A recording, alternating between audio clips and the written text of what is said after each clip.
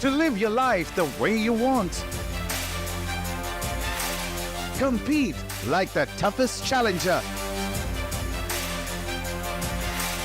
Dance like there's no tomorrow. Celebrate every second you are alive. Life has no rule books, but we can give you a stage. Welcome to OMEN VALORANT Challenger South Asia. अब इस दिन के लिए हम कब से इंतजार कर रहे थे? हर एक एंगल पर चैलेंज किया जा रहा है. And VCSA head up the support, head up with the board.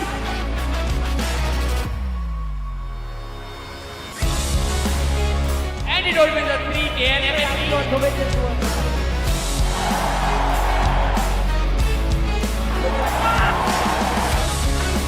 Shut down करते हुए Revenant और एक और बार.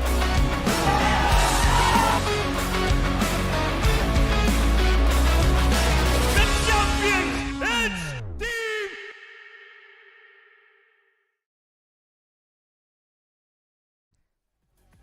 The survival gauntlet resumes once again, folks. Welcome back. You are watching the Omen VCSA Split 2. We're still getting over from what we witnessed yesterday. Still not done with the hangover, but here we go on. The love for Valorant brings us all back together. And now I've got along with me on the desk, we've got Scared It, and we're going to be breaking down two exciting matchups today. Both of them for survival. The first off, we begin with a massive one. SATUL taking on Global Esports Academy. Well, here's the thing, Fixers. Life has given lemons to all four of these teams, and now it's up to them to make the lemonade out of there and remove that hangover. Because indeed, yesterday, or rather for all of these teams, the journey in Split 2 has been pretty rough. But now is the time for them to wash everything away and focus on what's to gain. There's only one slot remaining for the LAN, and only one of these teams will move there.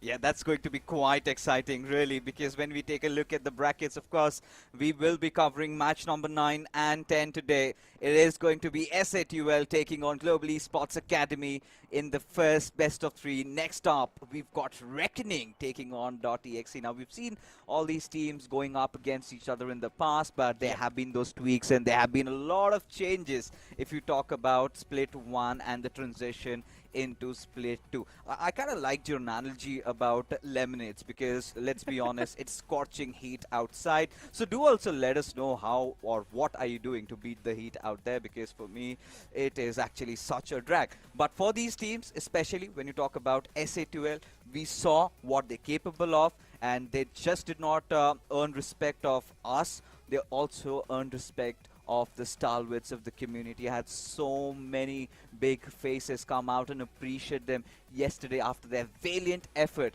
against RNTX, where they almost won to go down to lose. Here's the main thing, right? After every other win, Revenant XSpark and VLT, these are two teams who are always so nonchalant, right? They're very cool, calm, composed. And for Antidote to dance like that after getting the win against S8UL, that just does not really sing the praises of them. I don't know then what else will, because S8UL pushed them to their utmost limit. It took the heroics of almost every single player on the other side to pull them through. And even after that, just one round here and there, and I guess we might have seen some other team qualifying from the upper bracket. So I think so in terms of the improvement, S8UL has shown massive improvement out there as compared to what they showed us in Split 1 versus what they're showing right now. You know, they are sturdy as a rock at this time. They've got that composure, they've got that proper guidance, and all of that's in there. But Global Esports Academy, they've also improved. But let's begin with S8UL. King Kappa, this young man, he's been making all that difference yesterday. Now imagine being a sentinel, having so much control. Imagine playing a controller, still being one of the top fragger on the entire server. That goes on to speak volumes about how much he's developed and how much of a key element this player has been. But the others also, they stepped up when the situation demanded out of them. I absolutely agree. King Kappa gives me the vibes of, you know, less all the way back from the Prime Loud, or maybe the Meteor as well, all the way back from Prime Genji, or even the T1 side. And on the other side of the spectrum, I think so the addition of Hoax has eventually lowered down the burden that was on the shoulders of Helif in terms of calling, and they're both doing a very solid job in terms of, you know, directing the team as to where they need to go. And you've already mentioned about Techno as well, how solid this man has been, the prodigy. A lot of people really call him that out there in South Asia, and I think so he's standing up to the name really, really well. But my entire focus is actually going to be on Miz, because this guy was struggling all the way back in Split 1, while in Split 2, in both the games that this team has played, they have showcased, or rather Miz himself has showcased so much potential. He's out there topping the charts as well in terms of those first kills. You know, I have something to say about that, and we'll discuss about that a little later. But now let's focus on this young roster, the youngest roster of Split 2 that we have with us: Keyboard, Lil Boy, Risen, NB2K, and UV. Now, for Global Esports Academy, we have seen there's been massive improvement of how they performed in Split 1, where you could say that they were testing the waters. Now, heading on into Split 2, where they did have their tough times, but we saw the improvement was there. But now they've got so much other layers also, where they put in Smokey, and then they got in Lil Boy. I'm kind of interested to see. I think Lil Boy is also going to be playing today as well. Yeah. But what are we expecting out of GA? How well they are prepared, especially against an inform S8UL? That's the main question, right? Yes, I agree that this team is improving as compared to what they showcased back in Split 1. Right now, yes, they have surprised a lot of people out there considering their 2 games and the performance. But if we're really talking just about improvements, I think so S8UL, they're kind of exponentially ahead right now with the addition of Hoax. But I still feel that if NB2K is feeling himself, if he's showcasing the form that he showed us last time when they were playing against Asterisk, I think so they can give them a very tough competition. I think this is going to be a very interesting matchup, because, you know, I was opening up the history books, and we found out, Sked together, that the last time they encountered against each other, it was an easy victory for S8UL, but things have changed. Now, this is where I got in the argument that, you know, this is a different Global Esports Academy, and that is where Sked, without even a thought, answered me back. Fixes, what did you witness yesterday? This was an S8UL that almost defeated Revenant XSpark. And I was kind of at a point where I had no comeback. And this is something, you know, that's going on. This is the debate that's all about.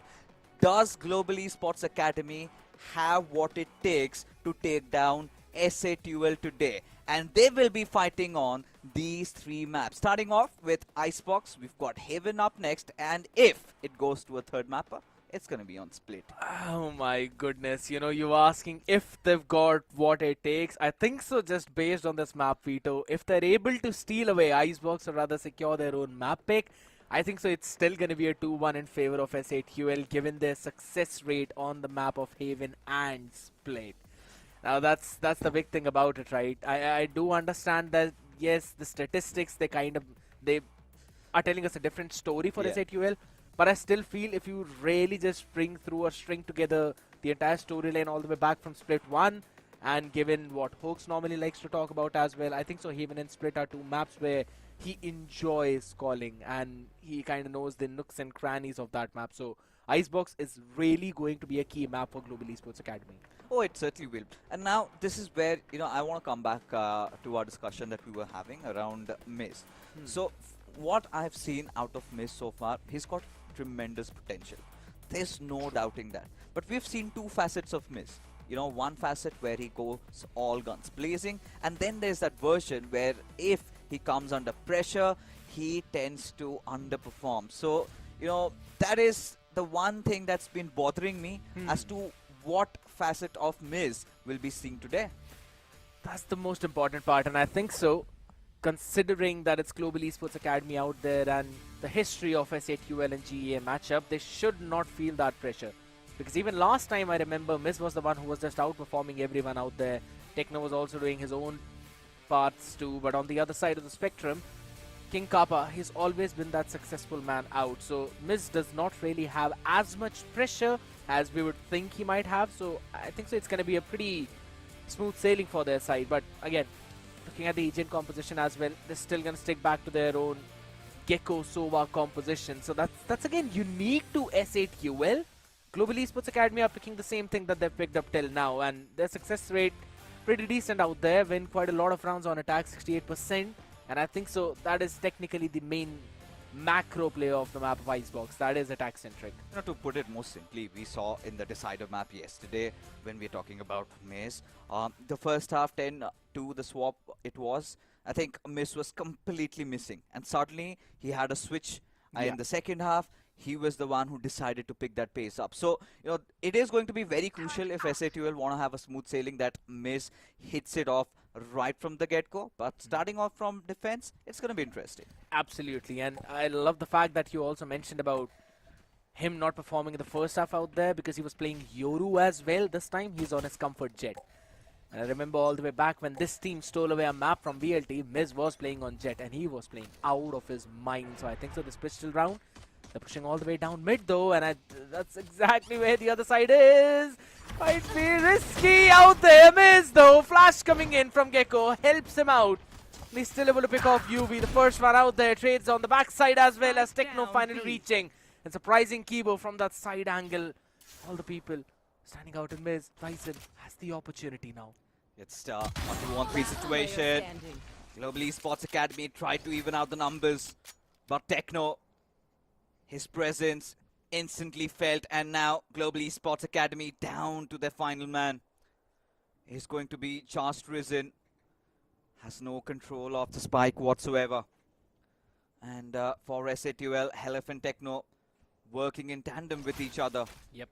Ensuring that they close in the gaps, and at this point, just getting inside somewhere around the spike. Absolutely. I have the spike. Trying to secure it. All right. Risen shall have no issues 30 getting the seconds plant. left. That's the whole thing about it. The main part is now he's got the free side over towards the A. He's gonna get that plant down as well. And on the back of it, should be able to reposition. But the question is, can he find the first one? Sees both the players out there. Risen dropped down to 40. He's got the recon, he's got the shock dart available. Repositioning out there, Helef and Techno. No util in hand, except the bullet.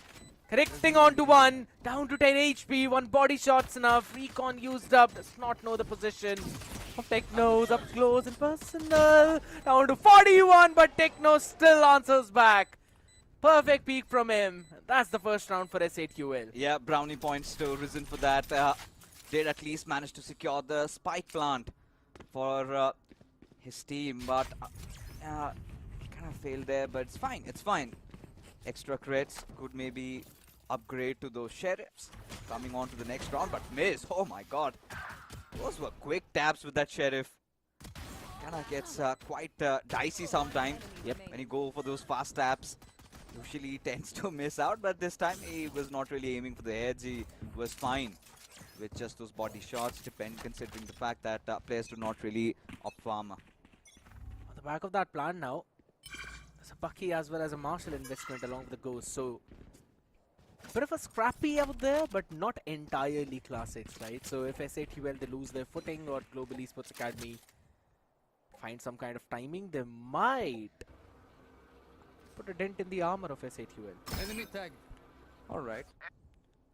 At least maybe some information that they might be building up on towards the A side.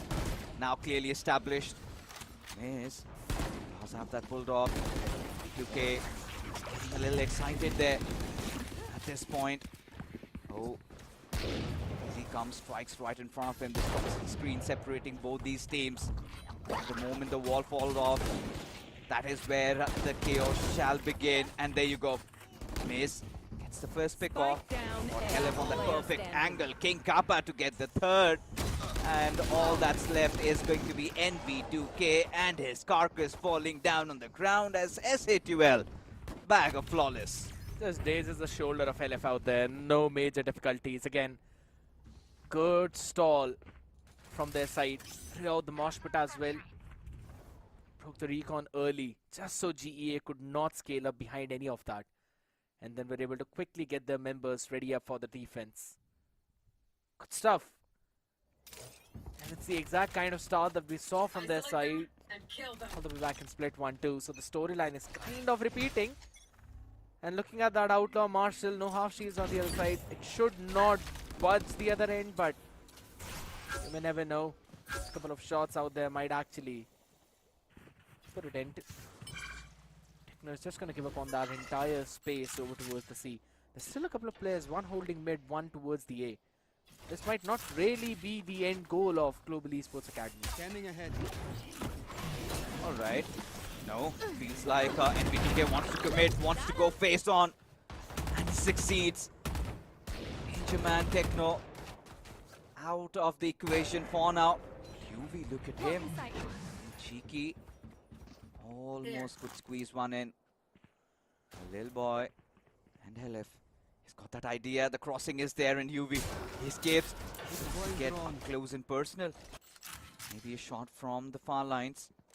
As Global Esports Academy now still taking their own sweet time to get the spike planted as SATUL respond back with all four of their remaining players coming to help. 30 seconds left. Spike planted. It's going to go down though, so Wingman's not going to cause any problems, but Hook surely will. At this point, little boy, the little peek will hurt him. Miss out in the open. Has got very less HP to work around with, and UV makes quick work of him. As Helef will manage to salvage this Bulldog. Last player It's a standing. little close, but Kibo punishes him, and there you go. SATUL finally did manage to fall. It was their bonus round, but for Global Esports Academy, this is a victory, and this was their bye. But the big problem about that is that they've lost 3 big rifles in the previous round. And the fun fact is, they could have picked up this one Vandal, but they had the Guardian in the hand. Not quite sure what they tried to do out there, and I think so that's a very good damage by SATUL. Even though they lost that round with a Marshall, with a Ghost, yeah, they're going to be pretty happy. And on the back of it, still another Outlaw, but Ryzen is going to play with a Stinger and a full shield. Not going to Yeah, I get the idea. give any major value to that weapon. So many weapons dropped off, so ideally the Academy would be having a couple of light armors. That's the assumption, because Lil Boy actually does. It's a miss. A little greedy there, and NV2K punishes him. Hunter's Fury from Hell if committed. NV2K just surviving with mere HP. Finally taken down as King Kappa, a little out on that swing, will get punished as Global Esports Academy still quite relentless to get those quick pick-offs. And now all that remains of SATUL is the IGL himself. Spike planted in a 1-on-3. If he gets a pick, then maybe doable. Send out a Wingman to maybe someone to cause some problems. The Nano's out there, and he will not even get one. Little boy's perfect peak. I think so. Techno faced a phantom moment out there. NV2K left with 10 HP. It's just that one headshot, 140, excessive range. So That enrages me. I agree. And that's the moment you like, I'm done with Phantom. I'm just switching to Vandal. But for that, you need to hit the headshot.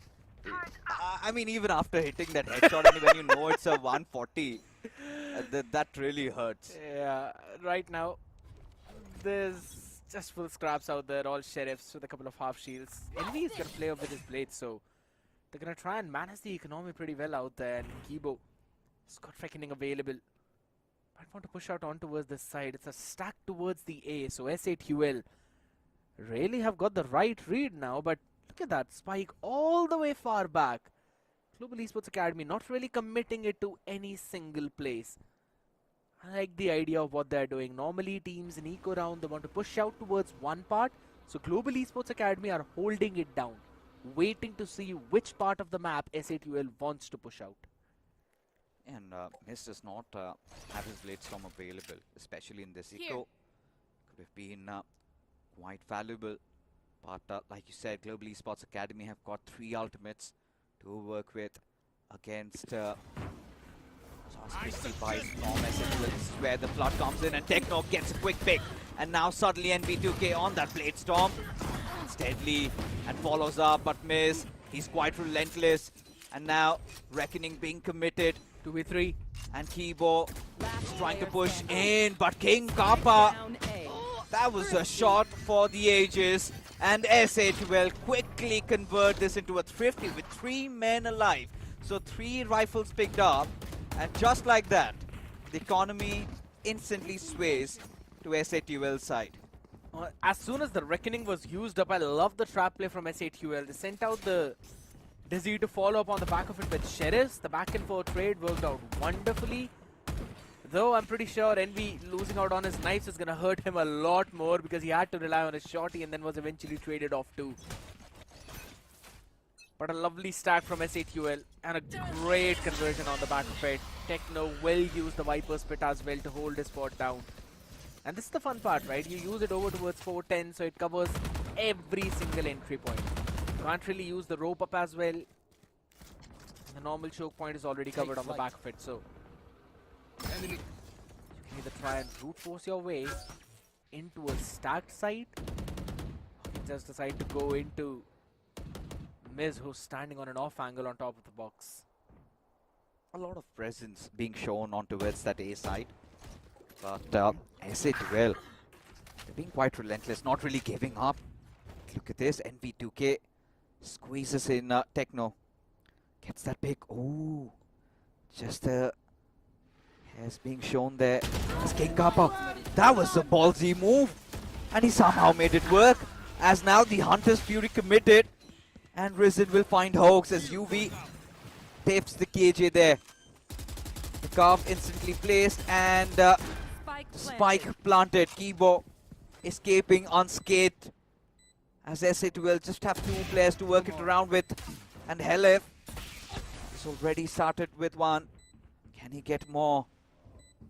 Through the rope lines. He spotted out Kibo. He's dealt massive amount of damage. And now he also gets the kill. Now this is looking good. They're already sticking. Miss. He's gonna get away with murder, but no! Risen is the one who's there to save the day. It was almost done by S8UL. Lovely double P coming in from Global Esports Academy. Kibo eventually was caught on the back of that 410 play by Helef, but after that, lovely peek from Lil Boy and Ryzen. This is what you really need from Global Esports Academy, forcing out an early timeout from S8UL2. Again, Techno being caught out there through the spam by Envy, that is just disastrous for them. And then also losing a couple of members who had some big retake ultimates too. Thrash, Lockdown, they just put all of them out of the round and then take that away. Yeah, even I was kind of surprised because you saw King Kappa. He made an aggro play. I get the idea that he wanted to catch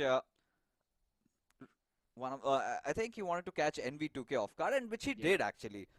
But after that, the flow just came in, and suddenly he gets taken down.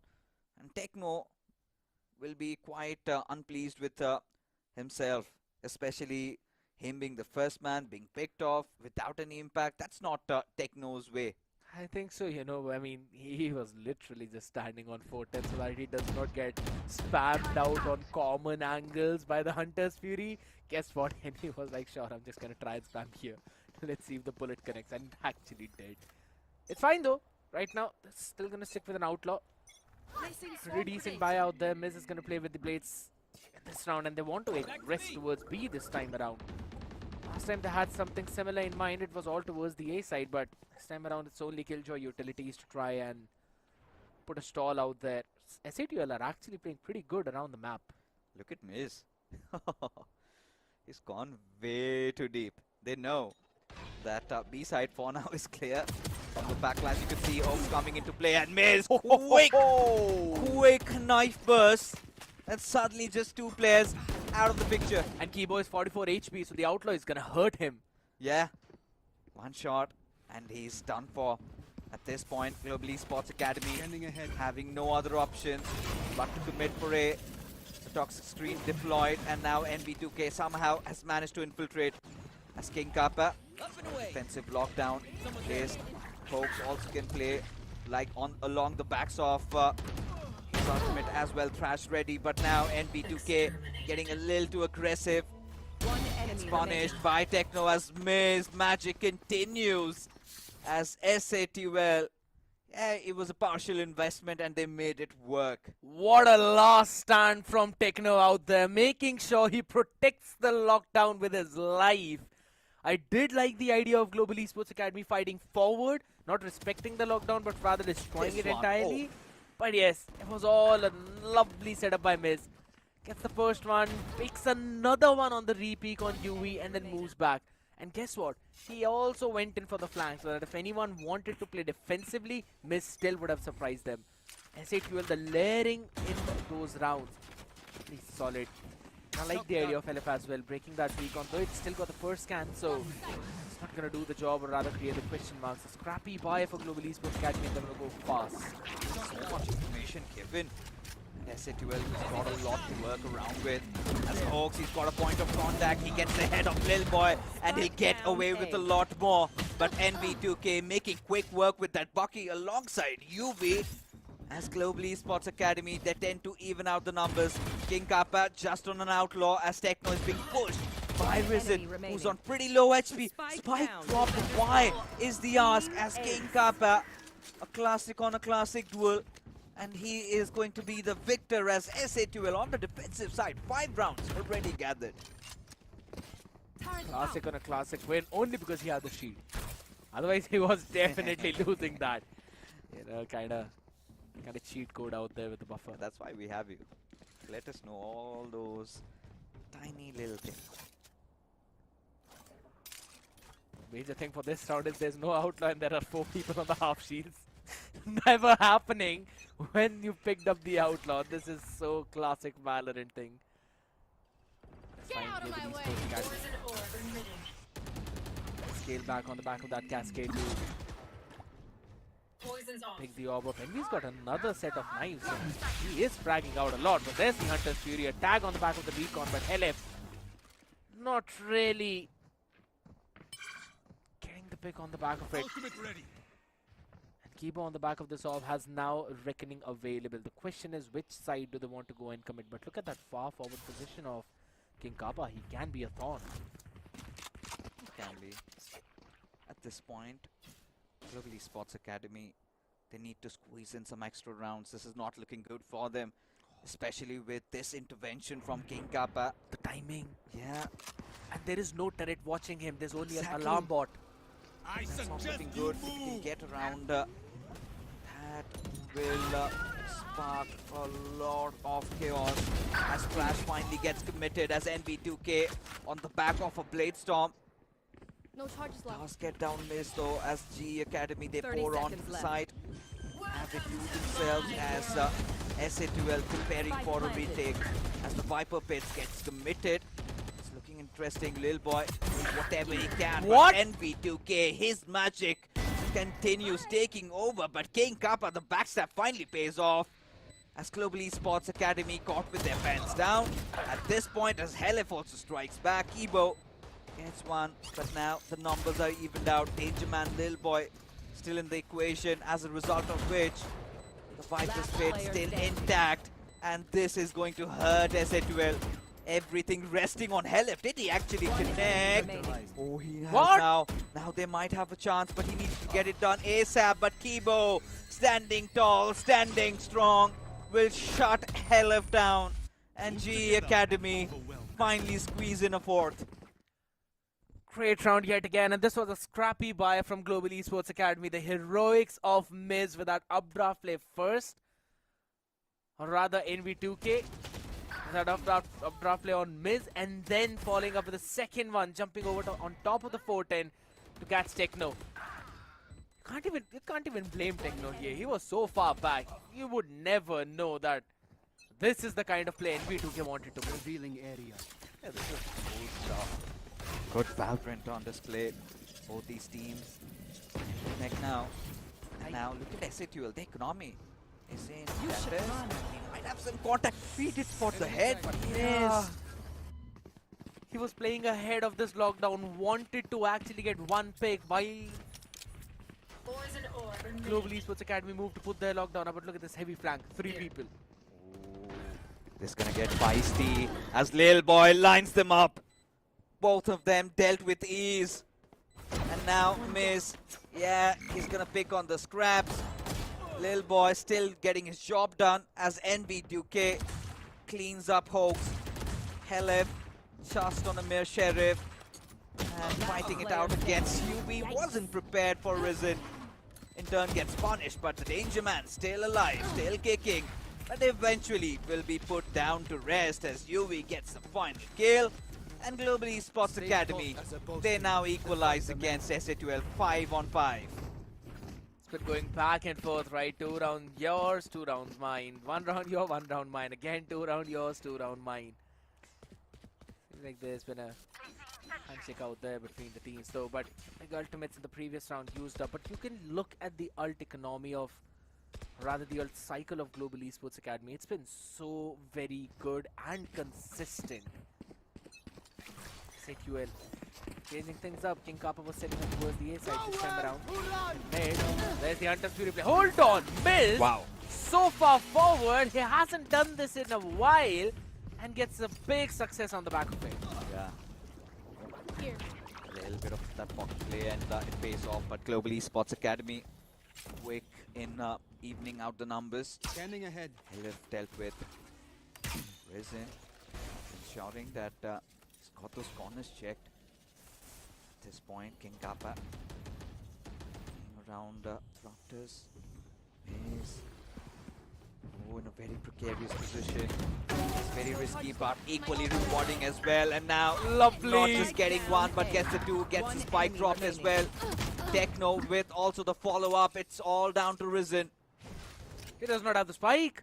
Yeah, not under his control, and Techno puts him into sleep. And Last SA12 round in the half. get a round's lead now, sitting on 6 rounds. We are down to the final round before the switch. And this has again broken the economy of Global Esports Academy. It's just so back and forth. It's always been. Again, Miz so far forward. In the next play, did not anticipate him. And then Miz playing inside on the top side. Just moved, so casually moved inside the Kobe and picked off the ball. Did not anticipate that. King Kappa though, hold on. This man is just crazy. The Outlaw and then a switch up to the Classic. Picture perfect Classic Valorant play. Lovely stuff. And look at Miz. So quick on that movement. There he is. Exactly my point. Got it so deep. Global Esports Academy, they feel surrounded, they feel threatened, and they Spike cannot down do mid. anything about it. Just to press the matters, Techno, he spits some poison there, gets Switching that sides. final kill, and SA12, quite a good half, I must say, given it was the defensive half. Absolutely. Icebox is known to be an attack-centric map. I was about to say when SATUL got 5 rounds that I think so they've already have enough. But there's never enough of getting the Omen laptops out there because you can enjoy some massive savings of up to 80,000, 87,000 INR and some Major cashback benefits of up to 8,000, and this laptop comes with the latest Intel Core processor i7 series and also some 5080 RTX. You cannot miss out on these offers. Quickly scan the QR code for more details and get yourself some amazing Omen laptops while enjoying this amazing match back and forth between GEA and SAQL as we move on onto that pistol. And an early all to block out any kind of approach on mid or towards the B side, and this gives them enough room to scale up. Look at how far forward they are. Yeah, at this point, I mean, Global Esports Academy instantly want to thwart off this push coming in from SAQL.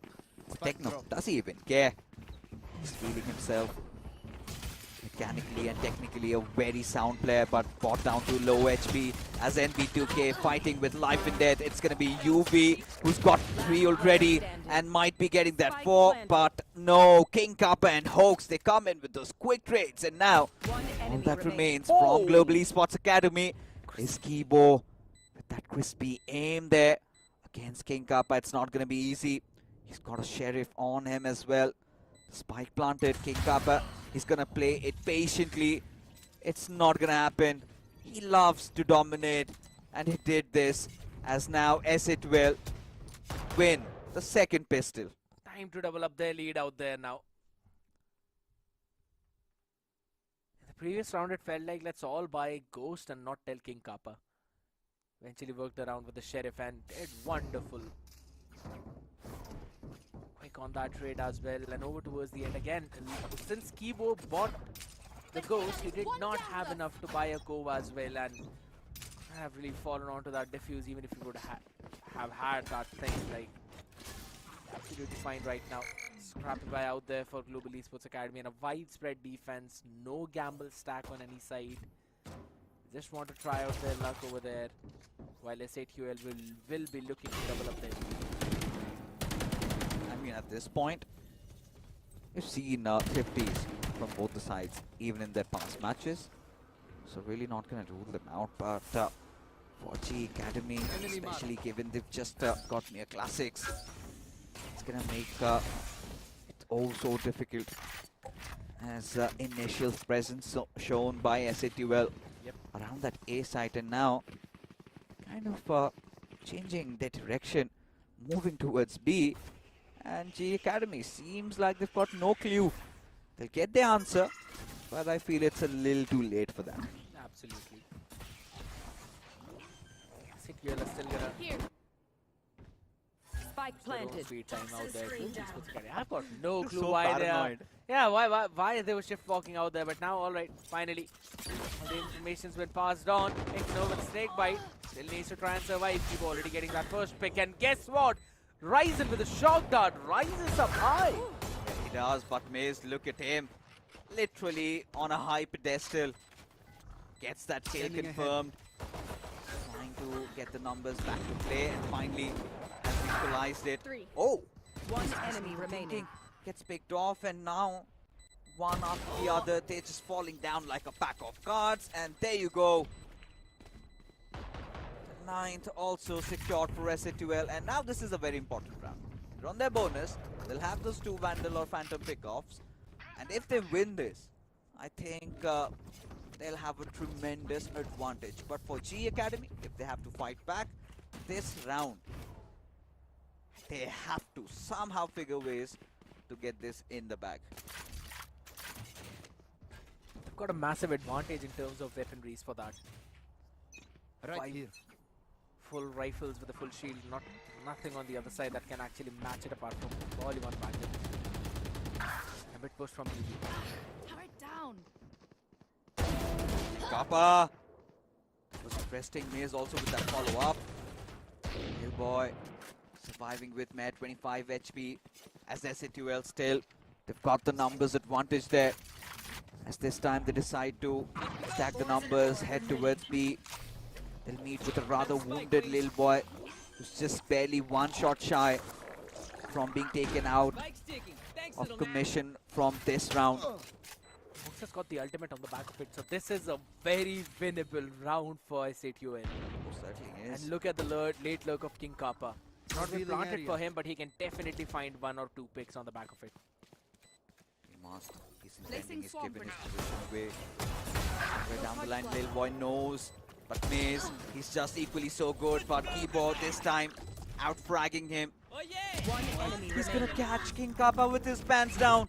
And now the Thrash committed. Hoax, he's gonna make some wonders happen as the defense has been triggered. He needs to take down Lil Boy, and he does! In the right nick of time. But it has been half diffused, will be completed. And Global Esports Academy. Wow. Talk about a round being pulled off. Hoax was like, I ain't got nothing of what Kibo wants to sell me. I'm just gonna run it down to kill the diffuser.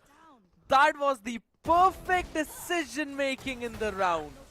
But on the back of it, it was still half diffused. Look at that. Look at the time when he was able to struck him. And Kibo so hot on his heels at the perfect possible time. If he was half a second late fixes, this round was done.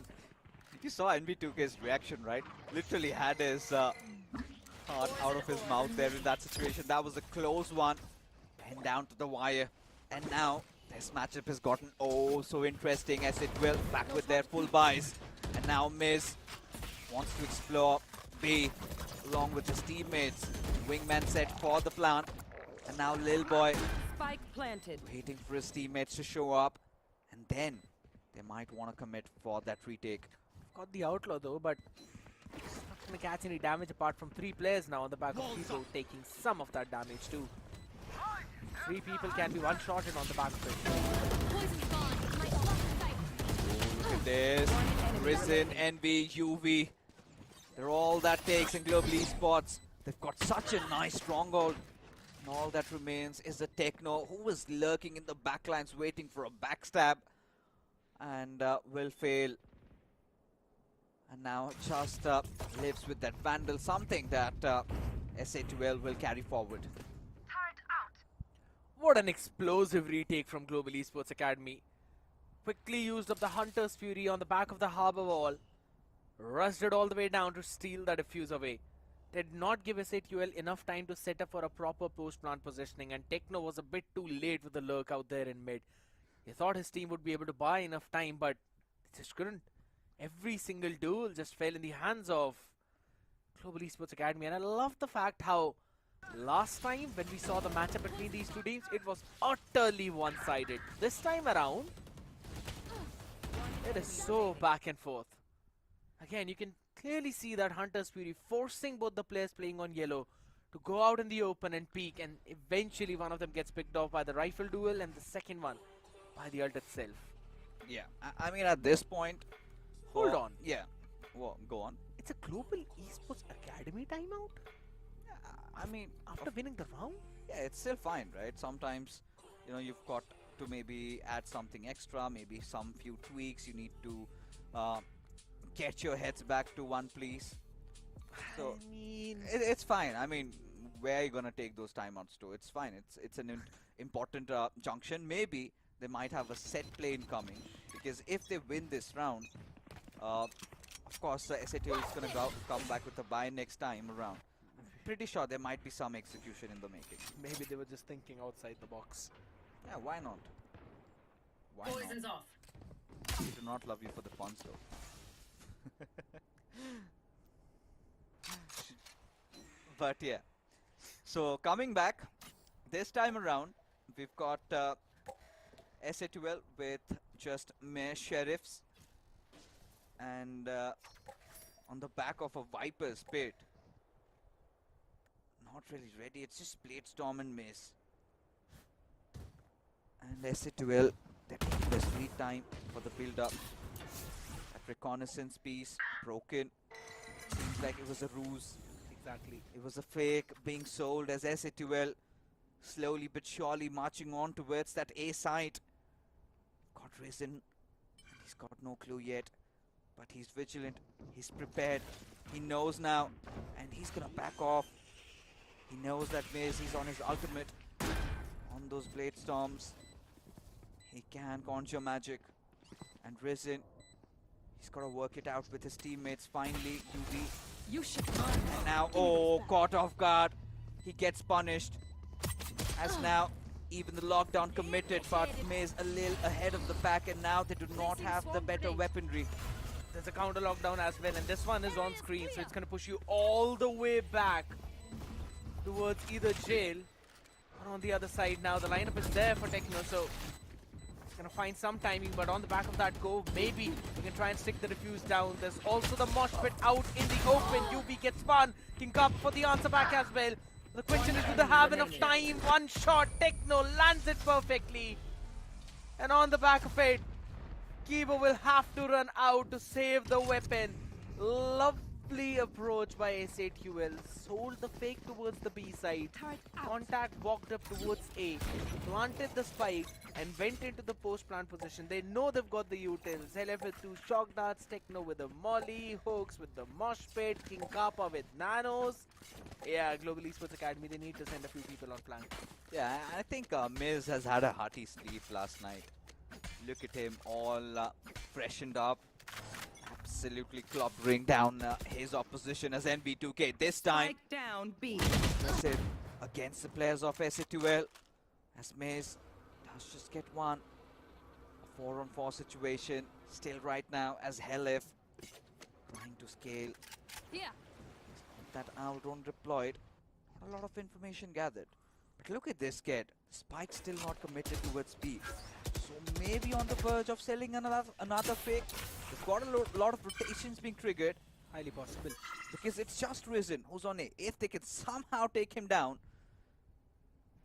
catch him under surprise. But he's on an off angle on top of the screens, which he was not really playing, and no one from Global Esports Academy was playing that angle actually, so it might go unchecked. Now they've got that feeling, and like you said, goes unchecked and punishes King Kappa for this intervention there. As now Miz get a little bit of altitude there. Helif, an important battle. The spike has been planted though. As Global Esports, they have the better numbers. All they've got to do is get that perfect retake. Helif, amongst all the chaos, still thriving as Techno and Helif. They double down, but UV with that trade, and so is Kibo. Being their player, being all that's needed for Global Esports Academy to trigger that diffuse, and now they've got 8 rounds. 8 to 10, still a very end-to-end matchup. Lovely retake this time around from their side. I thought they're gonna anticipate that maybe S8UL are playing all the way towards back yet again. So might want to speed things up, but did not miss out on those corners. Checked every single one of them. Picking everyone one after the other, and again Kibo at the end able to trade out the rest of the members. Kibo is the man who's actually on the struggling end. 8 in 17 out of the 18 rounds we've played till now. Picked off in 17 of them. Hasn't had a lot of success out there, but this time around, NV2K want to push out right in S8UL. Probably want to switch up the pace. Oh, this is looking interesting. It's a change in pace, and S8UL wants to make this work. Don't have the best of buys though. Still, hunger quite visible. They want this round, they want to end this ASAP. But that's not going to happen because Wizard with the Outlook equally deadly. So is Evo, as he is unstoppable right now, as even UV picking up on whatever's left out, and it's just King Kappa with the Sheriff. And Wizard puts him down. And that being said, Global Esports Academy inching in ever so close. And now back to the debate. Talk about improvement. Who's improved better? Is it the players of GE Academy or is it S8UL? Because it's still looking like an even matchup. I think so now I can very rightly say that it's looking like Global Esports Academy, because the last time they were bashed brutally. exactly. Just the way how they're making this seem entirely different from what it was. 9 and 10, neck to neck. And this is S8UL's last timeout to maybe fix a few things. But here's the fun thing. This map is actually a pick of Global Esports Academy, so S8UL are doing a fantastic job by actually being in the lead. I mean, you've got such experienced players. You've got such young fraggers, everybody in their prime form, and then just to add the cherry on top of that cake, you've got the likes of Hellranger in your team. On your ears right now, some valuable insights, some valuable pointers being given, and maybe a different execute from SA12 could make the cut. Because now I'm pretty sure they're going to come with full buy. It's a very important round, which will dictate the course of the game. Pivotal indeed. Couple of ultimates available. Viper's Pit, Hunter's Fury, one away from Take flight. Thrash as well. So this could be a very ult-heavy investing round as well. Because if SA12 win it, they're actually gonna put a dent on Global Esports Academy's buy, which will make them move easily towards the map point. Steal it away, maybe transition it into a 2-0. So that's how important this one round becomes. And it seems like Global Esports Academy, they don't really want to fight on site. Right here. Look at their positionings. They're happily giving it away. They're like, alright, scale up. We don't mind. We're just gonna hop in. We're gonna retake that. And we're gonna win the round because their retakes have been working. The sims have been going on perfectly. But my question is, for how long are SA12 gonna contact play up? Because not using early utils means that's much Scanning util you ahead. save for the late. Shut down. Right. Revealing area. Being made some damage on that shot dart, but Techno and Miss, they amp up the aggression. They just don't get the spike plant. They get 2 out of GE Academy, but NB2K trying to even out the numbers. He gets 3! And just like that, the Viper's Pit cancelled off. Helif, King Kappa, 2 players alive now. King Kappa, that quick trade evens out the numbers. UV One enemy explore a remaining. little deep. Danger man down. Now Sticking. everything resting on Helif, but the Cove deployed and Kibo will get that defuse. But UV, my man, take a bow. He's been making such crucial plays. He's been getting such crucial frags. Still keeping GE Academy in contention. And at this point, I think it's not wrong to say that GE Academy could get a lead as well. It's going to be a scrappy buy for SA12. And what a round by Global Esports Academy. Envy dropping in pit, taking 3. Disgusting. Absolutely insane. Picks up the perfect timing as soon as he hears the thrash. Knows that it's one less player watching that part. And on the back of it now, it's a Viper's Pit by Lil Boy. Yeah. And there's an alarm bot out there as well. So it does not really need to play up top. You can just play on the back of it. I love this setup. Exploring over towards mid this time around, leaving the entirety for the retake. Nasty shot by mid. Yeah, that has to be quite expensive, but NB2K a little bit wrong on that dash, went into the wrong angle and now gets punished as Hoax on the backs of that Sheriff, manages to pick off 2. And suddenly SA12 are almost on the verge of pulling off a thrifty. Kibo is a bit ahead on this one though. Maybe he can get one and back off. He has to. Got no other option. Not darts. Not making things easy. Lovely util play. Yeah, absolutely. Spike planted. Kibo still quite stubborn. Lil Hoax, Last player little standing. boy, does he know about the whereabouts of Hoax? Finally he does, whips a couple of shots, but his presence given enough for Miss to close things off. And there you go. Just when we were thinking G Academy could walk away with that lead, SA12 send a resounding message, sit down, not yet. Absolutely not yet. And that turn a scrappy by the opener from Miz. And then the trades on back of it. Hoax getting 2 with the Sheriff up down in mid. Oh, that was nasty. Turned it entirely on its head. Back to the exact same setup this time around. Hunter's Fury. Player was stacked up with the snake bite, so this actually might have been way more deadly than what it seemed like. Should not be a problem with fingers on the board of them. No major ultimate up as well. I'm still surprised though they're not actually wanting to play for any kind of orb because Envy is just one away from his own Blade Storm. So maybe he could have, you know, played with the full shield, saved up enough for maybe the Operator in the next one. Not talking about the Operator, we haven't really seen the Operator plays as well in this entire game. Yeah, actually, just a couple of outlaws being picked off.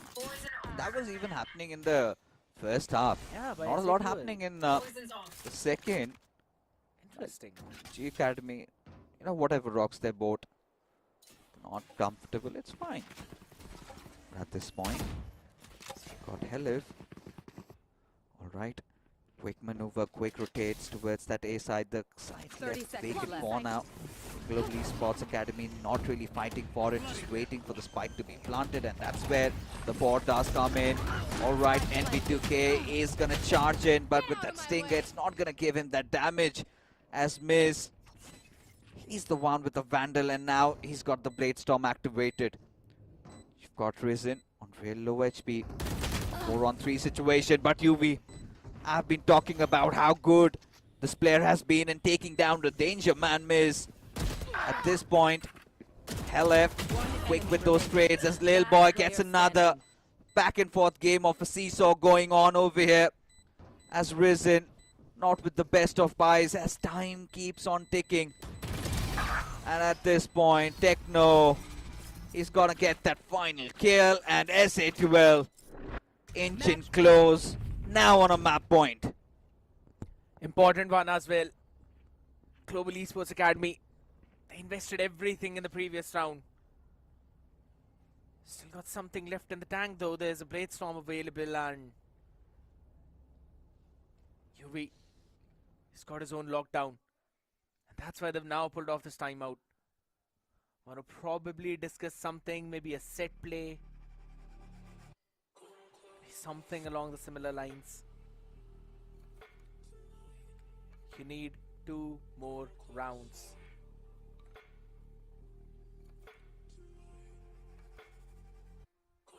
What do they even do at this point, right? Because their retake simulator was running up perfectly.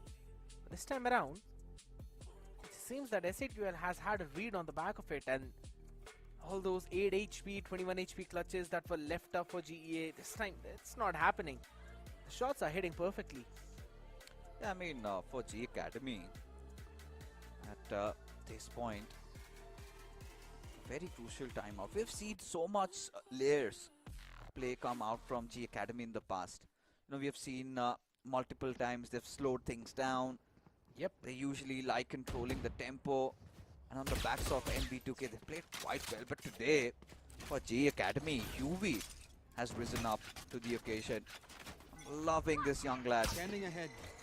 The way he's trying to redeem not just himself, but his entire team. But look at this. An interesting battle going on, and UV this time, he falls. If Caster's Curse was actually a thing, that did happen. And that's the lockdown out of this round. Oh. Headshot. And now King Kappa is just pressing on matters, but Envy, hold on. If he gets the third, could be a different story. But no, Almost. yeah, the dust seems to have settled. Unless Risen comes up with the clutch of his life, I do not see life being put into Global Esports Academy as SA2L take them down in quite a nice fashion. But yes, did come down to the wire this game. Global Esports Academy with their match pick, and now SA2L getting that victory. Phenomenal one indeed. On the back of it, 13-10, stealing away the opponent's map pick. Fighting tooth and nail for that one though, I'll have to say, you know. This is not the Global Esports Academy that we saw last split. This time around, it is a very different one, and they're looking very much prepared to what's to come in the next one as well. But here's the thing, you know, next match is going to be on the map of Haven. Yeah, that's been a playground for SA2L, but I still want to talk a bit more about how crucial were the plays of not just UV but also NB2K in that previous game. Yeah, I mean, NB2K has just been doing his usual stuff. Yeah. This is something that we've seen from NB2K side across all the BO3s that we've seen. I think he's a player that has been constantly delivering. But today was the day where UV stood up. It was just one map. Who knows, in the second he might get even more furious and could also dip down. We've seen, this is the thing with the youngsters, right? They either go all out or they kind of tend to crumble. I kind of like the direction that UV is heading at. But for Global Esports Academy to still push SA12 down to the wire, it was a very close contest. Anything could have happened. Maybe even Global Esports Academy could have walked off with a W, and it still would have been a very good matchup. But for SA12, I think, especially coming off from yesterday's defeat, their morals were still high. Going up, almost beating one of the strongest giants of the South Asian region. I think they knew that they had to be more poised, they had to be more composed to not let it get into your heads, and that is what they did, right? They were quite good on their executes, their trades were perfect, and you could say every single player did their part. And the best of it all was Miz. Finally, I think from yesterday's little bit of that dip down, he's gotten back, he's refreshed, and he's going heavy with those kills. I 100% agree. There's one big point I wanted to mention in this entire game. Global Esports Academy, one, were really managing the ultimate economy well, and second, they were denying important ultimates to SA12. Techno did not get as good of a value out of his Viper's pit, neither on defense nor on the offense. Lockdown was the only thing that we actually saw being activated on the back of King Kappa's plays, and yeah, Miz, he was again becoming that both the jets were there. Animated jet, up drafting out there, getting 2-3 kills out there, but it's fine. But yeah, not a lot from Thrash, or rather from the Hunter's Fury of Helef as well. It got a pick on what, one time in this entire game? I think so. Global Esports Academy read it really well that they've got to shut down those ultimates of the other side. See, honestly speaking, the boomer in me says that it's fine as long as they're getting those kills, right? That's what FPS is all about. You go head to head, you connect your crosshair, you get the kill, you get the advantage, secure the objective. That's it. I mean, as long as Techno still managed to be good with his rifles, be good with his pistols and the other utilities, even if he's not getting a Viper spin, I've got nothing to complain. As long as, SA12 still have that one-up lead scared. Now, this somehow still, kind of pushes me into wondering what's going to happen next. Because G Academy, we've seen them even in the past play in Heaven, and they've been very deadly, especially NV2K. Absolutely, but he's got to put a performance just like the man on the screen right now, Miz, with 29 kills, an ACS of 367, and 7 first bloods out here. My man was activated. Yeah. The Korean jet, or rather the Indonesian jet, to be very specific in this time.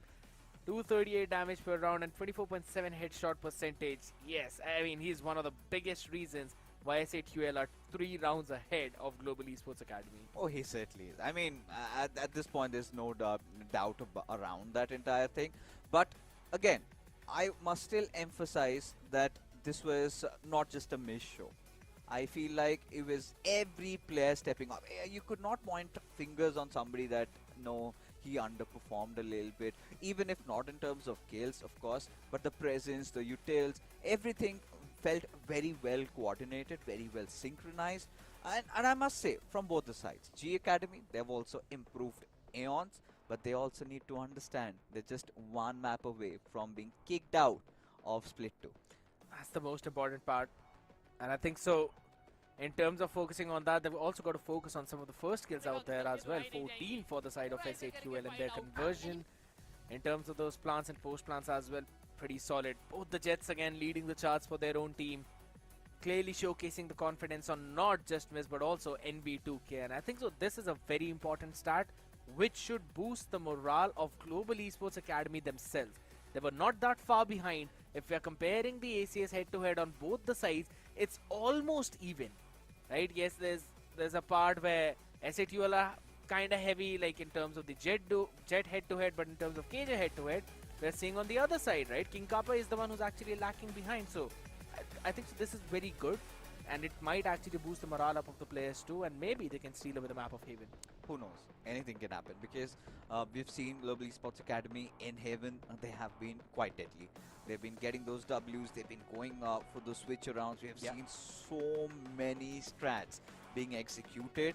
So them relentlessly screaming, that is quite visible. And the best part is that UV is in a very good form. True. I want the other players also to bring in some shebang, make it more exciting, push it for map 3. Especially Lilbo. The man was struggling so much on this entire map on Viper as well. I think so. It's again not his comfort role.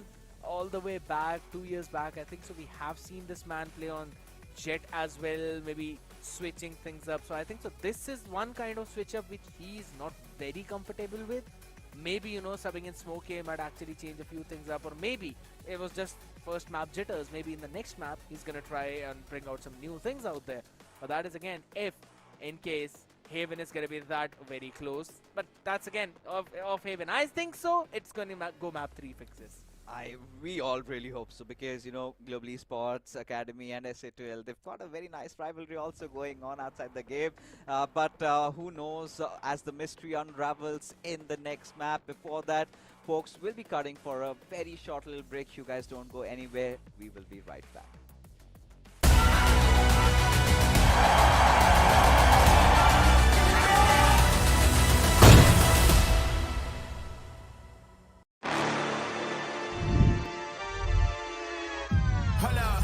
Why do they doubt the kid? I'm about to prove them all wrong again. I got a low tolerance, cause they don't even know what the problem is. It's me. Why do they doubt the kid? I'm about to prove them all wrong again. I got a low tolerance, cause they don't even know what the problem is. It's me. I ain't taking no loss. Look, I'ma always win. And I'ma do it again. Watch me win. Then watch me do it again. I'ma always win.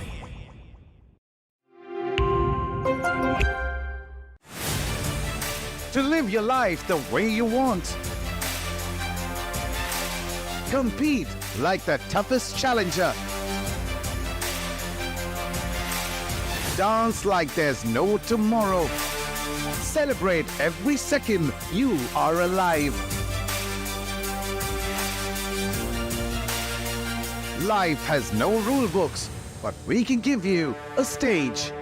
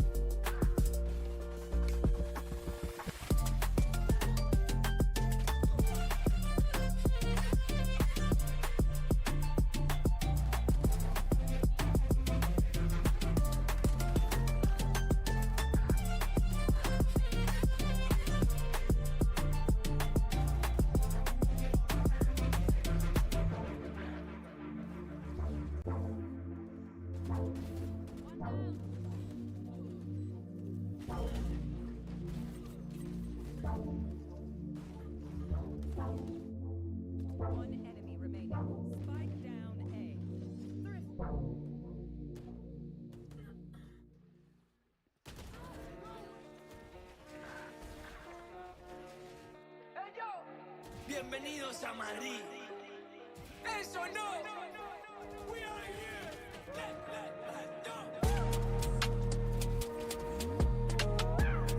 No confiaron, pero mira, no.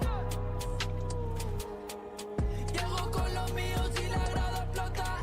Le di la razón al que me quiso ver bien. Lo soñé en mi habitación y ahora en primera me ven. No te hablo del avión, vine por mi cinturón. Voy a hacer que recuerde mi nombre. No me importa cuándo ni dónde. Yo por esto la sufrí y aposté por mí como el doble. Yo no sé lo que es perder desde el 2000 y pico. Y si fallo, detrás tengo a mi equipo.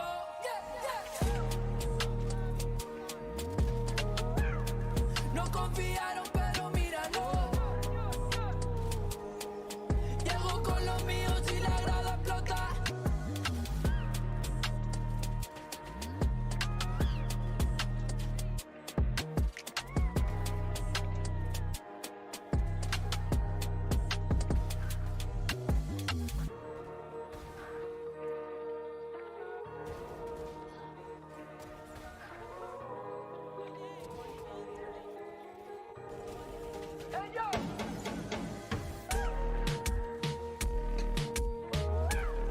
No confiaron, pero mira, no. Llego con los míos y la grada explota. ये problematic रह सकता है अभी इसके लिए, लेकिन left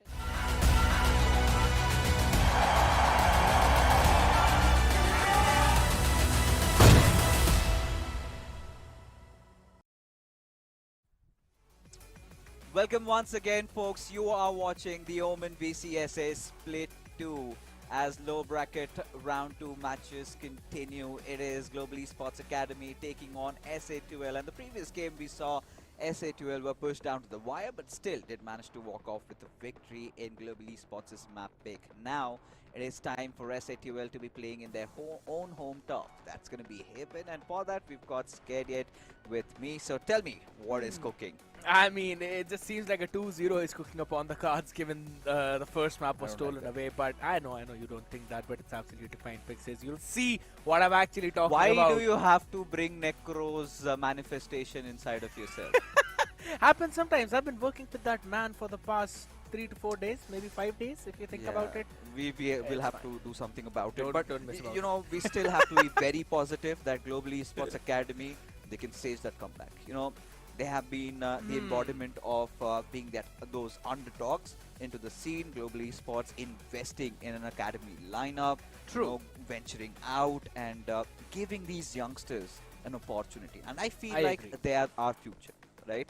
If somebody's going to carry on the torch forward, it's these youngsters, and investing in them, Global Esports Academy has taken the first step. So somewhere down back in the head, I would like for them to really win, at least to make a comeback, because they've done a lot and they can do even better. But Haven, like you said, deep down, I also agree with you, has been SATL's one of the stronger maps. So yeah, that is a little iffy. But we'll have to see, right? Because the record for Haven for Global Esports Academy has been 1-0. They have won it. They've got with the Breach Steho composition. I really like this one, along with the Wise, Omen, and Neon. That clearly shows that they are ready to adapt. And this is the point you mentioned as well. These young lads who are now playing in the academy lineup, the best thing that they have got is that they've got time to adapt to the changes that are constantly being brought in. And if there's any team that has basically got one of the maximum improvements from Split 1 to Split 2, I think so I'm actually going to give that to Global Esports Academy as well, though SATL are also close second, if not the first. So it's going to be a tough battle on this map. I think so with how close Icebox went, Haven might actually go very close to, and maybe a couple of rounds, maybe NV2K's heroics, maybe UV's heroics, maybe Lil Boy is able to step up in this one, and we might possibly see an OT or a map win and maybe a map 3 or Split. I really want to see Split. Oh, we certainly do, because you know at this point for Global Esports Academy, they've been making those beautiful plays, brother. And especially NV2K, he's been all over the place. Now this is a young squad. Imagine they just go all guns blazing, you know, as if there's no tomorrow, because quite literally that's the case right now for them. They've got their heads on a swivel. At this point, one nasty blow, they're out of the competition. So play your hearts out, give it your all, and who knows, you might be pushing for map 3, and then we'll talk about the third map later. But taking a look at the composition, and seems like nothing has changed. Both the lineups sticking to their comfort picks. Absolutely no change whatsoever. Global Esports Academy already played this composition one time. The win rates on the defense 66.7%, probably 7 rounds on the defense, 7.5 on the attack. Again, they've total played 9 rounds and they've won more than 55% of those rounds. So it clearly shows that they are more comfortable on defense rather than the attacking side, but they do not shy away from that attack too. SA2L, King Kappa is going to be pivotal in this one. We see those ciphers, strip fires, and that gives you key information. So Global Esports Academy, with how well they deal with that passive information, that's going to be the main key. If you deal with it early on, re-clear towards A-long, play like that, that's going to be the main way for their game. But since they're starting on the defense, SA2L will set the tempo. Interesting. SA2L dictating the pace, and Global Esports Academy having one mission to completely distort it. At this point, players set up at A, and seems like it's going to be a flood-in at that site. Few ghosts out there with a couple of classic half shields for Global Esports Academy, while on the other side, Techno. He's got the full utility along with a couple of shrouded steps as well. Now that is interesting. We normally see an Omen via Paranoia along with half shield, but that's not the case this time around. They really want to try and play a bit more aggressive, maybe set him up for the second entry in this round. Risen. Oh, the timing. Oh my god. This is going to be absolutely worse, and Maze, I think he's heard it. Kibo was smart enough to maybe back up him, but Risen somehow gets away with murder. And now King Kappa, he's going to get that quick trade. As now SA2L, they instantly flood onto the site. Hawks inside the dark cover as NV2K from the back. A trap wire broken. So King Kappa, he knows that NV2K Corner. will be coming in. He did check the corner, but his crosshair not at the right position. Gets punished as SA2L.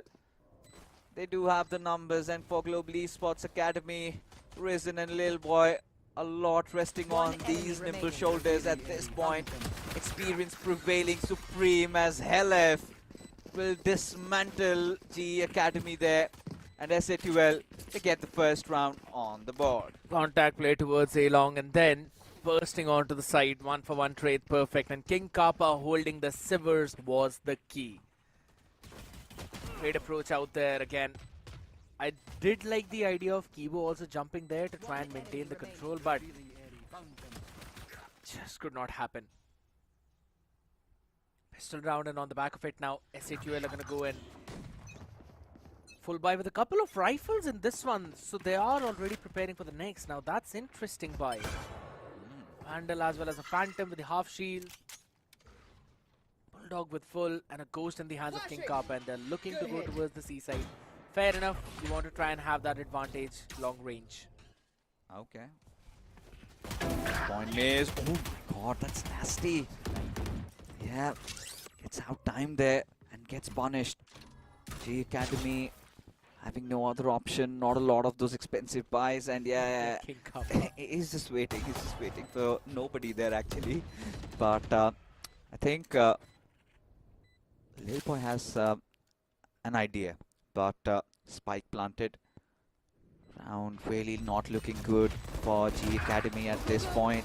As Miz gets another, Hawks will follow up. NV2K done and dusted, and Helef to clean things up once again. A flawless round for SA2L. Simple, straightforward approach, a push towards the seaside. It was entirely empty. Miz with the opener. But one good thing that is happening for them is Helef is just one away from the Rolling Thunder. This is a full buy round from Global Esports Academy, but the buy for SA2L is not shabby at all.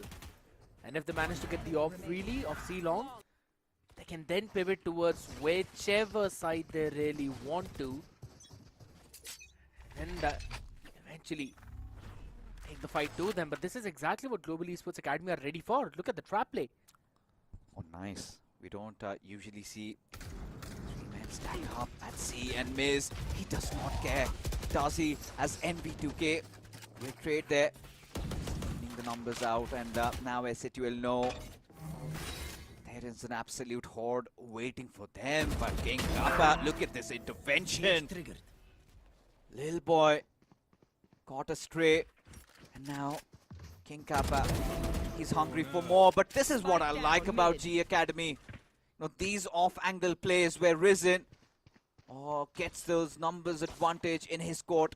Now spotted, Techno is hunting him down, chasing him down. He knows he's hiding in the corner. Finally will peek, and Techno equalizes a 2-on-2 situation. They've got the spike back, and now venturing through garage. Their time map is open now. It could be anywhere. King Kappa could have lurked out anywhere. They're gonna rendezvous 30 over towards the seconds. garage. The One perfect enemy timing remaining. for NV, and he takes Techno out. Nice stuff. Good Kappa. stuff. One enemy Kappa remaining. gets one. He's the hero so far of this round. It's a bonus. It's an open Now, plant. UV. Oh, timing is going to be crucial. King Kappa has no idea though. He's gonna rewrap all the way from garage and move back to CT. That's where this plant is for. Big brain plays for this insanely capable player.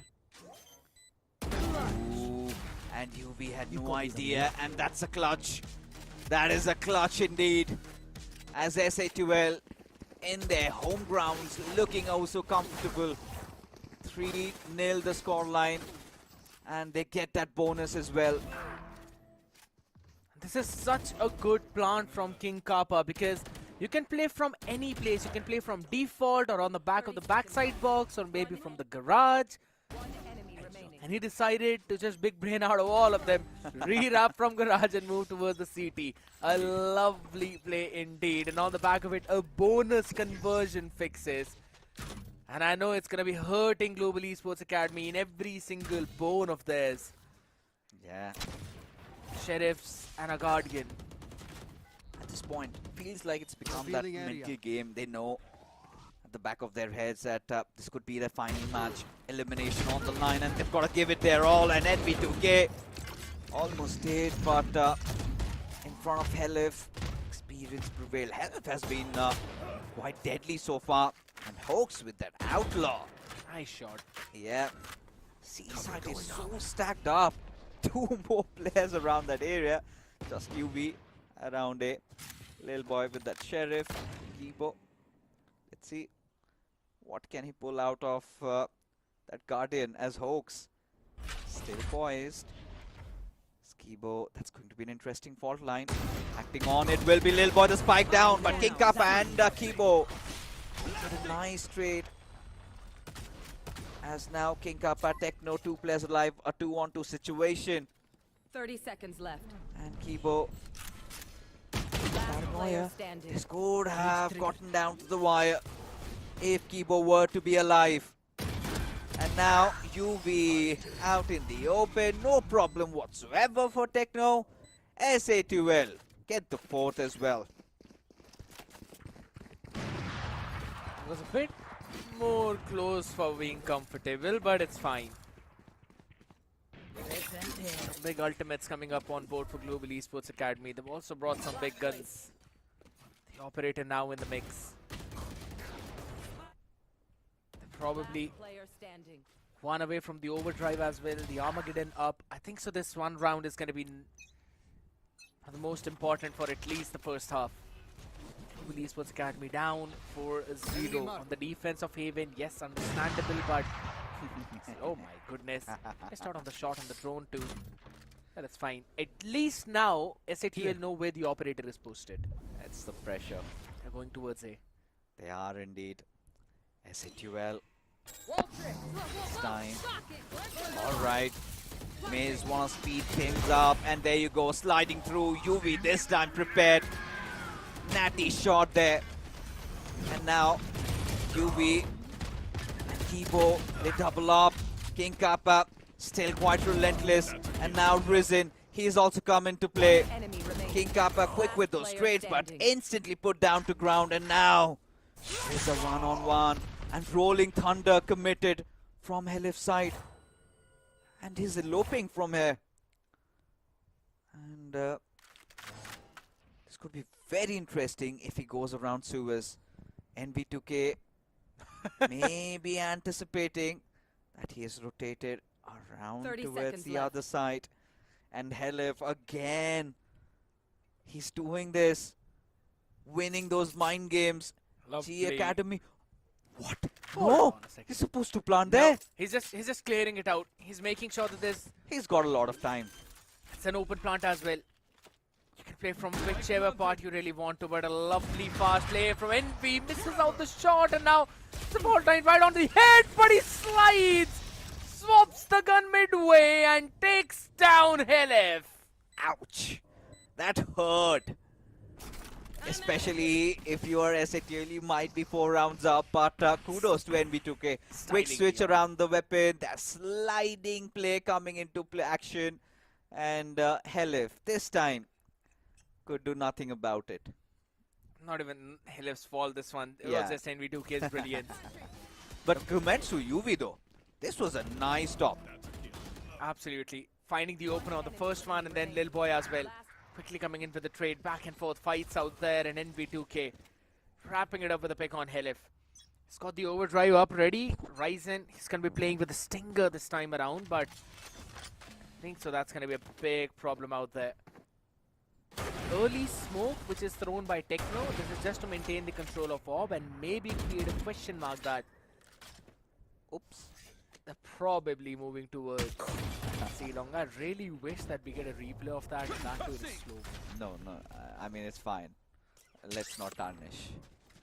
Not to tarnish, heroics. it's just that, you know. I mean, come on. You know, people are unforgiving at times. Even you want to see it fixes. No. Loki, maybe, but not now. And now, as we've got NV2K, this time he does not miss. Finally, settling his nerves. Looking quite good. As SA2L intending to head up towards that seaside as quick trades from both the Omens. And now Miz, he's getting to do his magic there. Site cleaned up. Get the spike planted. As for the retake, it's a big ask. NV2K, does he want to commit? He does with that overdrive, but the damage dealt, and now Kibo and UV will follow up. Again, G Academy squeezing one more round, and this is really good if you talk about the grand scheme of things, because again, on Haven, G Academy decided to start off on defensive the defensive side, and then they've already secured 2 out of the 6 rounds that we had. Now, the goal should be somewhere around the 5th or that 6th position. Once 5th or get 5 or 6 rounds. 5 minimum. Yeah, I agree. I mean, And if they can do that, I think this could be a very interesting matchup. I 100% agree, and specifically with the way how their retake simulator has not just been working for this map, but rather since the previous map, they should be a bit more confident in terms of leaning over towards one side and leaving the other parts open. Now pushing over towards the A lobby. They haven't done this one this time around, but a lovely shutdown. What? And he still hits the shot after that. No way. I'm done. That shot passed through my soul. At this point, I cannot comprehend what my eyes just witnessed. That was just shot from the stars, but now SA2L tensions increase. Oh, NV2K good night, King Kappa. getting a little notorious, Good night, King Kappa. little mischievous. Hey, let's not rule him out yet. No, he's got to crack them on that sheriff, and yes, Helif took the bullet for him. yeah, quite literally. Literally, yeah, it's gonna be falling down, but still 4 people out there. King Kappa has swapped up to the operator now. It would be interesting to see what he can make out of it. If it were me, I would just throw it out of 30 seconds map, left. out of their reach, but You gotta go all the way towards your spawn to do that. yeah, I mean, they do not have enough time as well. King Kappa, he's got the angle right. Misses a shot. I'm telling you, tension's taking over. Spike planted. Little self-doubt there. And Risen waiting it out. They know what's waiting for them. Rolling Thunder being deployed. Techno out in the open, completely dazed. Last player As standing. Risen and Keyboard, they follow up. Good util plays.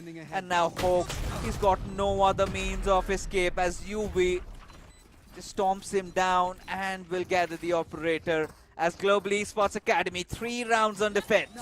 Wow. Chef's kiss indeed, that retake. Perfect flashes to blindboard Techno and then King Kappa out there on long. And on the back of it, just obliterating everyone. What a round by Global Esports Academy. They've now forced out a timeout from S8UL. 3 rounds in unison, and all 3 of them have been a retake fixes. They are not really denying any side entries. They're just taking it all away after that. I mean, I'm still not really over what NV2K just did to Miz. We don't talk about that. He did him dirty there, for sure. And this was incoming, right? SA2L, they need a little bit of a reset. They need to rub it off their shoulders. They know it's not looking good, but it's fine. At this point, I want to see what the call-in is about, because 3 rounds given away, it's not looking good for them. They need at least 8 rounds on the attacking side, because let's not forget, G Academy, they've also shown their prowess in the grounds of Haven. Here's the thing, I think so 7 round is probably what S8UL would now probably look, because that's the maximum they can get eventually. I mean, they can still get 9. Yeah, they can still get 9, but I mean, let's be honest. There's a Steel Garden available right now, a couple of points, and then there's going to be an Armageddon available, and then a few points after that. NV2K is going to be ready with his own ultimate, so maybe being proactive this time around, surprising them all, moving towards the spawn. Techno already able to answer back one, but QB super quick on that trigger, and the repositioning should be getting to second as well. Keyboard support is absolutely impeccable. S8UL missed their timing. But King Kappa trying to keep things alive now in a 1-on-2. And does have the spike back though. Where does he venture from? We've seen him making those big brain plays. Again, but rather Envy is ready this time. Yes, but he misses. Something that you do not get to see a lot, but this is something we haven't seen at all. This man was dazed, for Christ's sake, and chops his head off.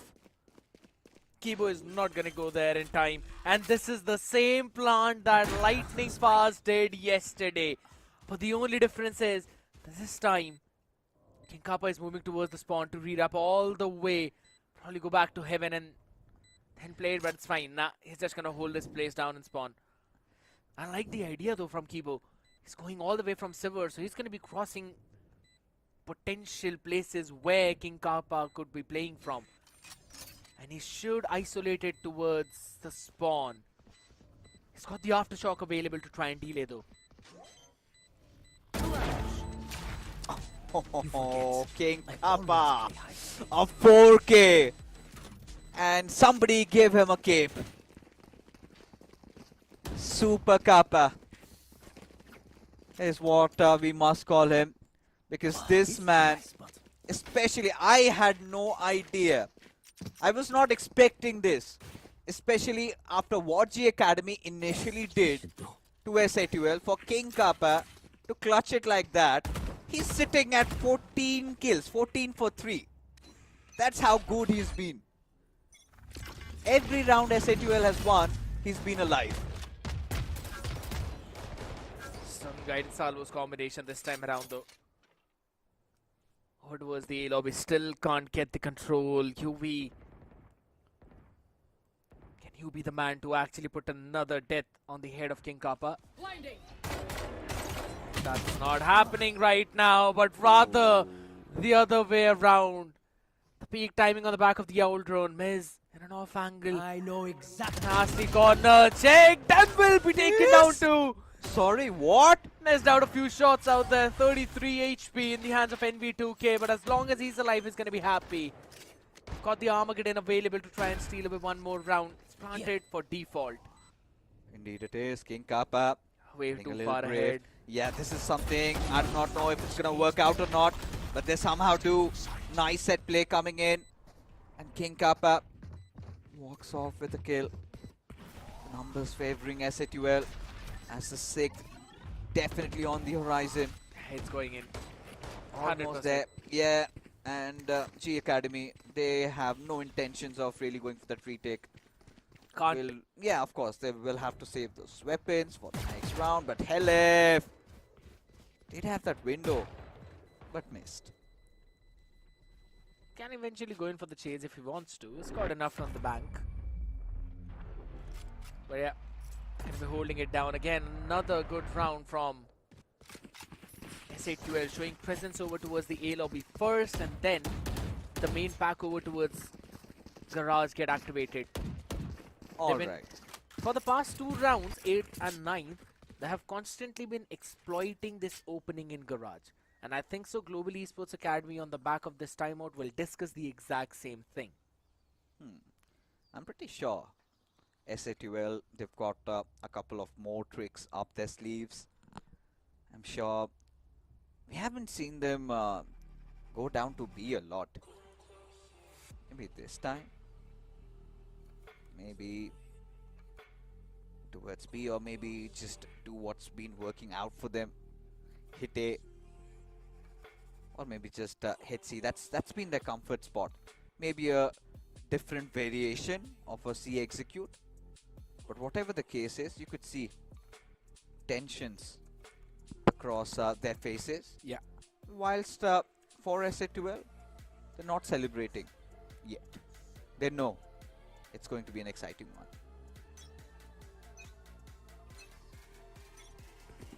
Pretty sure Global Esports Academy are also thinking the same, that it's going to be an exciting one, but only if they get another streak of 3 straight rounds.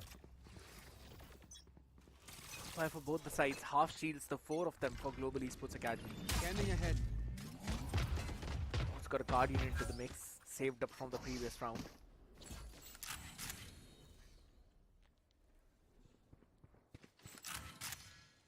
Every single time, UV has basically been setting up over towards the A side.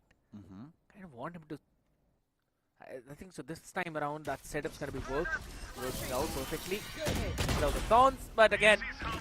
This bot down too low. Yeah, this was ahead of the curve. Was able to take one down though, but on the other side, TP in the back. What? UV still wins it in 5 HP. Where's the communication? Global Esports absolutely dismantling SATUL as Helef, the last warrior, eventually he falls. I'm out of here. Even after that, getting that head tag, Remember, bullets hurt. they prolonged it so long. Break it down for me, Scared. They just tried. They just went in for a massive flank from B. 3 people playing for the flank, and again the credit goes to UV, standing behind the box, first catching on to miss. Got down 5 HP, absolutely fine, but he should not have got techno. That is absolutely outrageous. That's preposterous. You know, this is unacceptable. Nah. At least for SA2L, pretty much should be gutted with themselves. But UV, take a bow, young man. That will definitely have them scratching their heads that particular round as G Academy, they get that 4th. Very close to their 5th, and now they've got some decent buys to play around with. Fast lane being deployed. Miz trying to get very close and personal there. Risen holding it off. Nice shots there. Gets Helef out of the picture, but Techno quick with that trade as Lil Boy does indeed want to capitalize. Position a little given away. Spike Out in the open. out in the open. Oops. Decided to commit for it as they're on pursuit to get another kill. Lil Boy finally succeeds. Damage done from both the sides, but it is Global Esports Academy with that comeback into this. 5 rounds secured, 2 in quick succession, and maybe a 6-6 is on the horizon. He had a lovely last turn out towards the side. Should be given Good praises for that for the rest, both the players. Ryzen along with Lil Boy holding the ground down, and then Keyboard taking the space too. Eventually buying enough time for the rest of the cavalry to hop in. Ryzen again finding that opener, putting that spike down out in the open was the main key to turn the entire round on its head. And look at how far forward the Vice Wall is over towards the A side, Global Esports Academy. And I mean, to be honest, if they're not putting anything on the back of it either, it gives you deep information out there, yes, but hasn't really paid off till now. Garage has always did. This time Hoax though, what you're gonna send out is out zone and no one on the back of it. Yeah. You asked for a B hit, this time it's gonna be a B hit. You have to do everything on the line. GE Academy at this point, they're literally playing like their careers depend on it. They're going A. And to be honest, that Stun. it is the case, and now there it is. I do not have any idea why are you taking fights against an informed UV. Trades back and forth, still down to a 3-on-3 situation as the wraparound begins. As Hoax, he's gonna get that, but Lil Boy eventually trades him off. Low HP. Now down to a 2-on-2, Miz out in the open, and Lil Boy does it once again and escapes with murder. What? Brother, what? Ryzen just don't give 1v1, and it's about it. 10 seconds Yeah, perfect salvos. There's a small window for him to plant right. He's gonna go out, send out the paranoia as well. Both the players blinded. All Ryzen needs to do is survive, and the round is done. Global Esports Academy. Ryzen's gonna farm his KDA now. I love it. What a turn of events. We were maybe anticipating SA2L to be clobbering down Global Esports Academy on the attacking side. And to be honest, in the start they did. But again, UV emerging as a hero, Miz kind of having an off map, to be honest. The previous game went his way, but this time he's been shunned down. Look at him, 5 on 11 on an attacking side. Lil Boy on that flank in the previous game set the entire path. Miz has been trying to find something, but has always been on the struggling end. It seems like again his jet, absolutely gorgeous, but his neon, not so much. Struggles a lot out there, and Locating targets. has been a problem for SATUL at least for now. Go over towards the A side this time around for an ace plate. Hoax needs to run away, hopping out of the relay board. And also dodging away. Oh my goodness, there's everything thrown at the man except the kitchen sink. And he still returns the favor to the other side. 1 for 1 now. Lil Boy, the only man standing, 65 HP. Do something. Give me something. Absolutely possible. And Lil Boy will clutch it out, 11 HP, and win the pistol to give the lead to Global Esports Academy. Lightning has struck the grounds of Haven. What on earth are we witnessing? The resurgence of Global Esports Academy, and how impeccable Lil Boy. This is something that you were mentioning about. Yep. This young lad, given the moment, yes, he was a little uncomfortable in the previous one, but this time he's more than made up for it. I mean, for the rounds that he's providing those impact frags, I think so, yes, he's outdoing himself. SATUL. Hoax did everything in the previous round to survive until the last fight with Lil Boy. Bulldogs, Guardian, Stinger into the mix. They want to go towards C. Kappa is here, has got a kill strip out. Ready to maybe catch one, but lovely play again from NB2K.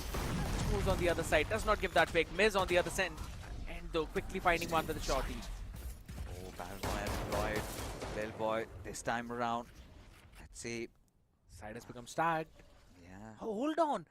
the small pause, and SATUL are now going back towards BNA. Finally spotted out. The shorty does not have that much range. And Lil Boy and Huey 30 seconds capitalize. And now, Yeah, should be done. yeah. Unless... enemy remaining. Okay, Lil Boy just keeps on farming, getting those kills, and he is exuding confidence. Just in the last 2 rounds, he secured 8 kills. And now G Academy, they have gotten the lead, walking into a bonus with confidence surging through their bodies. If they continue this way, I'm pretty sure that we might be going to split. They for sure want to go. Inside a couple of players again. Can we miss? Sent all the way back, rushing because of the guided salvos out there, but there's nothing behind it. All being sent outside of the garage. The cavalry is going towards the B side. Like the idea again. You have the weaker weaponries, you want to take close range fights, you take control of B after Spike pulling a planted. fake towards the A. LF. Launching forward. QB with a now hell if that gets a trade. That's an interesting one. SATUL, they'll have to put everything out. They need to get that defuse miss. Almost on the verge of defusing it as Oaks. He wants to put his body on the line, but NV2K, a 3K out of for Bucky. Are you kidding me? And just like that, Techno also falls. NV2K secures a Vandal, secures a round, and that's the bonus Gotta go. converted for G Academy. Global Esports Academy said SATUL converted their bonus. We're going to do them one better. And that's the second timeout being forced in the first 3 rounds of the second half. They might be scratching their heads at this point, not understanding as to where GA actually want to hit. Because again, look at their early utility. It clearly shows that they are taking the space over towards the Sivers, maybe going in towards an A split, and that too very fast. And they also sent out the Teho drone to back it up. SATUL bought the fake. The defense at the B side was weak, and the revised wall of UV outside the garage stops anyone from flanking them from the garage, or rather picking up a timing on them. And I think so the layering behind that is so very good by Global Esports Academy that SATUL are just getting caught by surprise. And this is where, even if you put everything aside, G Academy have finally found out that they can win. And they really want to press this one. They cannot lose the momentum that they have built on at this point. Not at all. 9-6, SATUL bleeding at this point. And Miz opting for Marshall. It's been quite under the weather this map, and this time connects. A valuable opening. Something that SATUL desperately needed. Oh, the push comes in. G Academy is still wanting to press matters towards C. And Lil Boy Spike planted. ensuring he makes no mistake. SATUL, they're wrapping up. Strength in numbers. Yeah, they do not have the better weaponry for SATUL at this point. Shadows traveling. Elbow sending out the paranoia as well to stop any kind of pursuit from garage. They're just trying to buy time. But here we go. There's the retake. Oh, this is looking exciting. Looking interesting. One enemy They were remaining. intending on a retake, but sit down, said the players of GE Academy, as Kibo gets that final kill. And GE Academy inching to pull off another one of those surprises of the split 2. They haven't really just pulled 4 rounds together, Fixes. They've stringed together 7 consecutive rounds. All the way starting from 10th and now till 16th. And with the way how they are playing, 1 away from Overdrive, 2 away from Steel Garden, just a few away from the Rolling Thunder as well, they are very well suited to win this entire half only on the basis of their ult economy. This time around, the Miz going very fast towards the A-Long. Want to try and take that space, and Global Esports Academy fixes anticipating the fast push, were playing all the way back towards the spawn. I mean, this is sublime stuff. Especially what G Academy are doing at this point. And now SA2L pretty much throwing the entire kitchen sink in front of G Academy. The operator committed. Techno, he's going to go for that swing. And NB2K, he's going to survive this one. Escapes for now. And he will get by both these players. Nah! Heavy util committed. Impossible. NV2K stuck, blinded everything. It took LF to finally shut this man down. While he was peeking outside of B main. Mike is going to be committed there, and Ryzen has found an opening. LF still holding on to the side as Techno will eventually repeak and get the trade that he was looking for after such a long time. It's going to be a push towards A. From the shadows being committed as well. Cover going out. Lil Boy. He's starting default? Okay. Spike planted. Steel Garden is available for UV, so he can buy time, and he's also got a couple of Razor Mines. Alright. Commits them. He does, at least for now. He does, but Global Esports Academy numbers really hurting them. It's out part of the Razor Vine. Yeah. Nothing left now. All guns. Got the Rolling Thunder to attack across SA2L. Has been dodged, has been escaped as UV pulls off another spectacular play. And he's gonna get the 4th also. This is it. This is over. GE Academy, they're doing this because SA2L's economy, I'm pretty sure, must be in tatters. My big question is, why would they want to put the ultimate on site in this situation? It's almost clear that the players will not actually play on site. It's a small error out there from SA2L, and Global Esports Academy punishing it heavily. 2 of the players jumping down to their death in abyss. And UV is the Reaper. 7,000 in his bank account. NV2K with the Outlaw. He's got the overdrive ready. They're going to go towards Seaside, but this is where a trap is set up. 3 players. Stun. Techno's contact. Oh, look at Miz. He's gone deep, and What? NB2K, he's gonna punish him off. This is where they're mentally shattered. And GE Academy, they're doing this. King Kappa through the mid, wants to catch somebody off guard. A wrap around at that. And will do nothing really set up for him. But no, Lil Boy. Timing as Hoax this time. Just good for 1. A little cheeky there. Now he knows he's in a world of trouble. Helef, even from the backlines, trying to get a wraparound. Trying to pace the players. 30 seconds left. Kibo. It's only 30 seconds remaining. They've got to commit towards the A side. Yeah, and Shadows traveling. SA2L has flooded with numbers. He's got, Flash will not get the information out. yeah, and Hoax. That's an important kill. He knows there's another guy. 10 He's seconds. running out. Just mere 10 seconds as Lil Boy comes in with the shotty, One but enemy Helef there to remaining. shut him down. 7 on the clock as now Helef will deny not just the plant, but will also take Ebo down, and Global Esports Academy. This is gonna hurt them a lot. They were this close on getting that 12th, and SA2L finally get some respite. And they've got enough money for the operator in this round. If they were to win streak together, then Global Esports would be smacking their monitors. Lovely timing on the back of it again. If I'm not wrong, Hella finding Mez out there. And then the rotation of Hoax. Picture perfect.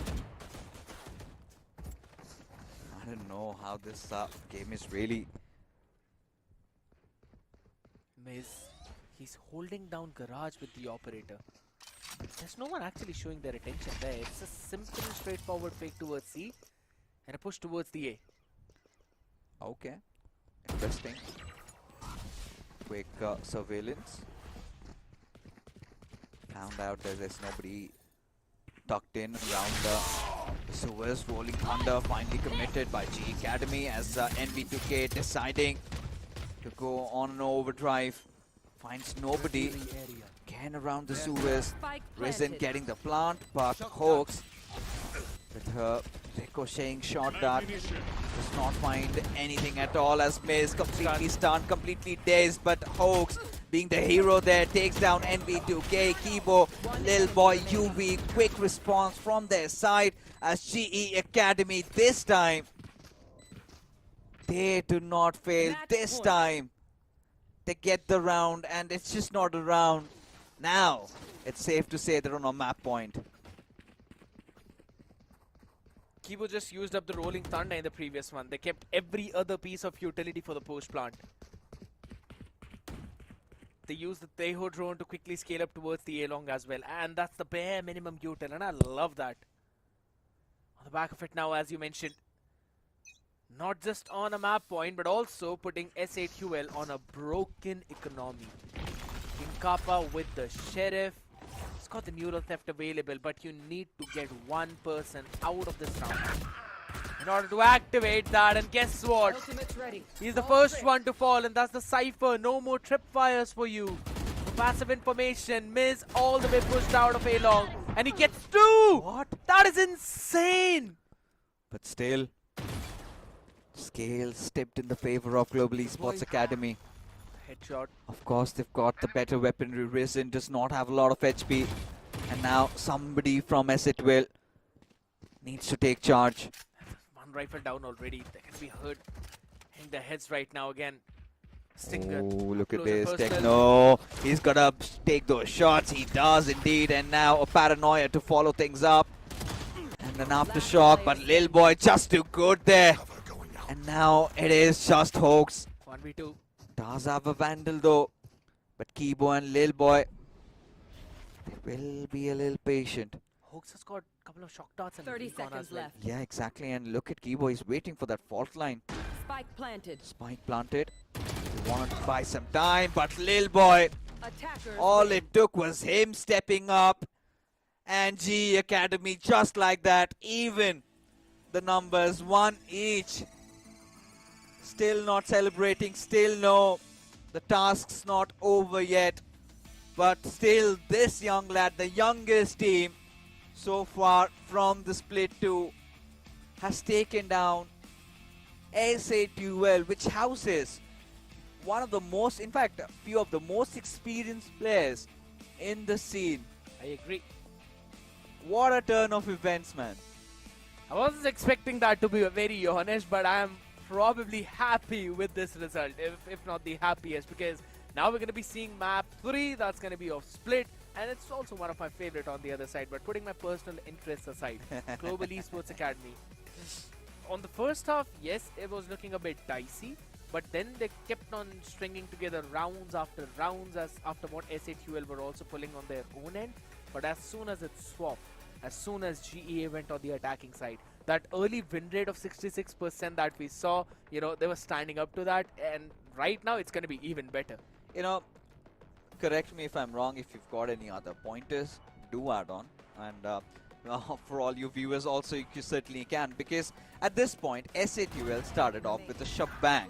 They were doing everything right.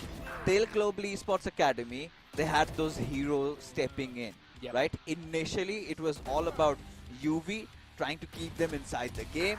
But later on, as the game progressed, we saw Lil Boy, that clutch was there. Then NV2K, he also got back into his groove. And Miz, surprisingly enough, he was missing in this map. It just seems that he's not that comfortable on Neon. I mean, the last time he played really well. I mean, maybe an off map then, I guess, for him. But to be honest, if we are ranking the agents based on how comfortable a player is, I believe Jet is going to be on top for Miz. And after that, yeah, Neon or Raze, either one of them. Struggles on technically both of them though. It just does not feel like home. But one person who was feeling it in this one was definitely Lil Boy. Yeah. In the first map, yeah, he was struggling, but this time around, Envy and Lil Boy, they were just in a league of their own. Boys were not stopping, and UB was also clutching up whenever things were getting hard for the team. I think UV no cap has to be the MVP in this one, but no, let's give it to Lil Boy. Let's give it to this young man. I mean, 22 kills. I'm pretty sure UV must be somewhere around, because I'll tell you, those crucial rounds where he got those 4Ks, and Yeah. that was game changing, man. That really gave G Academy the belief that they can do it now. Round number 12 on defense, UV was standing in the backside of A, and he Oh. was still able to clutch or get 2 kills That out rolling there. thunder, right? Exactly. I mean, insane plays out there too. So again, multiple opportunities for all the players to shine, and everyone bursted like a supernova out there, killing out all the things that were in their vicinity. And guess what? It was just S8QL right next to them. 6 times they got the side. They converted every single one of them. Only one single round given while they were on the attacking side. 6 of 9 for S8QL, again on the struggling end out there. First kills as well this time around for Global Esports Academy. So in all of these stats, we can clearly see that it was GEA who were dominating, regardless of the fact that there's a flawless and a thrifty for S8QL. And I'm pretty sure now this is this is everything out in the open. Imagine SA12 taking down RNTX, the one map out of them. They pushed them almost on the verge of sending them to a low bracket, and now G Academy has evened the scores against SA12. Yep. And this is making things a lot more spicier, because even when you look at these stats, Lil Boy on 22, UV on 18, I mean, still pretty good. And everybody, I think, performed. Risen also had some good util placements. But this is where the concern is. Miz, 10 on 19. If Neon is unable to perform during the attack side, I think he had a lot lesser kills. I mean, he did have a little bit of a recovery in the second half, but in the first half, I mean, he would not be pleased with himself. Here's the thing, I was having the discussion with Spartus and Fritz yesterday as well, and we were really discussing about how solid of an agent Neon is. And with the how Neon works, you're either here on a Neon, you're a top Neon player, you can break the crosses, or you're on the struggling end. There's no mediocre Neon out there, and I think so. Miz is probably on the struggling end, but hopefully we are not going to see that. Maybe we're going to see Ray, since the next one is going to be split. I mean, whatever will come up is going to be very exciting. Now, mystery has shrouded this entire matchup as it gets unraveled, folks, after this short little break.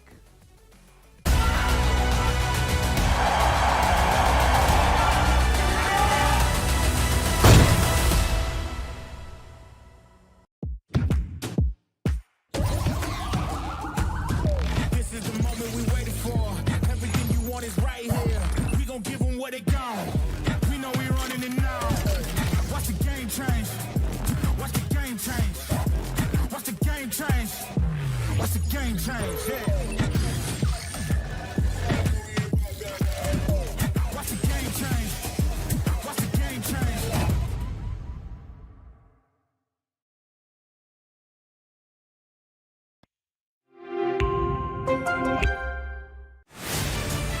To live your life the way you want. Compete like the toughest challenger. Dance like there's no tomorrow. Celebrate every second you are alive. Life has no rule books, but we can give you a stage.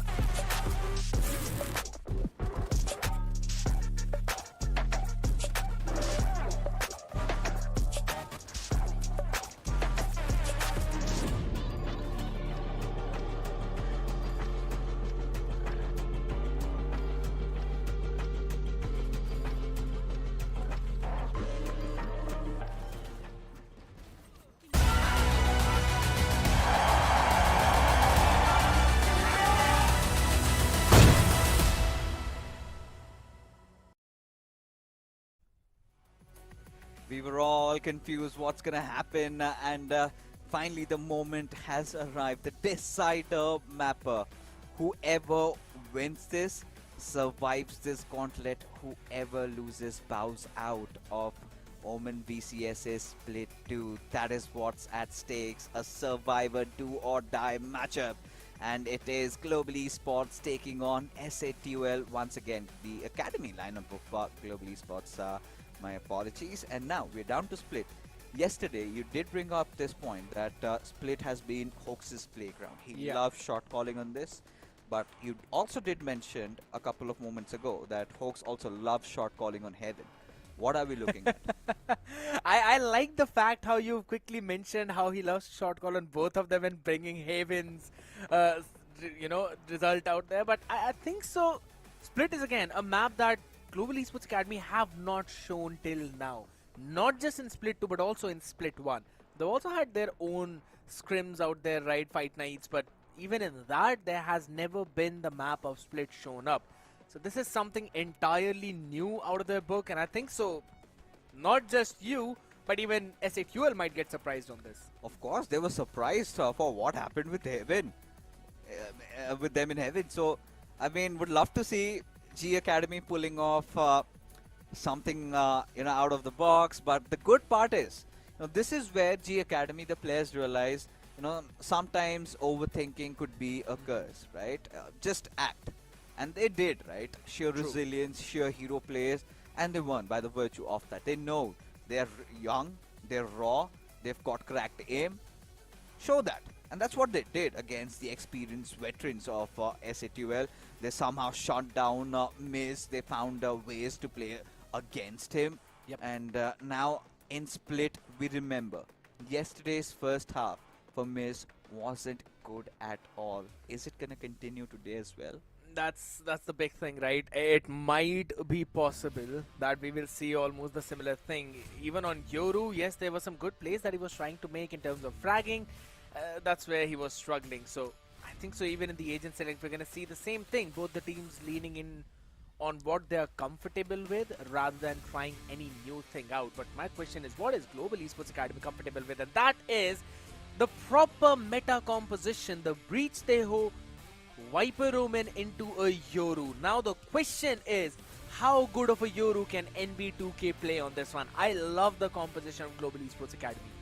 We've seen NB2K in the past also, and right now he's in a good form. He's going through a good run. He's surging through confidence, especially G Academy winning that previous matchup. They're coming in heavy with the momentum. SA12, however, they start off on the attacker's side, and Ice will be pinned on how Miz is going to perform. Whilst for G Academy on the defense, heavy stack at A. They're going to try and start aggressive towards the A side, Global Esports Academy. This lineup feels comfortable on the attacking side, and that's why they would always prefer to start on the defense. Lil Boy a bit too aggressive out there in main after that one-way smoke. Sees a couple of players. Yes, he's going to run back quickly. And at this point, he certainly has to, but on the air, it's going to be UV catching the bird as Miz does get a hit. NB2K though, just too good. Multiple frags off the board, and now UV, he's going to start cleaning things up. Down to Helif in a 1v3, spike drop down. What does he do? Viper down. This.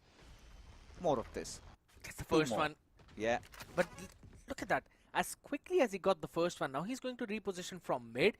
But this is also the time where Ryzen has quickly joined Kibo. Both the flashes available. He's got the drone out there as well. The question is, when will their senses tingle? Helif has got the perfect timing on them. Oh, they want to... Oh my his position. goodness, the timing. And now, Bihon out there. And suddenly Helif with a clutch Did they really of think the they day, could stay perhaps. me? Being the savior for Residual. Just when they wanted to take that momentum away, to tip them off a little bit, Helif comes to rescue SA12 from tatters. This double initiator composition definitely has got its perks, but having Helif on your side is the best perk you can probably want in a situation like that. Look at that. Quick leading Kibo out there for the headshot, and then the swap. Instant. When you use a util in such a situation, you are bound to give... You're basically giving 1v1 on the other side because Ryzen peaked. Helif capitalizing on that small error. Yeah. Now, I mean, Global Esports Academy wouldn't be pleased with what happened. This round was destined to be theirs. they had everything. They Yeah, had, they had 3 players. They had every For single God's thing. sake. Yeah. And this is going to be gutting. Helif, once again, having a go at it. This time gets to UV. Will drop him down, though. Gets his hand on that Spectre. And But they're does it matter, though? Because SA2L have quickly squeezed on to the A side. King Kappa is in heaven. He's gonna create those Spike question marks planted. in mid round. He will. Raise it. He has to play with fire. King Kappa, he does not miss. In an instant, Cyber Cage drop down. One enemy And remaining. now he's gonna go for more. And now he's just gonna press it. But it's gonna be Techno who gets the final kill. And SA2L off to an explosive start once again. Losing any major weaponry out there apart from just a Spectre. They're gonna be pretty happy about it. It's absolutely fine to reinvest in that. Again, Helif in that first one, and then King Kappa catching the next two quickly. Global Esports Academy. Now this is gonna be an important round for them. And the big thing is, with how many weaponries can they win this one? SQL on the other end though. Judge Bulldog, what a TP, Lil Boy. Quickly catching them on the back of that stun as well, and throws out a smoke to take that space. 3 people from GEA over towards the B side who will now rotate and pivot towards mid. Interesting. Horn deployed. No information card. At this point, oh yeah, he knows. Now a set play coming in, but Techno just quicker on the triggers as Risen will reposition himself on the elbow. But Kibo, he's gonna get those kills. He is farming for sure. As now Hoax just notches things down a little bit. Helif has got ult on 1 pick. Yeah, it's still a 2-on-3 situation. Crossfire isolating those angles, but Lil Boy, better weaponry there as G Academy. They bounce back. secure their buy. And now it's going to be interesting. A very important round in this first half. As SA12, they're going to go ham on those investments. Secure it pretty healthily as well, right? With Yeah. 3 of the weaponries carrying forward, and it's only Kibo. Bit of on that struggling end. Picking up a Spectre for the round, while on the other side now, that's going to be important. Nightfall available for Helif. Could not use the previous one, now can definitely do it. Starting off with a bit of a different default out here, 1-3-1. It's over towards mid. Indeed. Quite heavy at that. At this point. We've got GE Academy. Alright. People around up mid. Situael having 3 players as the Haunt. Rather the Prowler. Checks through vent. Finds nobody. But Risen is waiting on the house there. As NV2K. King Kappa has been a constant menace. Just constantly on the lurk. Drone going out. Trying to maybe find an off pick. I like the proactiveness of Global Esports Academy. Presence in mid, then check clear B main, quickly TP to A. And now on the back of it. He knows and he will connect. But Maze, equally good on that trade. He needs to get a second one, and he does. As the Nightfall gets committed, this is an important round, and Helif knows that. 30 seconds left. Skibo, Speedy King, Spike planted. even for UV. They need to plant the spike and have done that. As for G Academy, 3 players alive. Do they go for a retake, or is it going to be a save? Got the numbers right now, at least 3v3 on the side. There's a tripwire. Oh, lovely play. Kibo answering back. Now it's going to be saved. The rewrap from Helif is picture perfect. Kibo can't do anything on the back of it. He's dead. Remaining. And now Helif will also suffer the same fate. But yes, nonetheless, the round secured for SA12. They get the 3rd on the board and miss. You know, we had our speculations around if he's going to show up, and he is done. He's been good so far. And 3 rounds for SA12 and GE Academy need to pull themselves back into this. Probably going to focus on mid this time around though, because they lost it. And they were constantly in those questions as to where SA12 are actually going to end up. There was only Helif who was sent all the way towards the B side with a Haunt, and he was able to pull rotations away from A. Had that not been the case, side would have been stacked up. The result would have been different. But this time around,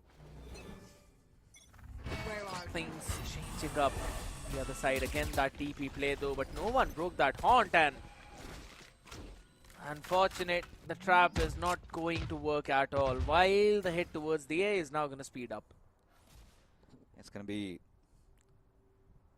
interesting. King Kappa, the side, they feel like it's quite open. Risen guarding it though. They've got those SMGs, those rifles, next by, but 3 players peeking in front of King Kappa. As he stood helpless there, as Techno, oh, that's the wrong Yoru. That's a flashed out version of Yoru, and Techno realizes he could be in grave danger. As Maze did play with fire. And now, alright folks, quite an expensive investment there, and Techno will double down.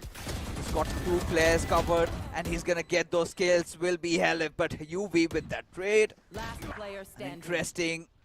1-on-2. Missed. He's got the showstopper on 1 pick. Sticking, and he's got no clue where Ryzen is. Global Esports Academy are gonna stick this through and get another round in their back pocket. It got very risky. They invested the Rolling Thunder, but again, NV2K rather, was just caught jumping out there in elbow. And on the back of it, a paranoia being sent out by Techno set Helif up for success for the next 2 picks. There was a snake bite in their feet as well. I mean, this was just absolute circus, madness of a round, if you say. Global Esports Academy, even after winning that, they still don't really have the best buy out there, but neither do S8QL. Shorty in the hands of Miz, wants to play with the showstopper probably. The Guardian has been finding a lot of success out there. The snake bite being thrown away. Oh my goodness, Techno just took his time, did my UV dirty out there. Yeah. Shorty in the hand, Miz still trying to connect some shots, was not really able to, so has to give up the space. He has to, at least for now. A lot of time remaining, and now again these two players duke it out. It's gonna be Risen. Comes out on top, May shut down. And now for S8QL venturing through mid this time, transitioning around B. Helef needs to find Kibo. That's a nice peek. Kibo knows what's incoming, what's in store for them.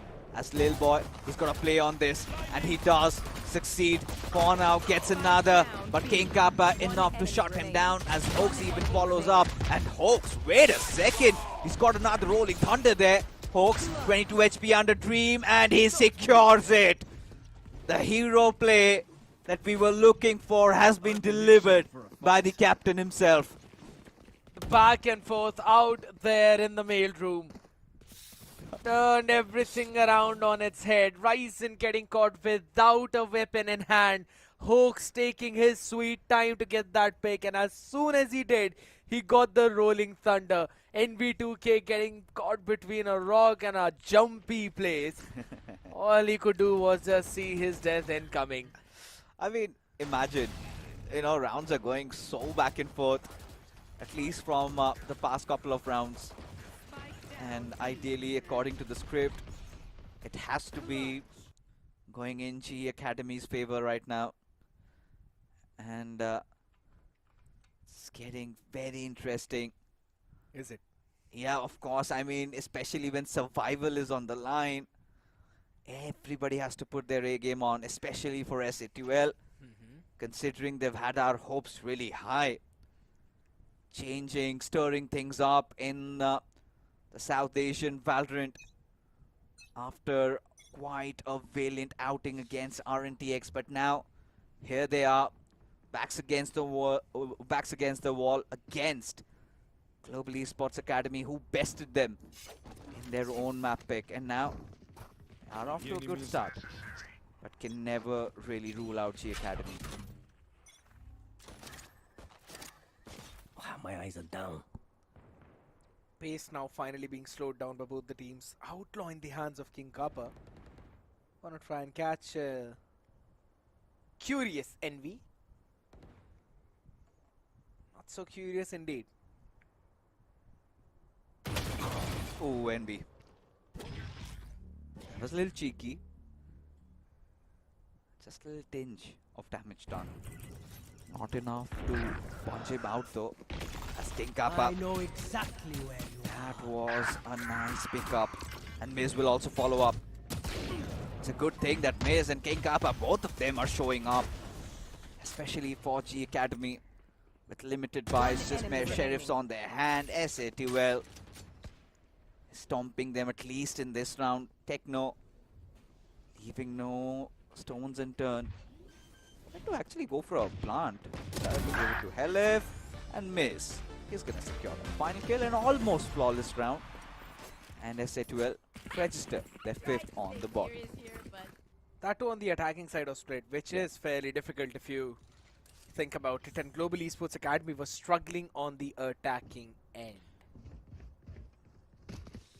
Or rather, S8QL were the ones who were struggling on the attacking end of this map. It's on the defense where they were able to string quite a few rounds together. So from the end too, they really pulled off a comeback yesterday. So exactly, and if you really think about it, 2 rounds on the attack, while this time 5 rounds already, and maybe 6th incoming. As the showstopper was right on the face of UV. Seems like they had a perfect read out there. Now it seems even more possible, but Lil Boy, something else to say.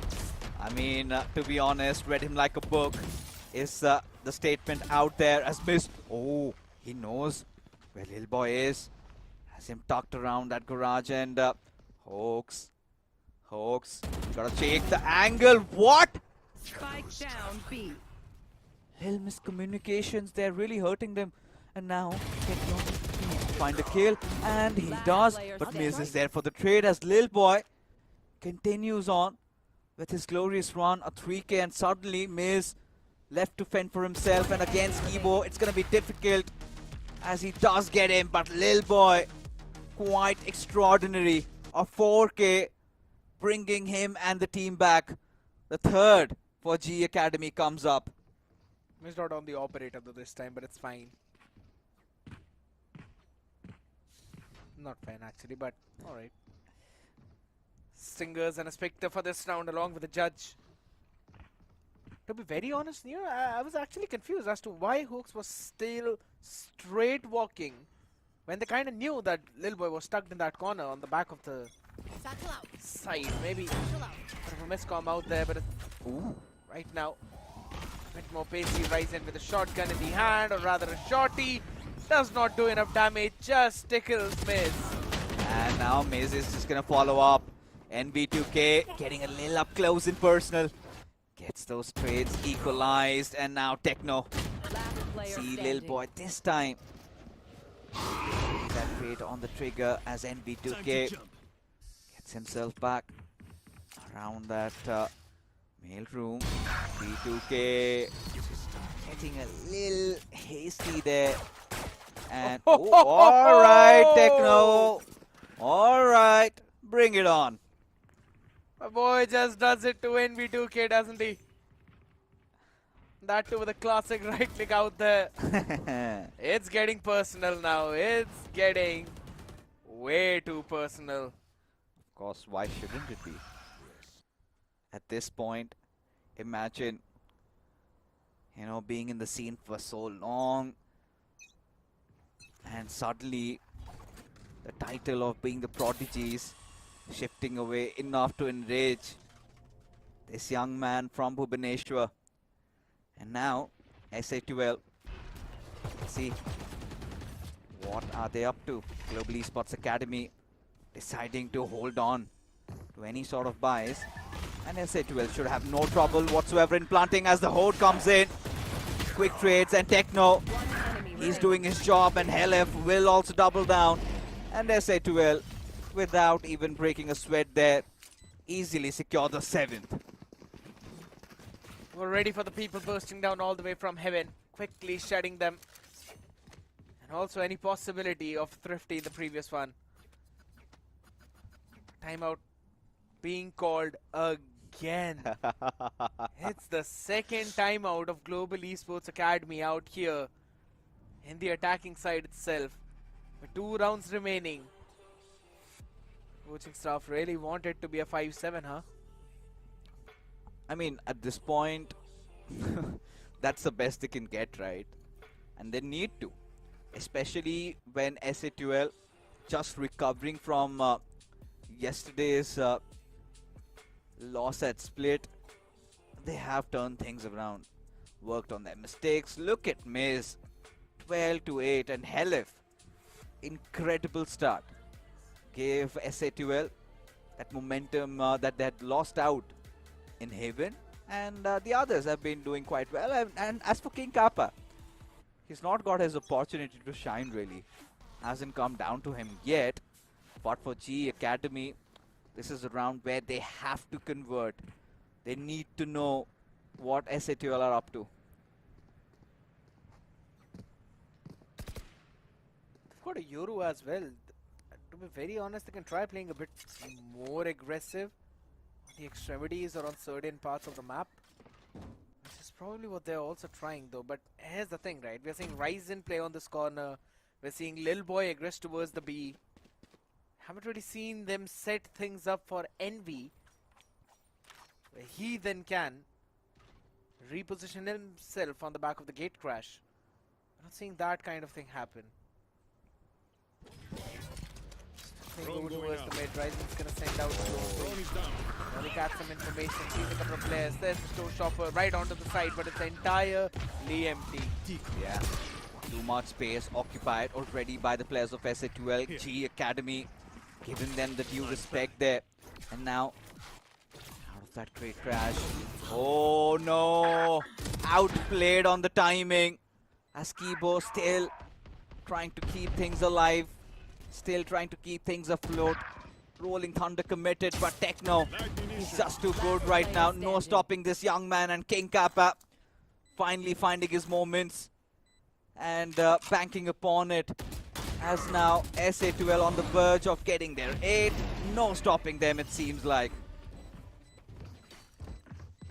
Last round Imagine in the it's a half. 9-3 even after the timeout was used up. That would be heartbreaking for Global Esports Academy as they're playing with 2 Judge, Stinger, a Guardian and a Bulldog.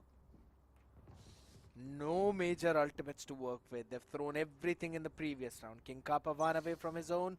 Techno has got an ult of his own. Maybe we're going to see some cheeky smoke TP play all the way towards the B Locating stairs. target.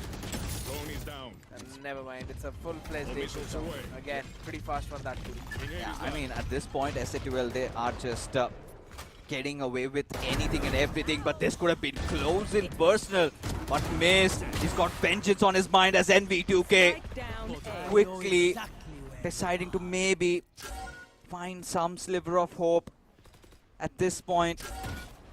One enemy. NV2K, lot resting on his shoulder, will be denied as SA12 close this half with securing 9 rounds, and GE Academy absolutely in tatters. Just 3 rounds on a defensive half. Really, things aren't looking good for them. They're looking atrocious, they're looking treacherous, and so is their journey into the lower bracket now.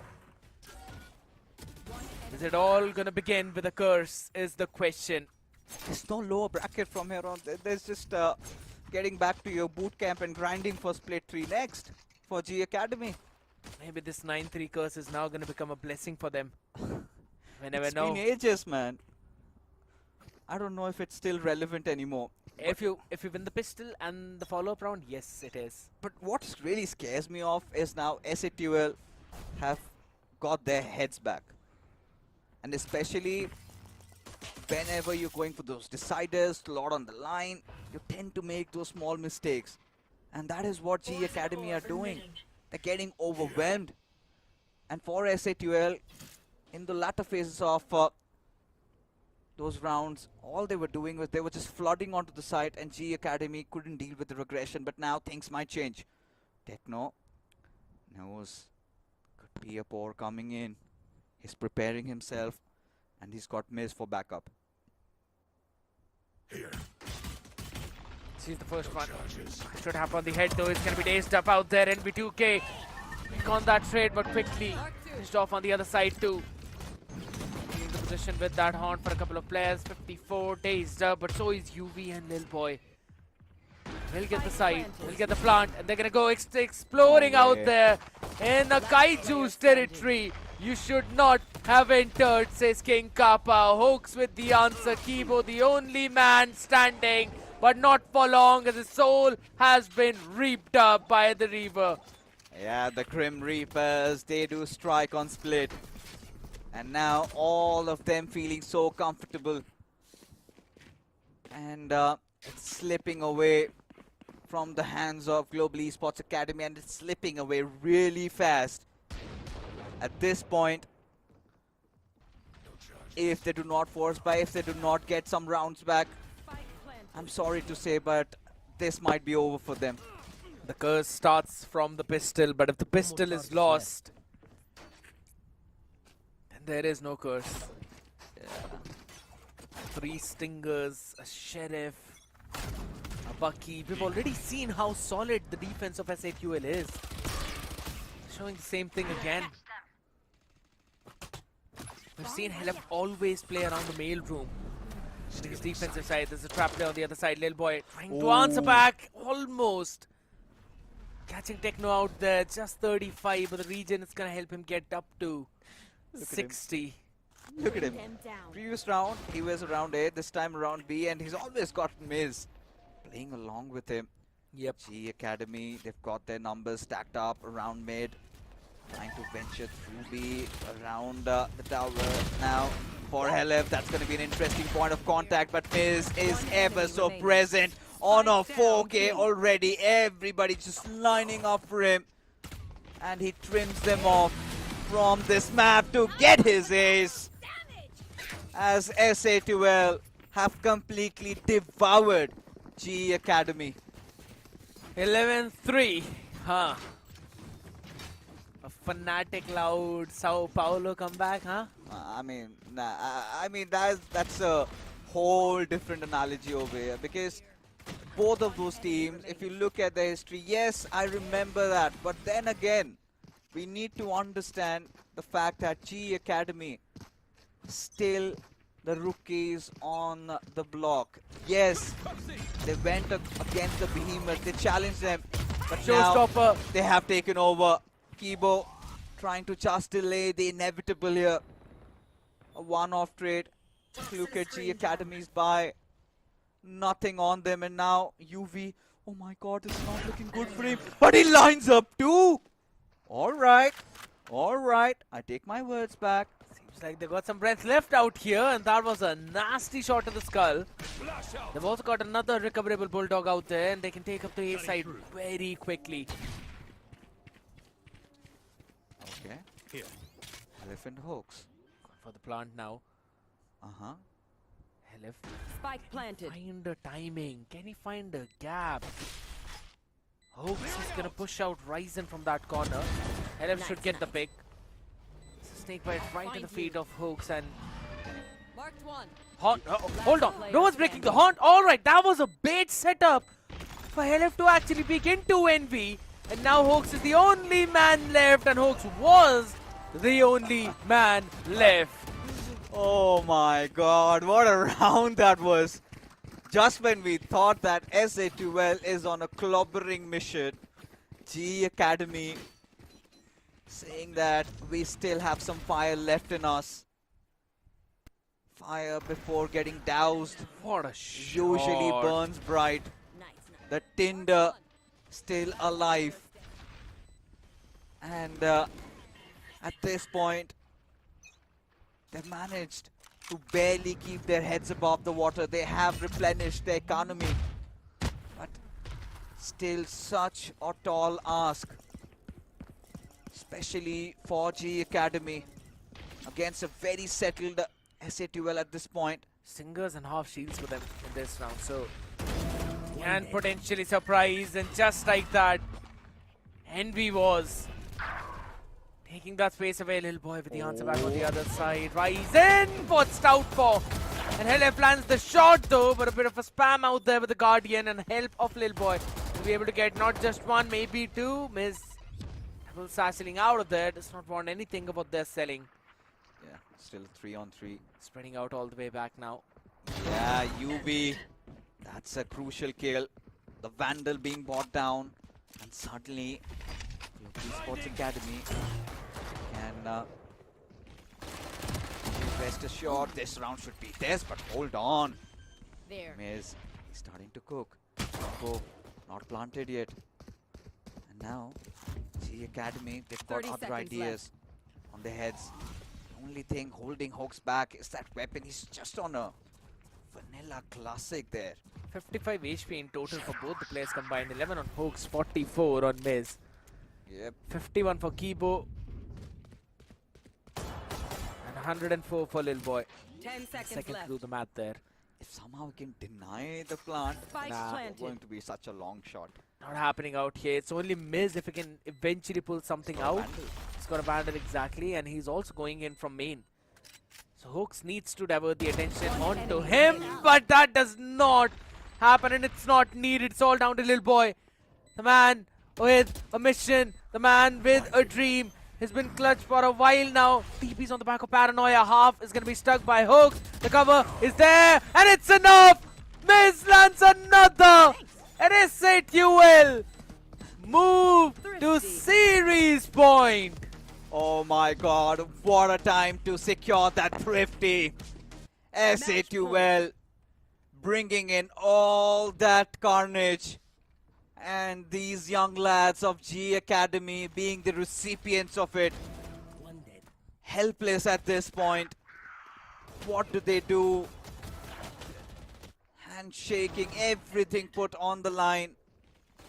Still not enough. And again, but so disciplined in that entire play. First of all, that we cleared the vents on the back of the fault line, took control of mid, realized that GA were going towards the A side, so Miz just double satchels in to try and catch a timing, is also able to do that on UV, and as soon as he gets a pick, he's able to move back. But right now, since Miz was the one who was the main key in the previous, guess he's the same key in this one as well.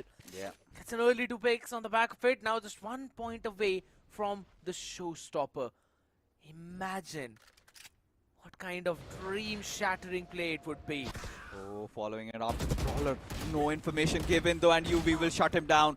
A little excited. And UV, Big answer. big answer, at least for now. Even the numbers took the danger man out of equation. But no, still there. He's got paranoia in the hand. The paranoia, but nothing to follow up. He knows what he's gonna do is try and delay. Cheeky play. Nothing coming out of it. As Techno position. But he needs to be careful. UV was pushing from the mains, and now the Viper's Pit deployed. Interesting to see how King Kappa and Hopes will pose an answer. Oh, quite some punch Almost. on that aftershock. Risen, brought down too low. Kappa, it's an interesting fight. He wins this duel. And now a neural theft to be deployed, and now, oh my god, UV's position. Should be And now noted. UV, that 4K, he's dazed. Still at this point. He's got his Viper's Pit now, playing out of it. And will clutch it out with an ace. And GE Academy, still life left in them. And UV gets to be the hero once again. SATUL wanted a villain and UV became one. Did they want a villain actually? Yeah, I mean, he had to become a hero of his own squad, so he had to become the villain of others.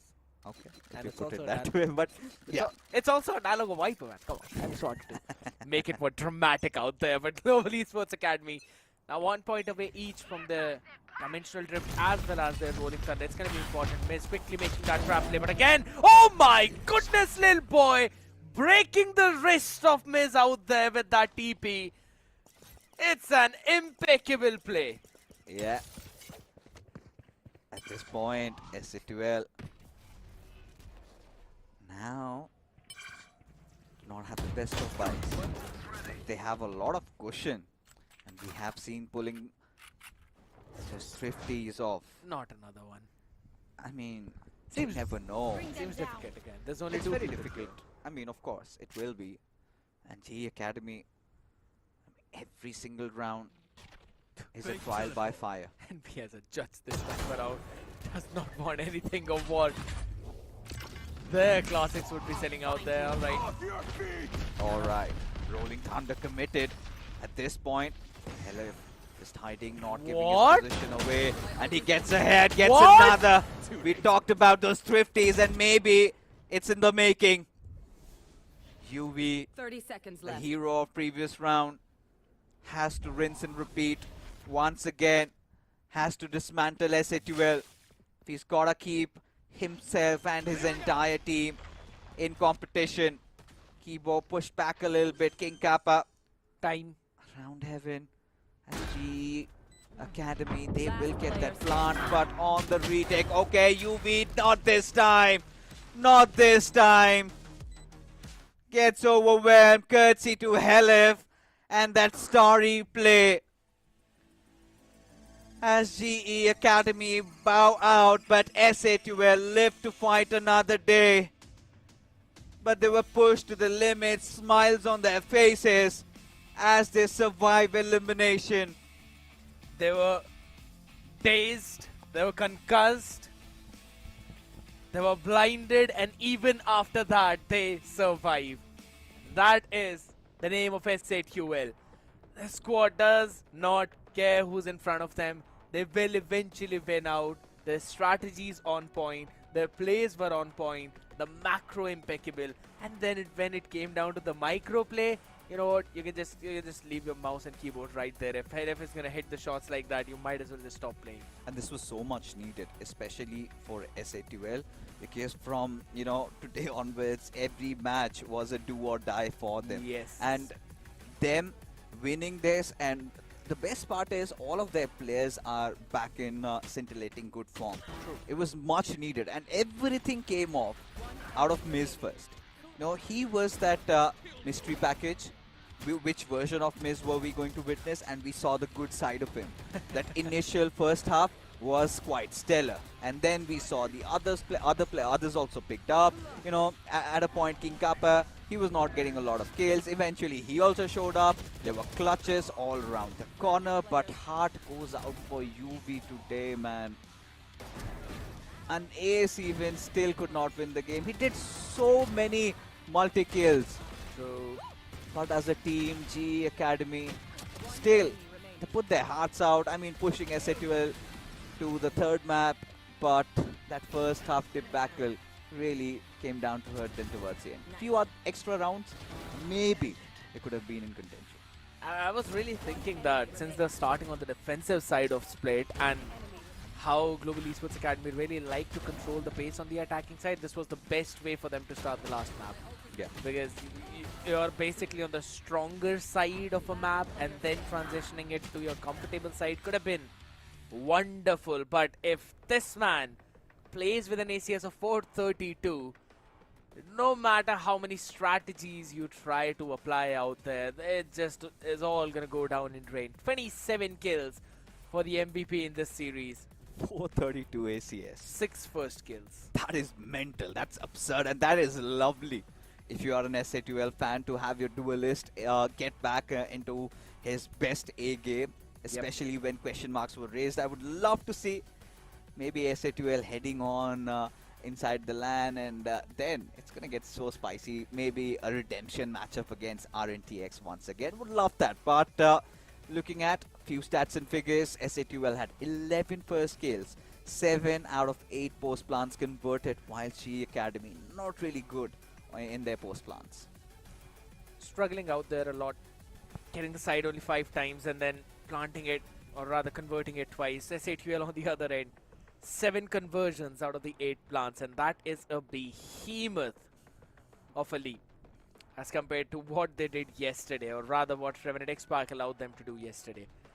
A couple of thrifties as well. Yeah, important thrifties. Absolutely, 2 of the most important thrifties. One of them was for the conversion towards the 13th round as well. And on the back of it, SA2L easily, rather not easily, but on the struggling end, winning out this entire series. Miz, 27 and 12. That's ludicrous. We played 28 rounds in total. Yeah. It's got 27 kills. That's Not even 28, rather. 18 rounds in total. Maths is a bit iffy. Yeah, it's fine. It's fine. You can get away with it. But the matter of fact is that Miz is back, baby. This is what SA2L needed, and not just that. Every single player has delivered. Especially even Hawk surviving almost every round, just 6 deaths there. That's interesting. But yeah, today NV2K could not really live up to that pressure. But the match MVP will be King Kappa. 51 kills across the 3 maps. So very well played. I think he's been the one player who's been constantly delivering for SA2L, never really out of form. And this time, nothing different as well. Really want the same thing from your Sentinel player, specifically in those engagements where he's going in for those backstabs. He's now forced to make some individual 1v1 plays, no util whatsoever, and in those situations he was able to bring out the best performance of himself. He's also got 6 first kills, as you mentioned rightly. So again, King Kappa was a very big tool for SA2L to eventually pull through in this entire series. But yes, that's about it for this one series through, right? We've still got one more best of 3 remaining out there. Yeah, I mean, at this point, I literally need a reset of what we all witnessed. I think it was a song of fire and ice, and both these teams played some good game of Valorant there. But now, of course, with SA2L winning this matchup, they move on ahead to lower bracket round 3, whilst The next game will decide who they go up against. It is Reckoning taking on .exe. We saw Reckoning lose yesterday, hence they have been ported back, but .exe haven't been that great either lately, especially their ongoing struggles keep on continuing. Against Reckoning, it is going to be a very difficult game, but this is something that Reckoning ideally should be winning, but we have witnessed quite a lot of surprises, so who knows, things might be a little different up next. All of that, games will begin after this short little break, folks.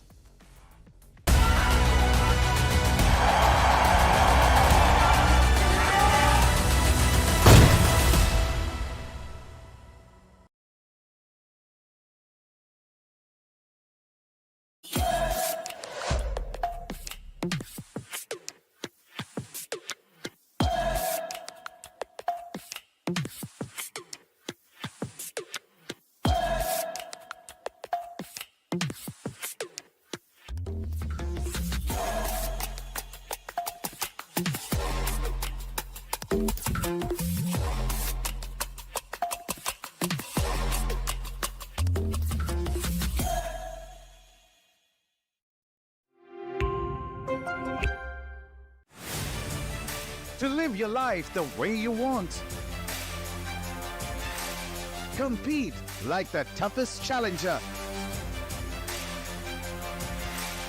Dance like there's no tomorrow. Celebrate every second you are alive.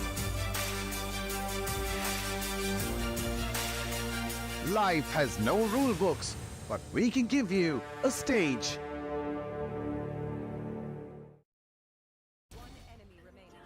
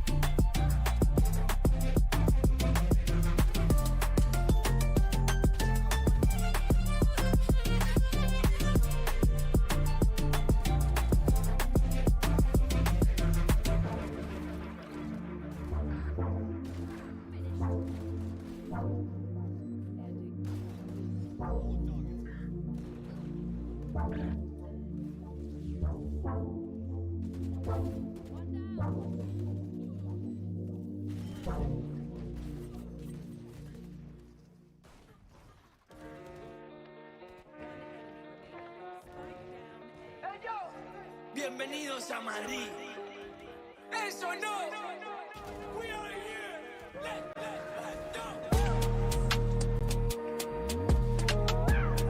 No confiaron, pero míralo. Llego con los míos y la grada explota. Le di la razón al que me quiso ver bien. Lo soñé en mi habitación y ahora en primera me ven. No te hablo del avión. Vine por mi cinturón. Voy a hacer que recuerde mi nombre. No me importa cuándo ni dónde. Yo por esto la sufrí y aposté por mí como el doble. Yo no sé lo que es perder desde el 2000 y pico. Y si fallo, detrás tengo a mi equipo.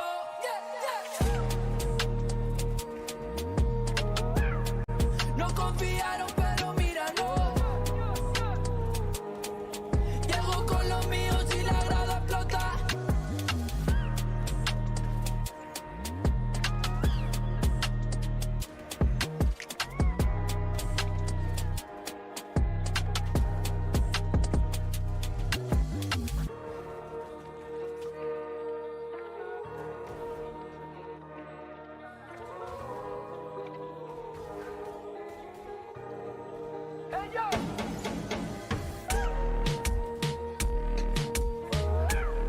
No confiaron, pero míralo.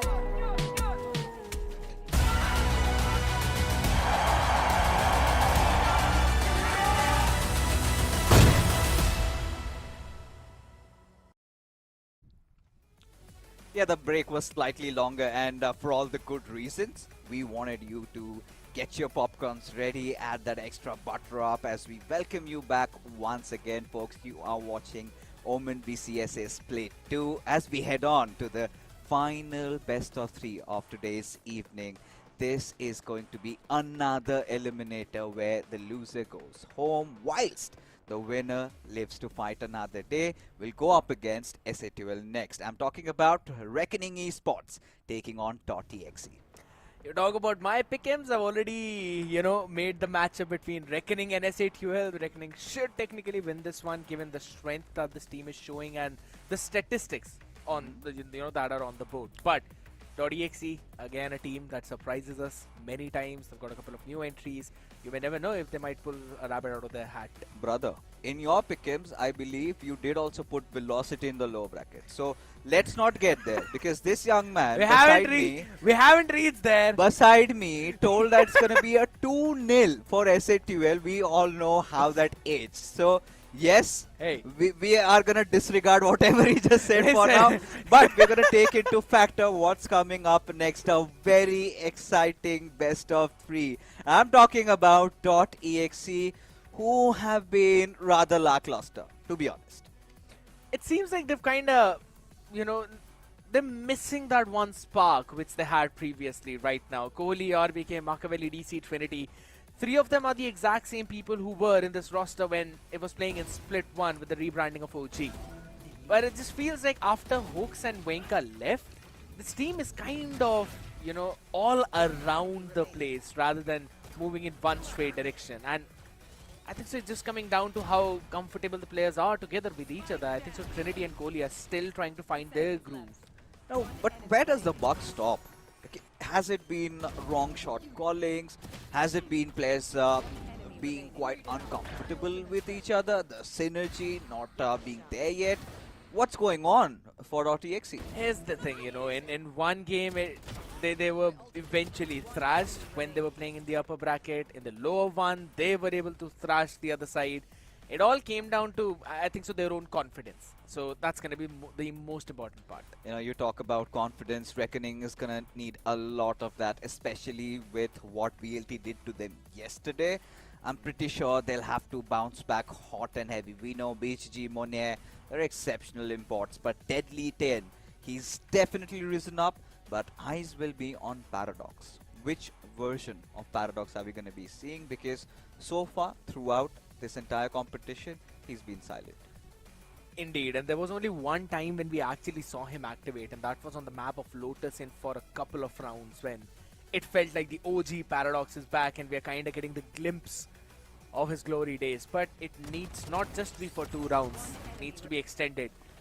Reckoning on the match against VLT, it seemed like they will at least give a tough competition, but VLT, it's more like, you know, that villain when you power up and then you show up at the same doorstep again, but the villain has also powered up and that too a bit too much. You know, That's probably what Reckoning faced. so far we've seen in the split 2 a lot of controllers actually, you know, getting a name for themselves, especially even if you talk about this matchup, Monye. I think little light needs to be shed on this young man because he is such a deadly fragger, to be honest, by all rights. Multiple frags, we have seen him. He's well adept even with the operator. We've seen that as well. I think he's a complete package for his team. He indeed is, and honestly, he's many a times in those situations where you might not expect him to win, but he still comes out on top. The aim is absolutely precise, but you mentioned about BGG out there playing smokes on one side, Kohli being the initiator on the other side was also playing Omen a few times here and there. Headshot percentage almost similar, damage per round almost similar, but look at the main difference in first skills. BGG has 11, Kohli has only 4. Now, it's not a good start to have more first kills on a smoke because you need to avoid the early duels and survive for as long as possible. But if you're winning them, you might as well just be like BGG. You know, everything almost equally contested, but that first skill is making all that difference. Goes on to show that, you know, BGG on the Omen likes to play quite aggro. You know, he's the one taking charge, he's the one, you know, finding those off angles. And we've seen all of that happen till yesterday when they posed no response to VLT whatsoever, and a lot might say that game is unfair, but you know, they're still in the same competition. They'll have to be prepared. The first game, yes, it was completely filled up with drama. We saw how they got thrashed, and again they will be going down to Haven. So Reckoning, a little bit of a redemption arc maybe for them, because they are the ones who've chosen Haven. I like the idea. Last time I remember in Split 1, Haven was the first map itself. It went to OT. Yes, at that time, OG, now DotExe were able to win that one, but it was again 14-12. So Reckoning, I think so. They're again pretty confident on this map. Yes, against VLT we saw a different result, but it's fine. It's VLT. But really want to have a look at what DotExe would kind of like to play, you know, in these kinds of scenarios. And it's a Sova, Omen, Yoru Cypher into the ISO. The double duelist composition, a bit of a weird one there, but you know, if it works, it works. Whatever rocks your boat is all that we want to say. But you know, this is it, right? What do they need to change today, Scared, for Reckoning to have an easy time against .exe and vice versa? Because we'll talk about that. But looking at this composition, this is something that you love because Teo is being abused in spam. We're still in the older meta. We've got Neon along with KJ, so double controller for Reckoning. And what is your take on this? I somewhat like this composition if only there was a Sky instead of a Teho, because with that you've got some more avenues to work with. The Teho works just fine, I will not deny that. It's just that it's most like a Neon, right? If you're either a very good Teho and you know how to use the special delivery, or you're just using the Teho. Right now in this scenario, they're both gonna keep the exact same composition, no change whatsoever. But there's a big difference in terms of those attacking and defensive win rates. But I will not take these stats at their face value, because .exe played against EXE and they were more of a new team around the block. They moved forward from Pro Morello, while Reckoning played against VLT, an entirely different team. Yeah, some interesting stats being brought up, and .exe, I think Haven is something that most of the teams find their home at. They feel warm, but it all comes down to .exe and their attacking side, which has been one of the major issues, if I must address, right? Every time on the attacking side, they kind of seem out of ideas. Yeah, the last time, I think they did manage to come off with a victory, and as a result they're in this. And RVK, yep, surely getting himself energized a little, shake of the hands. DC has been quite an interesting prospect, and Trinity, a lot resting on him as well. I like how even our production is improving time after time. You can look at that. This looks so very cool, right? Right in the player cams, you got all the weaponries and also the util that they're buying. And I agree. There have been some key pillars for both of these teams, and DC has been a bigger one. It's more of DC versus Monair. Which one of them will outperform the other? Because they're both the ones who do not really take the first entry, but rather are mostly on the lurks out there. This time around, full-fledged B push out from .exe, not going for those extremities. Look at this. I mean, at this point, .exe Spike planted. instantly swarm in, get the plant, and now they're poised on their post plant. Whilst for Reckoning, they're going to take their sweet time, and the drone just getting all that surveillance done. We'll just find the Omen, but DC, alright, Monet, this is what we have been talking about, right? Him being so deadly, and if you talk about deadly things, Deadly 10 has been such a star for Reckoning, not in this round anymore, gets picked off as BGG and Monet wrap things up. Reckoning get a nice retake, and .exe left behind. Tricky was mostly left out of the action of that one. BGG and Morai taking everything for themselves. On the back of it, Deadly as well finding a lot of success out here. I do like the switch up, to be honest, right? Reckoning back in split 1, they used to put Monair on those sentinel roles, while Deadly used to be a bit of flex out there, but this time around things have been very different. Deadly has been sticking to the sentinels, Monair a bit more flexing here and there, and that has given a lot more leeway to Monair as a player. Ooh, BGG. Lovely off angle. Yeah, you know, this is what we've been talking about, right?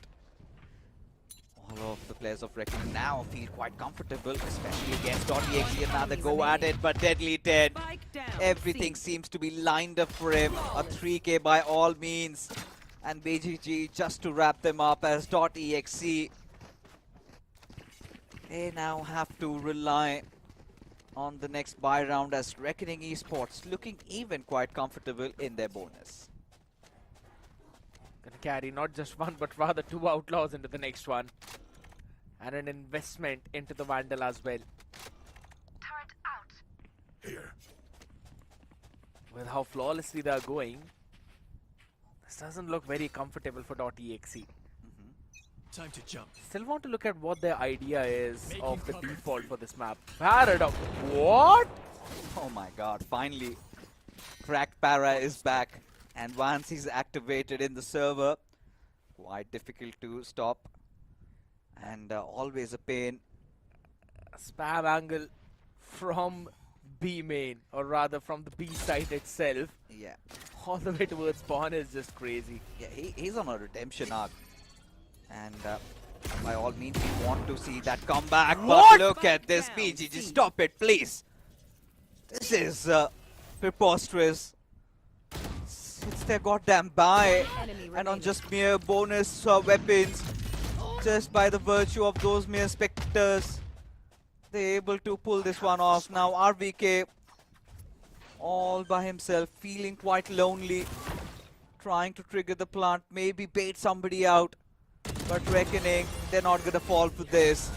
As Monier from long cleans him up, and Reckoning looking oh so comfortable. But Outlaw, man, might as well just... It felt like it reached us as well. We were also caught in that collateral. And look at how calmly he used it. You put the first shot out there to break the shield, waited for half a second, and then landed the second shot while the players were together. And it's the exact same position where he was playing in the previous round as well. Now these are the things that .exe need to brush up on. You need to basically expect the players playing in those positions and then put them out. He's still doing the same thing. Oh no. It's still the same result. Nasty. No matter whoever shows up, the outcome has always been the same. The inevitable so far has been BGG on that Omen, ever so deadly now. .exe really running out of options. Scaling towards B. They've got DC with the Sheriff. The bot is gonna trigger in a while. Take flight. That definitely will. I think he's had that little sound cue. And now, ooh, deadly 10. No way. No way this is supposed to be legal, right? It ain't. No As more DC targets left. find something out of this entire fiasco. .exe this time will get a plant. As guided salvos will follow up. Reckoning on that retake. Nice paranoia coming out, and Deadly 10 just spraying through that flash. As Kohli, he's gonna trade him off. And now 3-on-3 numbers equalized. As .exe, they have to defend with all their might. As for Reckoning, they've got the weaponries. They're waiting for the bore. As DC, another cracker of a shot, but BGG, somebody stop this man. Monnier, he knows the players around the gong triggered that defuse. As BGG barely on 17 HP, and that's all it's required. And they've got enough time. Yeah. Barely enough time. What a round from Reckoning. When it seemed it's all lost, maybe .exe are finally gonna get there first.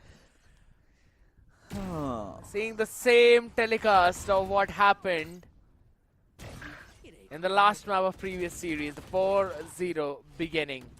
What do you do about these two imports, man? BGG and Monet playing this game on an easy mode at this point, whilst .exe left scratching their heads. And this time they've come up with full buys. Now that's the only respite they had, right? They've kind of ordered down to the wire, maybe tested Reckoning just a little bit. But Trinity, this young lad, alright. Forced to make a fast play because double tap is expiring. Yeah. And now Tricky is prepared for that. Still not peeking yet. It's gone. Don't send out. Oh. Trinity is not gonna like himself reveal like that, would he? It's alright. As long as the rest of the cavalry is hidden. And look at the diligence of Reckoning. Re-clearing through sewers. He's got that bone. Telling him. And now Tricky is just gonna follow up. Machiavelli. The trade though, but still numbers really not favoring the players of .exe. But hold on. I know Seems exactly. like has been even now. Kohli and DC, two players now heading towards the seaside. As the from the shadows being committed. He sees him! Yeah, BGG's position compromised. 30 seconds left. Positions himself a pair, dodges both the shock darts Spike No. down. and also the bullets like Neo in the Matrix. My man is just playing with .exe at this point. It's all down to DC. 15 seconds in the card. Not enough time. And it's a crossfire.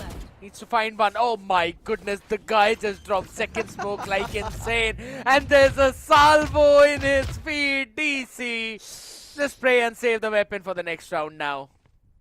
Given the fact that they allow him to do that, and no, denied.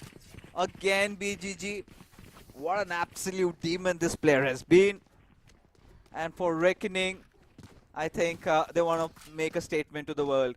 They do not deserve to be here. They're supposed to be the ones enjoying that upper bracket run. And a message out for Velocity. Next time they meet, they would seek their revenge. There's going to be some big question marks out here.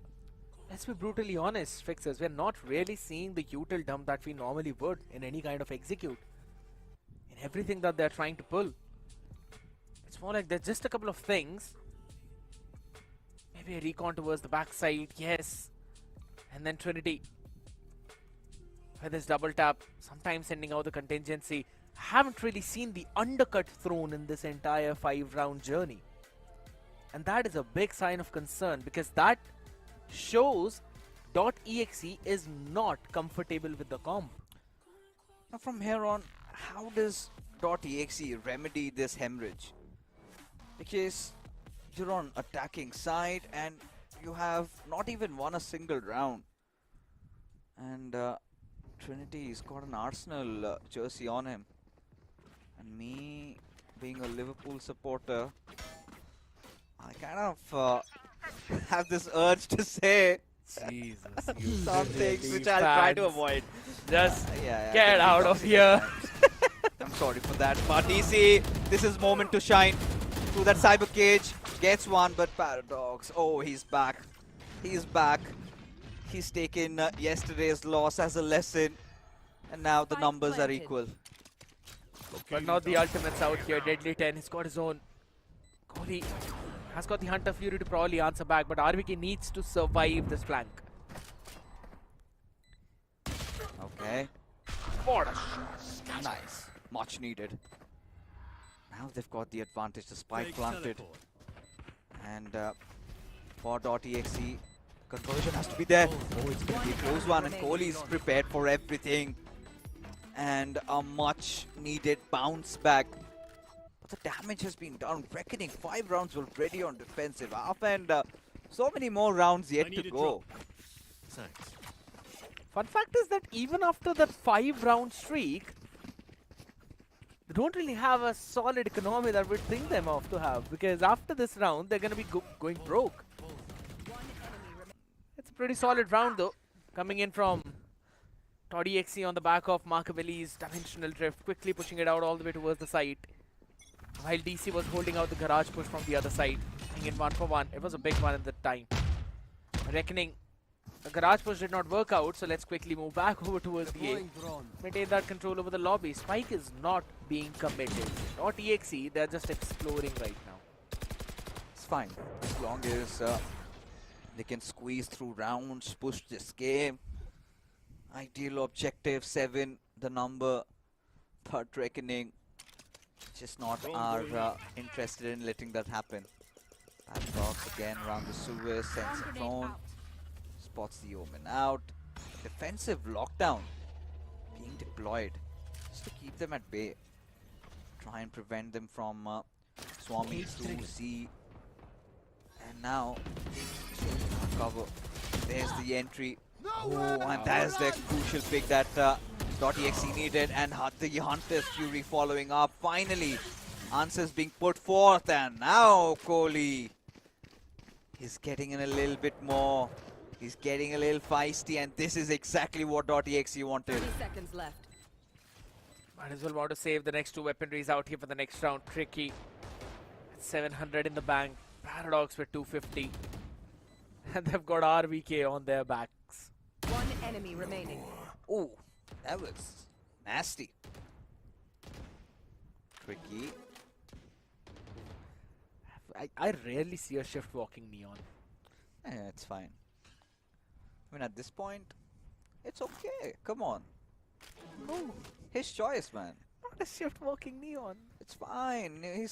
He wants some exit frags, just hiding, tucked in a corner. Does not want to give his weapon away.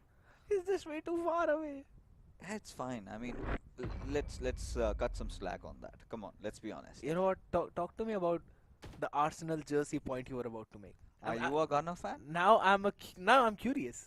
No, I think that would turn out very sad because we just won the Prem League. So I'm kind of gloating, but we'll steer off because if we get into soccer talks, it goes on. But now coming back to the realms of Valorant and the map of Haven, let's talk about what Reckoning. The broken changed. bye after 5 straight round is crazy. And from that broken bye, they've squeezed out a Marshall for BGG, and he's changed his direction. He's at B this time. Not quite sure if that's the correct part because EXE want to try and scale up over towards C.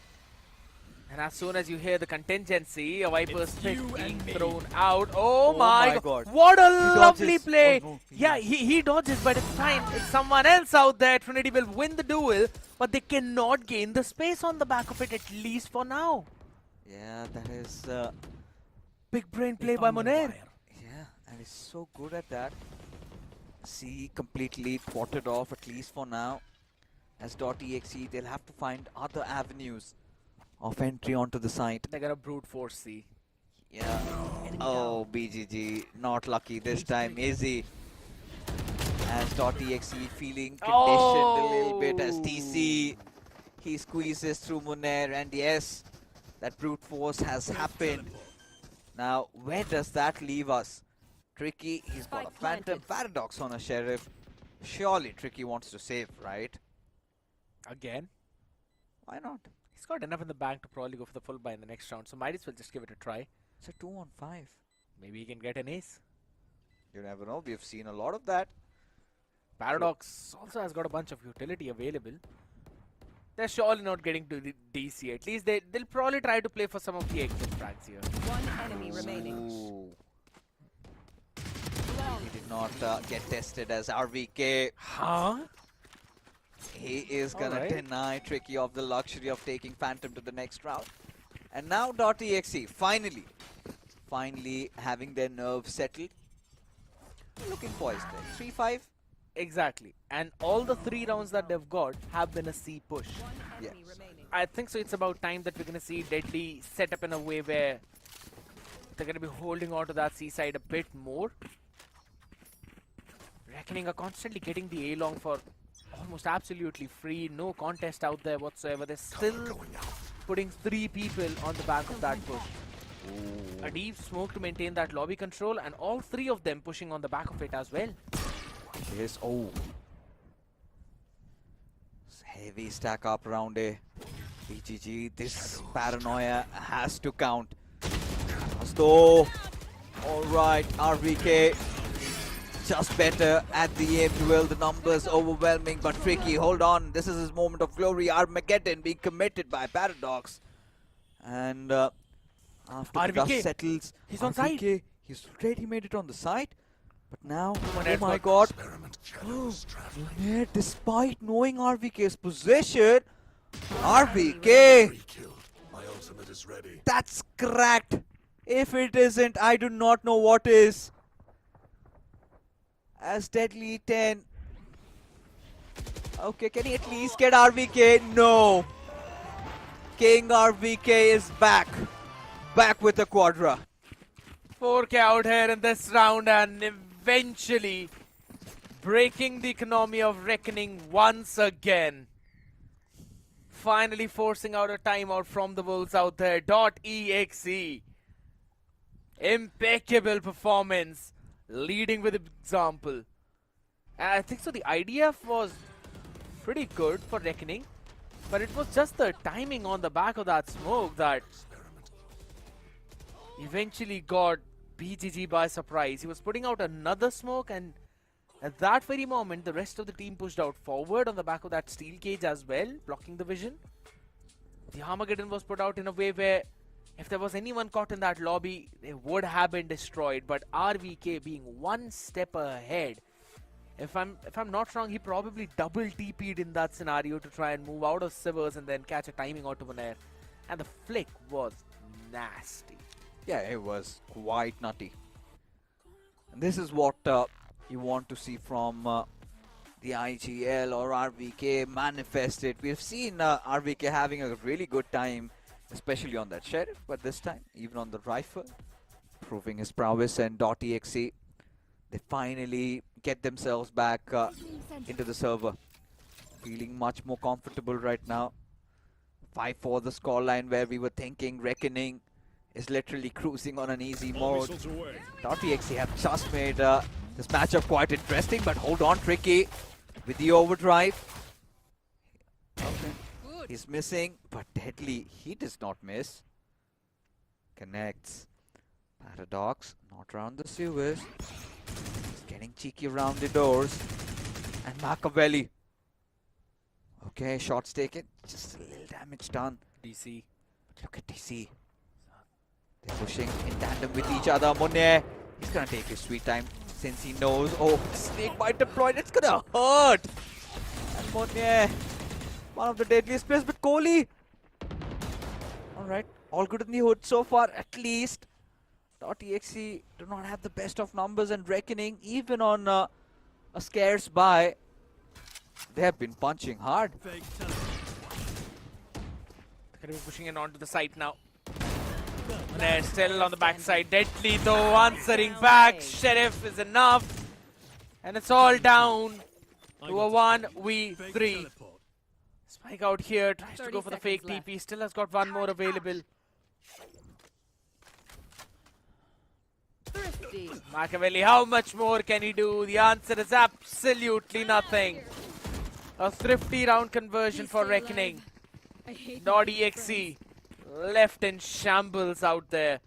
I like the idea. Reckoning were constantly pushing A. It was not fruitful. This time they decide to push towards the garage and B. Or rather the C long and B. Quickly getting the value on the back of it. Early few picks. And then stacking towards the A side to try and counter .exe's rotation. Lovely play. Lovely indeed. 6-4. Now at this point, back into this. Oh, tricky. This time taking the danger man down, but Trinity comes with an interesting trade. GG. Right. Possession not given out yet. Dogs. Oh, that's strong Yoru. And now he's gonna just keep on spraying down till the point is pinned out. And .exe, they've got the numbers favoring them. And now they would eventually want to scale up A. Or are they? Look at Deadly's position. Exactly. He's going to be holding out towards this backstab. You don't really have DC. There's no information out there. Maybe now. Nope. Did not hear a single thing. I still think the backlines are empty, but Deadly can eventually find a perfect timing though. They've got to check this corner. Screen down. Putting it down now. The ball is out. Oh, lovely. Flashed out. Player Possession standing. revealed. Still went in 1-for-1. Yeah. It's all down to Deadly 10 now. I mean, that's the best he could have made out of 30 that seconds situation, left. right? He Spike did planted. whatever he possibly could. Deadly just having one alarm bot at this point. Oh, That ultimate cleared out in the entire CT, so you know he's not coming from there. yes. Important piece. Heavy utility deployed, but both these players are under hell. Now, they could be under fire as Deadly was just good for one, but Machiavelli making Last no round before errors. the switch. And .exe get the fifth, and it is suddenly becoming a very exciting half. 5 and 6 though in front of us. Reckoning have already got 6 rounds on their defense, to be honest. I think so they've done their job. But considering what we saw against Realty, Player standing. I think so. Last player. One enemy Maybe one more remaining. round. NODWIN, you'll have to give it to them. What a great pullback. After all of that being down 0 and 5, now just one round behind. Almost gonna equalize the odds out there. Deadly 10. He's one away from another lockdown. Not quite sure when he deployed the previous one, but okay. This time around, Drone is down. playing towards that B connector out here so that he can provide some quick support to the team. Look at this stuck up on towards the A side, but I know BGG exactly where you are. little out of posy, and now alright, DC commits that neural theft. And look at the way they're changing directions. And now .exe bent on executing a C strat. Of course, they've got Deadly in front of him. Hunter's Fury committed. And now Spike still not planted. What a big brain fake they're trying to pull, but Ooh, no. might That's be- gonna hurt Deadly and Tricky. A quick trade though. Look at this. I did salvos and now Paradox.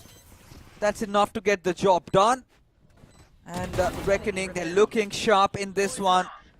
Monnier taking Kohli out, and an easy diffuse as DC took too long. Switching sides.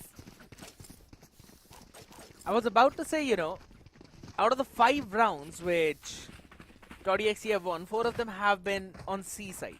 Yeah. Only 1 of them have been on A. So I was really hoping for them to eventually move back towards the C side and get the plant down. It was an empty side. DC was already out there. Also got the first pick. That was the best thing that they could get. But there's still one more better thing that all the people out there can get, and that is the Omen Max 16. A beautiful laptop out there, comes with the Intel Core Ultra 9 processor, which gives you a desktop level performance, that to anywhere, anytime.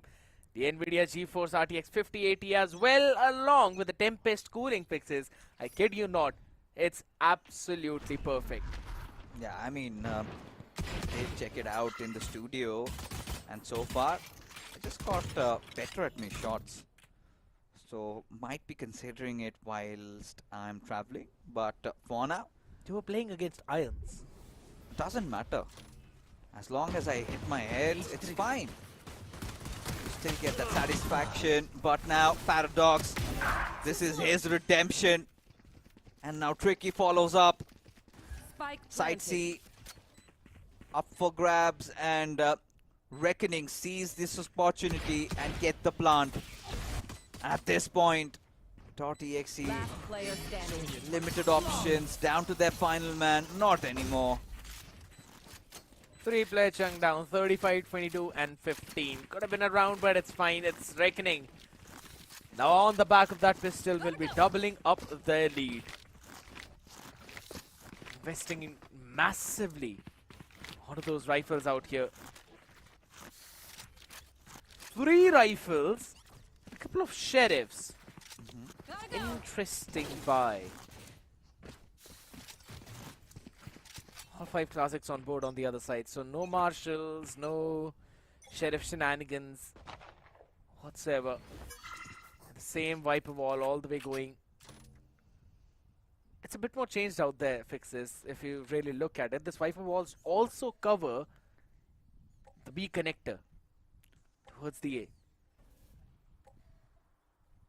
So if Reckoning really want to pivot, they can quickly jump towards B side. All they need to do is block the C connector. And it gives you a big angle on the back of which you can also make a lurk play, scale up till the Sivers. Try to send out a few surprises here and there. I must wait a moment. Big scan out there as well. Once in Sivers, and everything that they've done towards A is now going to keep the rotators, or rather all the 4 players, pinned on that side. The interesting fact is 3 rifles have been bought up by Reckoning, and the onus is on .exe to maybe at least take 2 down. And by the looks of it, Reckoning just easing their way on towards the C side, whilst the entire stack of .exe 30 is seconds around left. A for some reason. They finally get that idea, and now they get the confirmation. .exe, everybody swarming in from their spawn. All 5 of them trying to overwhelm Reckoning with numbers. But is it going to happen? It's the big ask. The idea, at least here, is to try and take down a couple of weapons, maybe hurt the economy a little bit. Monet just getting a little interested. Yeah, they're all just gonna die down to the spike. Yeah, It's I mean, absolutely fine. yeah, that's the end goal, right?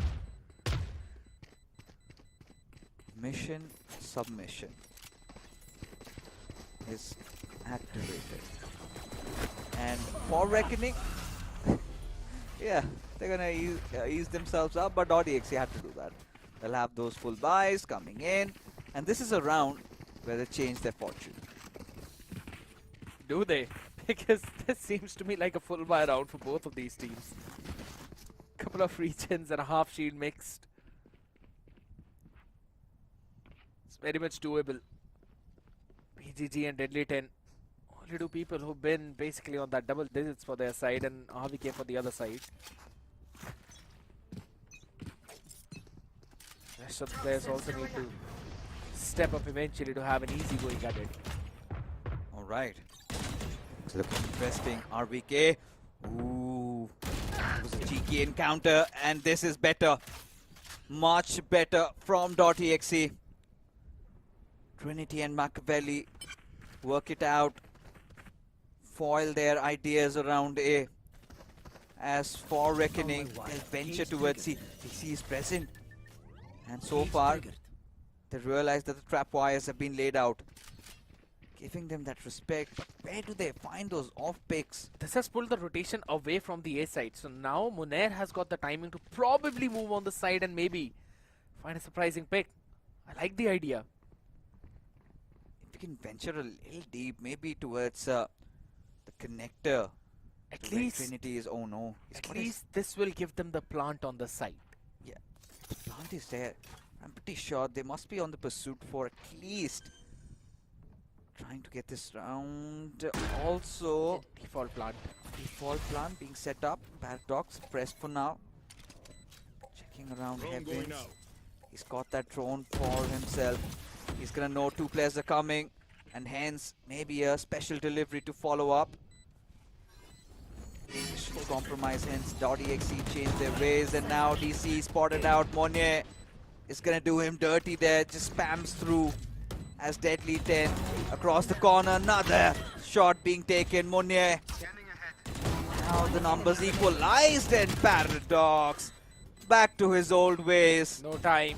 And no time for DotExe, but won't be necessary as Paradox gets the 3K, and my man is back.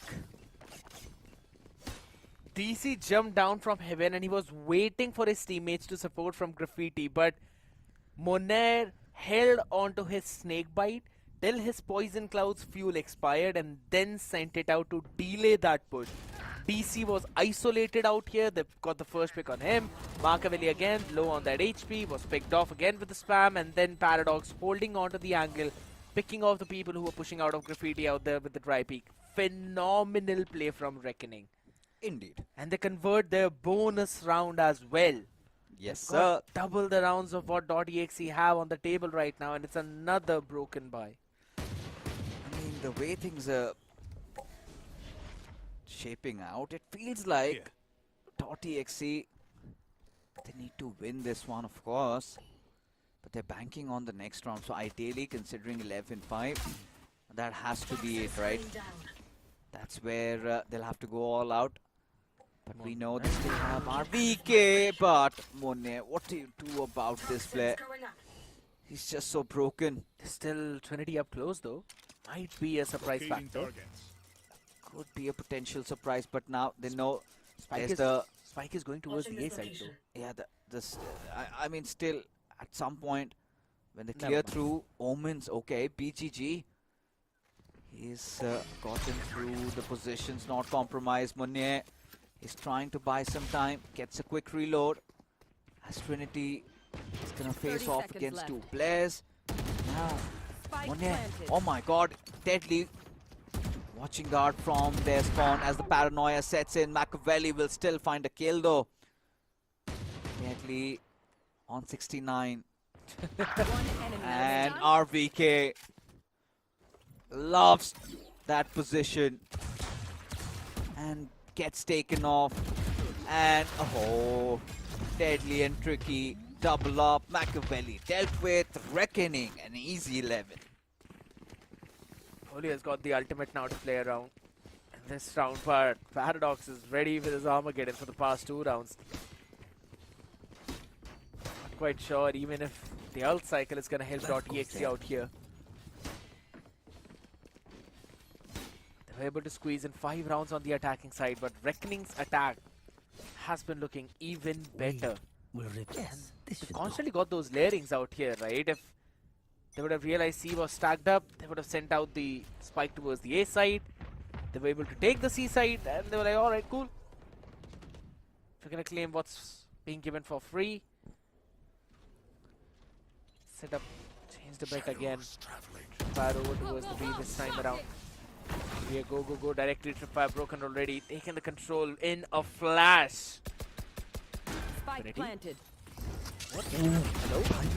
Oh my Hello? god, Trinity still trying to take matters to his hands.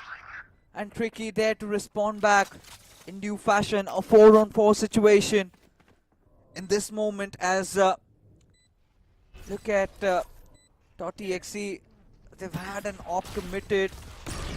And now they will have to play this one out, see it to the end. And now everybody pouring in through the windows. DC finds an important opener. on that retake, but PGG stands tall, gets 2, but RBK quick trade. A 2-on-2 still, and Monet and Deadly combo up. And Reckoning just tearing .exe apart to their map point. Laughs out here. And one boot camp while poker faces on the other. More like faces in this lane at this point. Because ever since the swap, .exe they have looked single round. yes, quite brittle on their defense. At this point, Reckoning, it's all about just barraging through, blitzing their way. .exe are giving so much respect to Reckoning. They're taking the map in their back pockets and then moving around it. Look at how they've set themselves up. Machiavelli with that Guardian wanted to do something, but Kohli and RBK do as a result of which. Kohli does better. Least gets 2. Now Deadly and Monet. We know these two are capable of extraordinary plays. A bit too much to ask, I guess. I mean, I'm still not going to rule them out, at least for now. They still have a lot of time to play though. It's a B side, my guy. It's a B side. Every single avenue is now being watched out for. Spike is not in the hand. A smoke on their face. It's got to be a massive throw from .exe if Reckoning is winning this, which I'm pretty sure is not going to happen. I mean, at this point, for .exe, they've got to put 30 everything seconds left. on the line. .exe, it's fine, you know, 20 seconds, just stay alive, save as many weapons as you can, and Reckoning seem to scurry out of here. Deadly, does he know that he's gonna meet RBK? RBK, what? And he's gonna get the plant. This is disgusting. Trinity is low as well. And he's got a ton of util to play around with. Monair covering his 6. Could be winnable. I don't think so now. It's happening. Monair is going to throw out the ultimate as well. Sticking. Sticking. Full sticking. He's just out of it. He's dropped it down. It's all going to go down to Machiavelli as he moves in. 1 HP indeed. Was DK'd out there, but he still saves the round for his team. Almost a massive throw. Yeah, I mean, I had my sit down ready for you, scared. But, yeah, you gotta thank Machiavelli for that. I have to. But that was a narrow escape. .exe literally had their hearts out of their mouth for a moment. I mean, never rule out Deadly and Monet. I choked onto air after seeing what happened. Monair getting that 2K or 2 people out. Yeah, I mean... Okay, again. Pushing out Deadly out there. It's absolutely fine right now. They're going to push all the way down towards C-side. No one to stop them. Except for Machiavelli now. It's going to be also... Ooh, kill contract. Committed. Ready. Can he find him? What? Tricky says absolutely not. But Machiavelli on the side answers not 3, but rather 4 out here. And it's only Monair remaining. Okay, okay. Maka? He's just upping the ante, right? Just increasing the difficulty. Probably getting a few odds. I'm still not gonna rule him out though. He's Ace? got maybe a few tricks up his sleeves. Alright. Starts cooking. Give him an ace. 1 given away. 45 seconds on the clock. That's enough time. But this owl drone. Give him an ace. Time to jump. They know he's being pushed back a little bit. Oh. That being there. Monair exposed and DC this time won't flinch. Nah, DC. Shuts him down. That's so dirty. Machiavelli was here. This could have been an ace. It's alright. It's alright. It's fine. I mean, As long as they survive, that's what they'll be looking forward but to. the good thing for .exe is now they're hurting Reckoning's economy. At this point, couple of few rounds here and there, maybe if .exe somehow could get to 10, I think the momentum could sway their way. Still believe? I mean, we have to, right? One hero- Possibilities have to be Here's there. the thing. Here's the thing. One heroic round from either Paradox or Moner, and it's going to be done. And he started flexing, so I'm pretty sure. Something's cooking. I mean, Reckoning, they've taken their timeouts today. They've looked much more promising. And at this point, you know, they'll have to win this one. Surely they'll have to. Reckoning has got a history of bringing some crazy good imports. Always. In every And quite animated imports also. Absolutely. Carry that Riz game always. With that Sharingan on Monet. Or is it more like the curse mark? On the nose? No, the tattoo. I guess that's Sharingan probably, but we'll have to get his eyes checked, man, because he is I need definitely... to reconfirm. I've just gotten old, but I'm kind of confused if it's a Sharingan or a curse mark of Orochimaru, but I'm pretty sure it's got a lot of anime fans. It's something from Naruto, so that's... Yeah, surely. I mean, of course. Uchiha for the win. It's there, but getting back to this game, we've got Reckoning. All right, getting a little excited there. He against RVK usually does not miss like those, but RVK is being equally better there.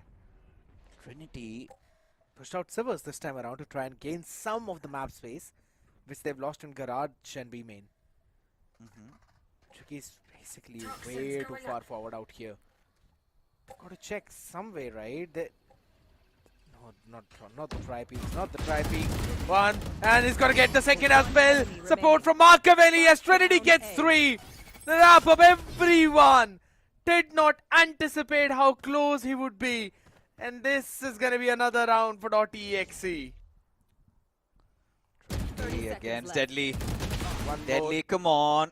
No is the answer as .exe. They survived this, okay? Reckoning come off a timeout.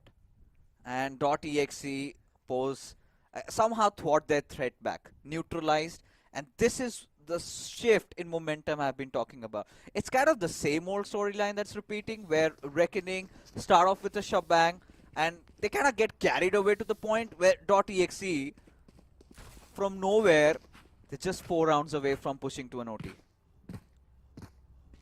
And now look, The broke economy is in a shambles, yeah. Exactly. So you can technically say just 3 rounds away unless I'm out of here. it's a big throw from .exe, which almost happened. By the way, that is the cursed mark that Sasuke also had on his neck. RVK. Question is Ooh, What a this spam. time Lil unlucky. absolutely Deadly 10 catching that pick on the back of it, and now Deadly 10 has got the lockdown. Bye. They're going to be pushing everyone away from that B, and Tricky has got the magical fingers out there falling up on the back of that drone. I liked how you said the magical fingers, but alright. Deadly 10, finally Down A. getting back to his old ways. Nice shrouded step and Monet. Oh my god. And suddenly RVK DC, 2 men alive, up against the world. RVK has to pull this one off. Has to keep the ship running. Cannot afford to lose this one. As Tricky gets the plant around A. The problem is Monet is alive. Does not matter if he's at 8 HP. This man is even deadly at 1. You almost And him. not yet. Not yet. Still not ruling out. Oh. Wants to increase the difficulty. DC barely by the whiskers, surviving as RVK. He doubles up. Tricky in a 1-on-2 right now. And RVK with that 4K. This is what .exe needed. And you can see the little smile from Machiavelli. From his hearts, he knew that they needed this round desperately. And that has happened. Big one indeed. It was almost being stolen away by a Reckoning. Tricky getting caught in that spam as well, and then the lurk play over from the garage, catching one more. But now, another important round. .exe, they have to be very focused down out for every single round out here. This is the operator. Machiavelli this time around, but BGG answers Kohli, who was playing A long. He has an operator of his own, and on the back of it, find that first blood. That's why this guy has so many first kills out here. Machiavelli on the jump peak, deadly 10, a bit too wide, a bit too far. Was able to quickly shut one down though. Trinity overstaying his welcome out there in the open and Severs. One trade yet again. It's all down to a 3v3.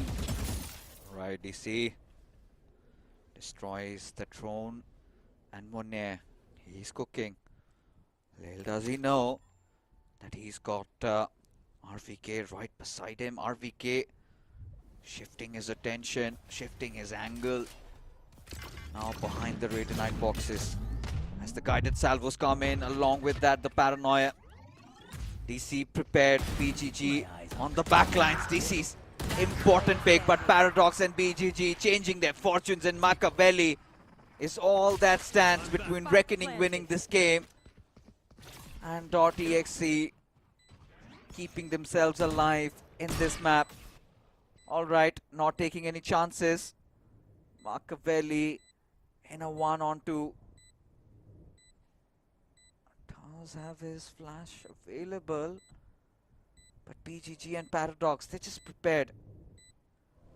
Dark cover though. Paradox finally knows possession given away, and BGG this time unforgiving takes him down. And Reckoning, what seemed like an easy map for them, they were surely pushed till the very end.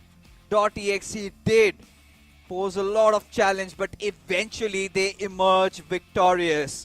Almost fell out of the hand, to be honest, but yeah, almost slipped away, but still, all good in the hood. The only good thing, I mean, they took it till 12, right? Yeah. Had it been stuck around 11, the comeback would have been there, and things would have been completely different. But yes, the news out here, ladies and gentlemen, is Reckoning 1-up, and .exe, after kind of being really pushed back, they fought their ways in. Now the second map is going to be very exciting. I agree. I mean, we were really talking about this itself, right? Back when in Split 1 they were playing Haven, it went to OT, and that time OG were able to win that one out. Reckoning kind of let it slip out of their hand. But this time around on Haven, you could see those ideas too. There were, and I'll point out one thing. Okay. When Reckoning was playing against VLT, you could constantly see the change in Viper Wall towards the sea, from garage to be window. There were many variations to that. Okay. This time, Reckoning did none of that. There was just one specific kind of wall. There was one specific kind of defensive setup, and they were kind of rinsing and repeating the same thing. Okay. This shows that they still have a lot of tricks up their sleeve. And I think so this was one of the reasons why .exe was still able to get a few rounds on board. Had there been those variations added, I think so the scoreline would have been even more favoring for Reckoning. It could have been, but then again, I mean, would you say that Reckoning at a point got a little erratic about their approach? Because it felt for a moment like, they could just walk away with this map, or maybe just run away. And still, .exe, I think a few hero plays, they started shaping things up. Even after it was a 5-0, they kind of got it back, and it was a very competitive half. But then again, Reckoning, once they got that reset, the sides were swapped, they took over, and thankfully they touched 12. Otherwise, I'm telling you, this game would have gone for an OT, and OT is a different ball game. Possible. And many a times the team which pushes it to the OT eventually closes it out because of the momentum that they carry and how they're able to break free from all of that. But pretty solid game from both of these teams, I agree. There were very iffy moments here and there. Some of the gaps left open, explored by the other side, but all in all, very clutchy moments out. Yeah, for me, my MVP has to be Monet, bro. I enjoyed every bit of him. Like, constantly always being a step ahead. And even the good news is that Paradox is starting to feel himself. So let's find out what the stats say. Is it going to be Monet, BGG? Yeah. This, I mean, scared. Okay, you can have that. We literally call that one out. But BGG, early momentum always. I think from round 1, He had his impact, he had his presence felt, and 20 kills. I think one of the lesser MVP that we've got with the least amount of kills. That goes on to show that everybody from Reckoning actually has stepped up in this first game. It was a collective effort, Yes. not a one-man show. And yes, this shows it perfectly. Now, 37% hit shot ratio also shows you that he was really focused on hitting all those skulls, breaking them open, right? And this is also one of the reasons he had 4 first bloods out of the 13 that his team had. That also shows how aggro he was playing in many rounds. If it was also in that last round when he had the operator finding the opener onto Kohli too, so clearly shows you does not shy away from the fight whatsoever. 8 plants down for both of these sides. Reckoning converts 6, while .exe were only able to convert 5. Couple of flawless rounds from Reckoning 2 with a thrifty, and that's the main reason why we are seeing this big change in the scoreline too. Just a couple of rounds here and there, and the story would have been entirely different. I 100% agree with you. And look at the stats. 20 for BGG, 17 and 17 for Deadly 10 and Monair. Deadly has been making such an impact for himself. I think Deadly for Deadly to be in this roster, he's always been that special child. And especially in the era where we're seeing so many young kids step up, Deadly has been one of those players that has always been there at the top of his game, always delivering. And I kind of see a very bright future for this young kid. And as he matures, he gets past, 22, 23, that's where we're going to see him at his peak.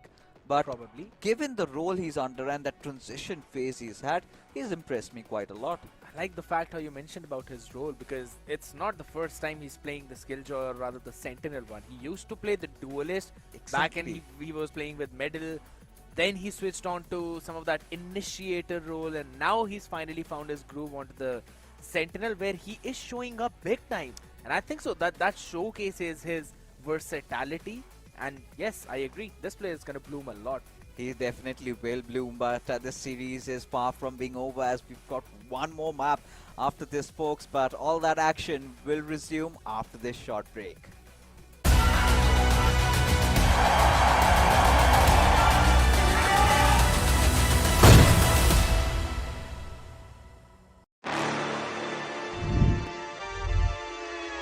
Hold up. Why do they doubt the kid? I'm about to prove them all wrong again. I got a low tolerance, cause they don't even know what the problem is. It's me. Why do they doubt the kid? I'm about to prove them all wrong again. I got a low tolerance, cause they don't even know what the problem is. It's me. I ain't taking no loss. Look, I'ma always win. And I'ma do it again. Watch me win. Then watch me do it again. I'ma always win.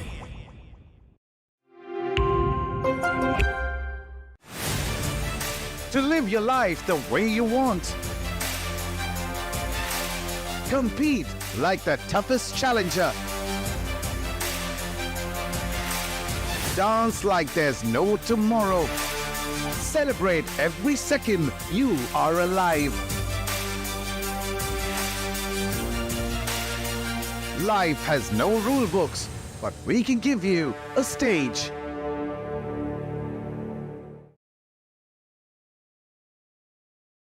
If it's necessary, I'ma go and come and ride with it. Let me welcome you to my legion. If you mess with us, we gon' put you on a t-shirt. Never take a day off, what's a leisure? Squad's always up, this teamwork, stream work. Chalo fera, jao sare, ek mara fera, gole gare. Sare mere bantar bawe, Registan mein bhi hum nadiyan baha de. Chalo sale de man bahane, walatna mat jab hum aa jaye samne. Aur kar tere wale, mere meri team mere piche kya karega tu chabe. I said I got your back.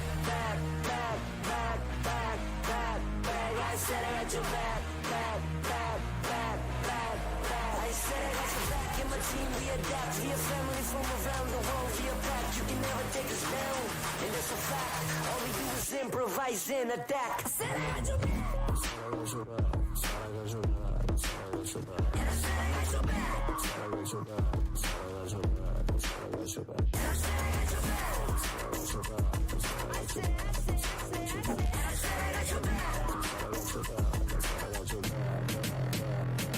हम खड़े फिर यहीं ऊपर आसमान नीचे जमीन पूरा है अब हमें यकीन बढ़ते रहना आगे और चढ़ते रहना ऊपर साथ मेहनत है और हमारा जमीन खुशी होना कभी जीत की तरफ है बढ़ते जाना लड़ते जाना कभी माननी है हार नहीं We work hard and we play hard चाहे जितना भी दिखे हम गंभीर चलो करें मजे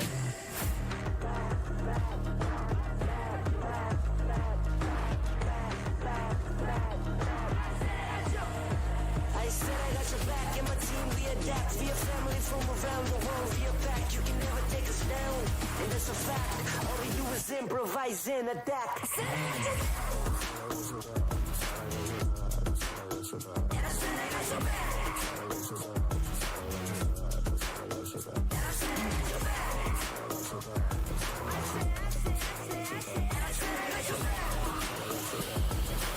All we do is improvise and adapt.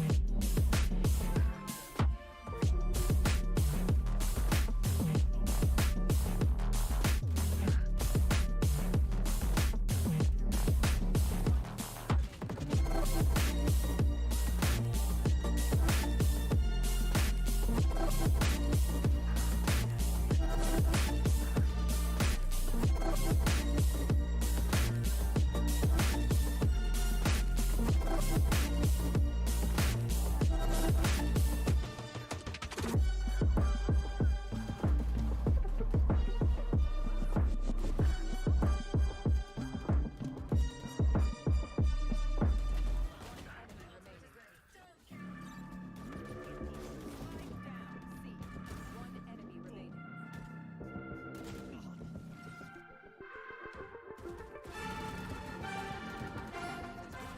remaining.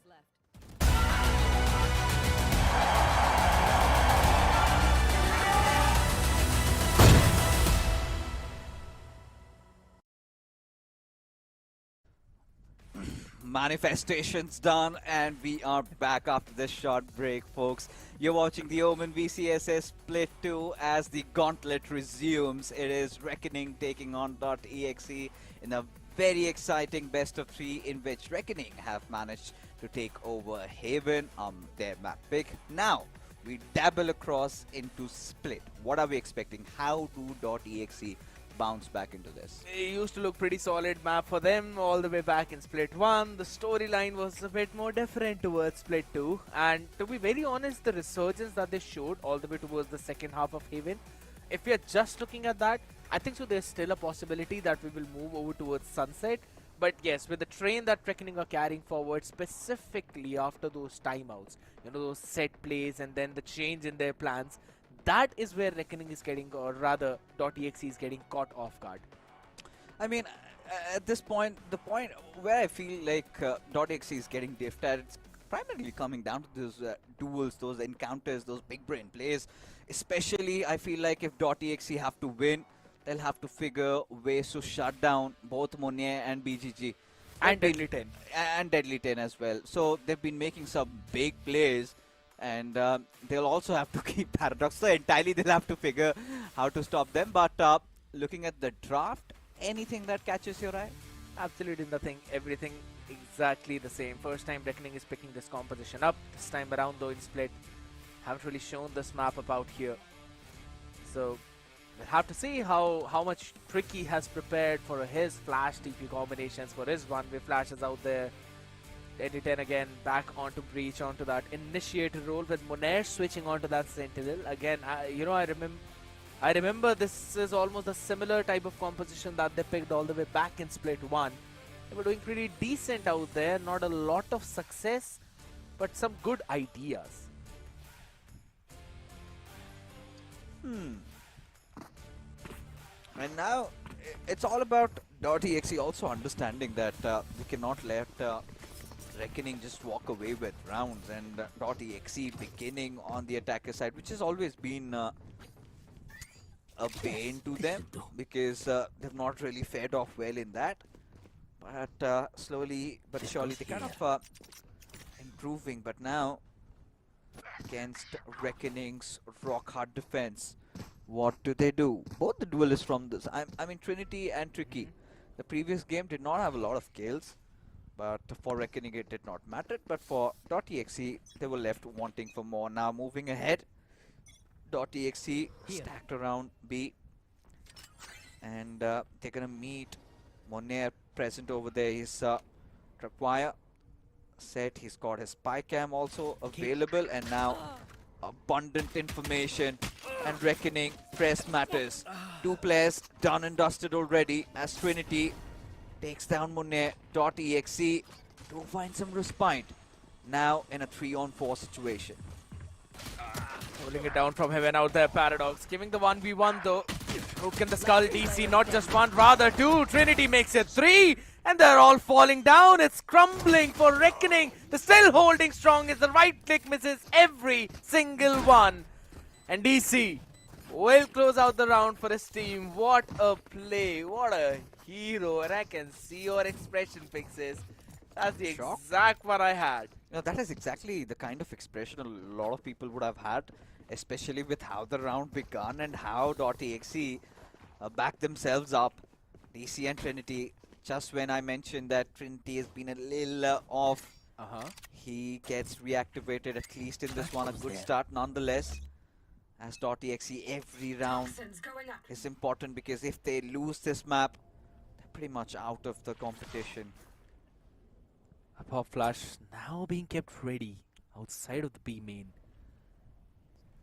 But hold it down though for as long as possible now on the back of that stun. But I love the fact how .exe, they were just holding out for any kind of push. Playing it all the way far back, RVK spots too. It's still not quite clear as to where exactly the stack would be. .exe is just taking a gamble that is probably towards double peek. The B side, but a lovely double peek out there. DC answering back. Yeah, a little overcommitment there. Paradox left with no option but to fall eventually. But Monet, this time Monet, the cheeky angle there. Trinity ensuring got all those corners checked. Monet dashes in the first stun follow-up was amazing. Still managed to find Kohli. And now could be Deadly 10. If he had a ghost or a sheriff, 30 seconds things would have left. been different, but BGG makes up for it, and so does Machiavelli. 2 quick kills, and suddenly it's in round, brought down to the wire. But DC, better weapon, clutches it out. But DotExe were pushed to their limits.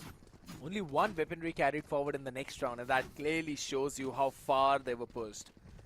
So it should be a pretty simple full buy round for Reckoning Esports, and a difficult bonus for DotExe. Going it over towards the A side again, Monair getting one on the back of that stun, which was picture perfect. A few trades back and forth. BGG answering back right now, a Bucky and a Stinger. Added with a couple of upgraded pistols. Okay, Trinity takes down Tricky, an important duel, and DotExe needed that. Given the fact that did not have the best of buys, swarming onto the side, now looking quite decisive with their approach, but Paradox, hold on! Evens the numbers.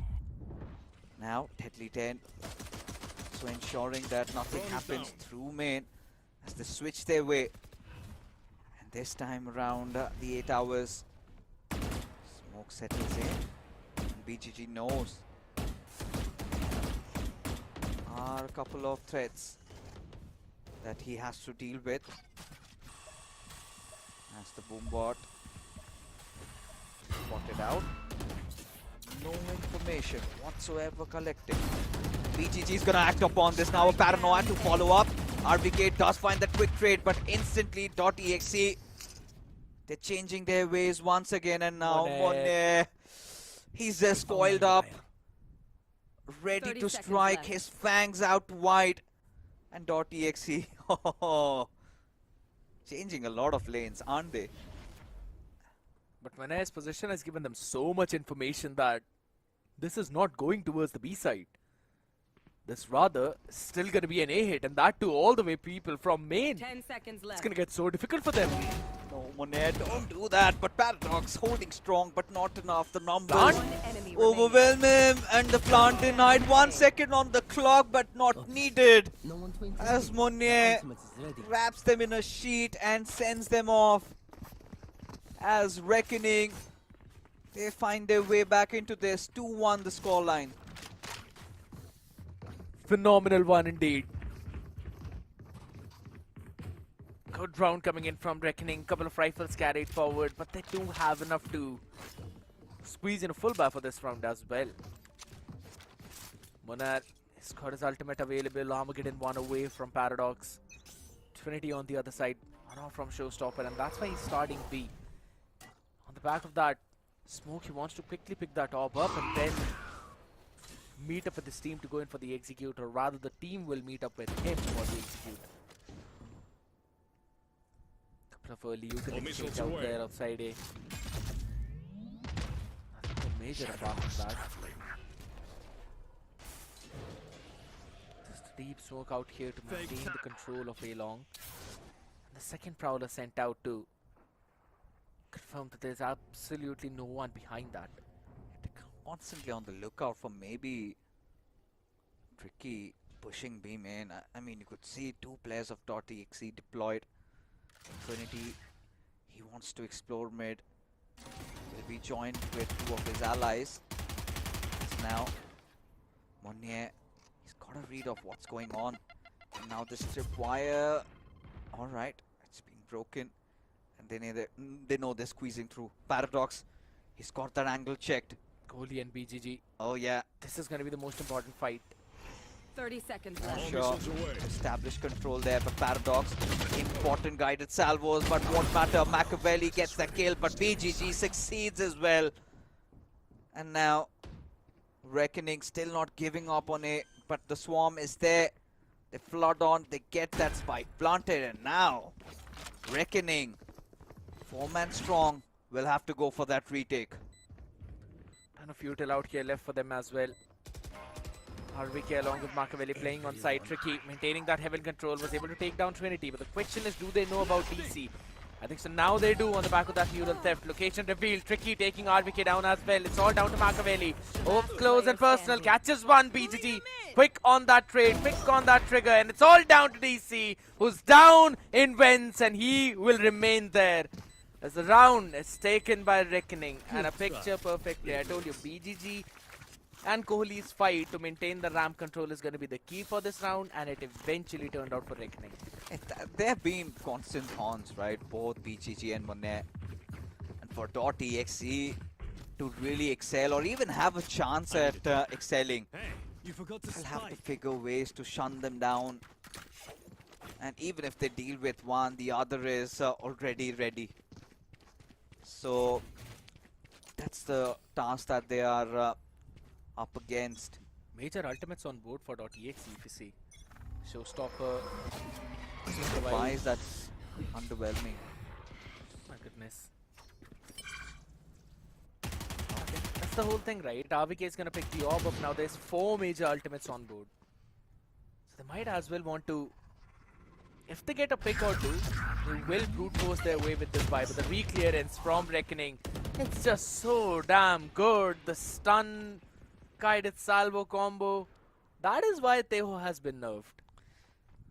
Yeah, but at least not in this tournament. At least for now. One BGG enemy remaining. never Spike misses his down goal, mid. does he? Flawless. As the wars continue for Reckoning. And there you go, Paradox will finish things up.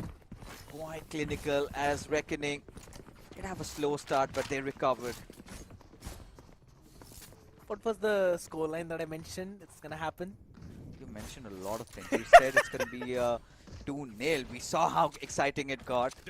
And now, you know, I'm still not going to rule .exe out. I kind of feel like this team takes its sweet time to cook and gets conditioned and then answers back. But again, you know, the key factors we've already established. We move on. The 6th round. I just feel that they take the sweet time to cook and then sometimes just overcook. Happens sometimes out there, but oh my goodness, BGG, what a player! Throws out that smoke extra high just to get that 1 pixel out of there. Trinity, showstopper, catching absolutely nothing. Grenade is live. Bot taken care of now. I mean, I Drone thought going maybe up. that's going to be a right click onto that one, but again, Drone spotting out the position of a couple of players out there. Still Trinity up close, personal, but Tricky and Paradox have got tricks up their own sleeve, and not one but rather true. Screens is there, Kohli backside. How long can you stand? Not long enough, says Tricky. As another round grabbed by Reckoning. That's lovely. And this time, Reckoning did not have to push themselves till the limit. Getting the job done, easy peasy. So far, Reckoning 4 successive rounds and .exe. I'm kind of pondering whether they'll get a timeout next, because they need one desperately at that.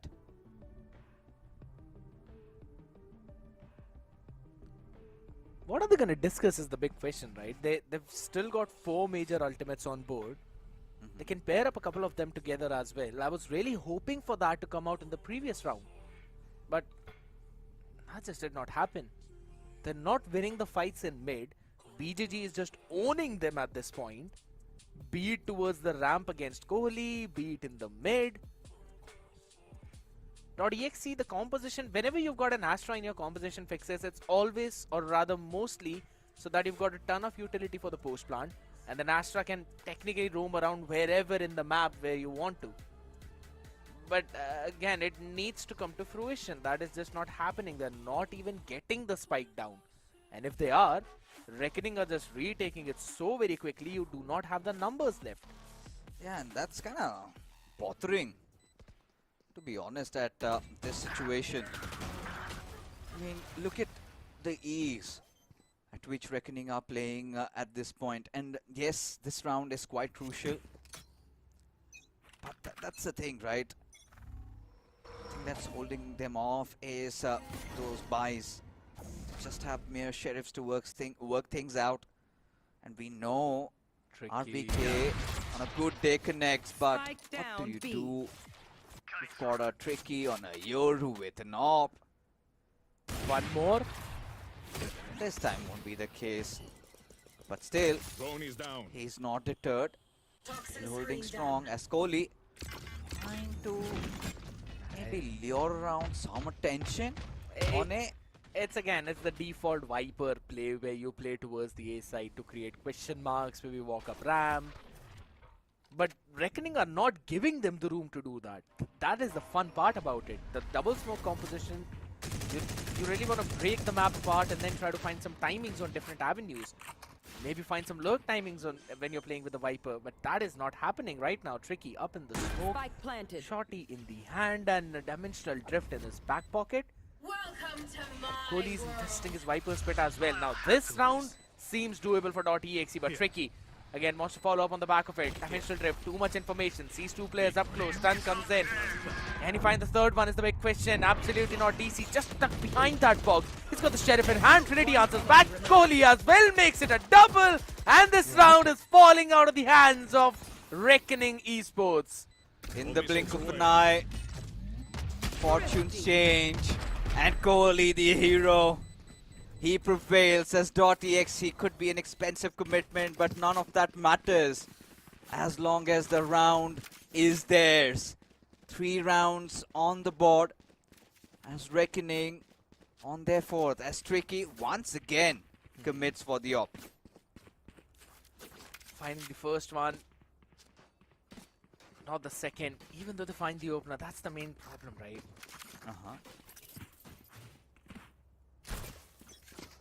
The bit of a problem out there. Maybe they could have swapped the operator out there, you know, when Tricky was going in for the dimensional drift play, while the operator could have marked any kind of exit from the pit. That might have changed the entire dynamics of the round, but it's absolutely fine. Did not happen out there again. Oh, Deadly 10 turns around. Swap Machiavelli out of this round out here. Monerdo, an unconventional miss, but Kohli just hops back to try and give that one to him. PGG answering back onto DC, playing for that flank. It's all down to RBK. A 1v4 makes it a 1v3. A bit presumptuous of Paradox out there. A bit of a white peak. BGG takes the head and will claim the round. Beautiful, beautiful comeback coming in from Reckoning. At that very moment when we thought that maybe .exe could be picking the reg up, Reckoning answer back. And at this point, .exe in a little fix. What do they do? How do they salvage this situation? Got that Cosmic Divide to play onto, but for that they need that plant. And for Reckoning, ensuring they stop them. And now look at this, the round has begun and Trinity stops them off.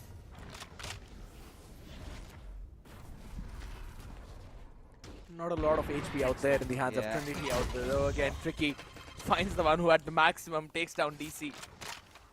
No Cosmic Divide in this round again. Bulldog and a Vandal still to work with. Fun fact, fixes, the spike has not been committed till now.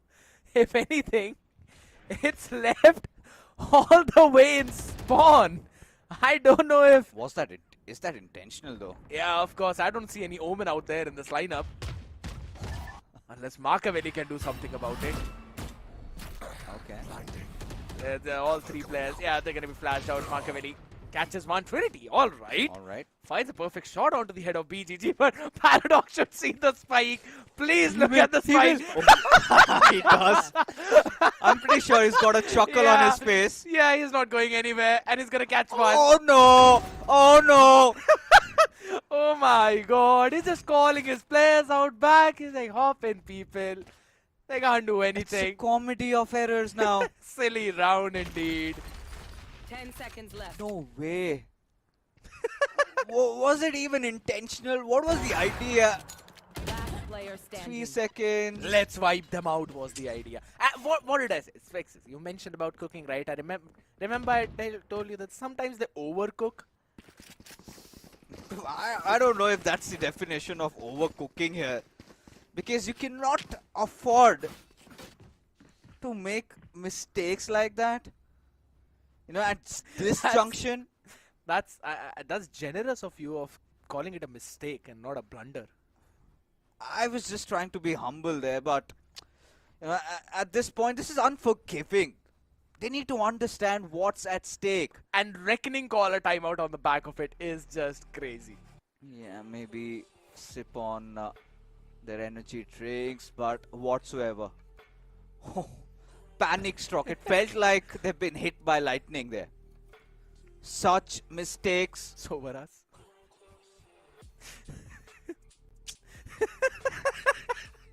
You know what? Fixes, sometimes it's okay to lose your composure and sometimes it's okay to laugh out the things that are actually funny out there on the screen. It's baffling. It's baffling, to be honest, what we just witnessed. I mean, Oh my god. I don't know, was there a miscom? Was it maybe on purpose? Whatever the case was. Yeah, we can just throw it out of the box right now. Again, Reckoning. Here's one thing, right? Reckoning, even though this time they found out where the spike was, they were able to convert this round. But if you really look at the hold on side, they did lose it on the B. Right? So I think so this timeout was just to fix the errors that they are facing while they are trying to hold the side down. Communication was revealed indeed after that though. So on the way, on the back of the showstopper, they should eventually catch one. Absolutely not. Munair on the back of that cages. Just what able to help out Deadly 10. 4-on-5 situation going on. Kohli feeling the heat and Paradox giving him exactly that. RVK, a dying respite, answers back. Paradox is low. Yeah, changes fortune. Now numbers equalized. EC commits for that cosmic divide in RVK. He wants to redeem himself.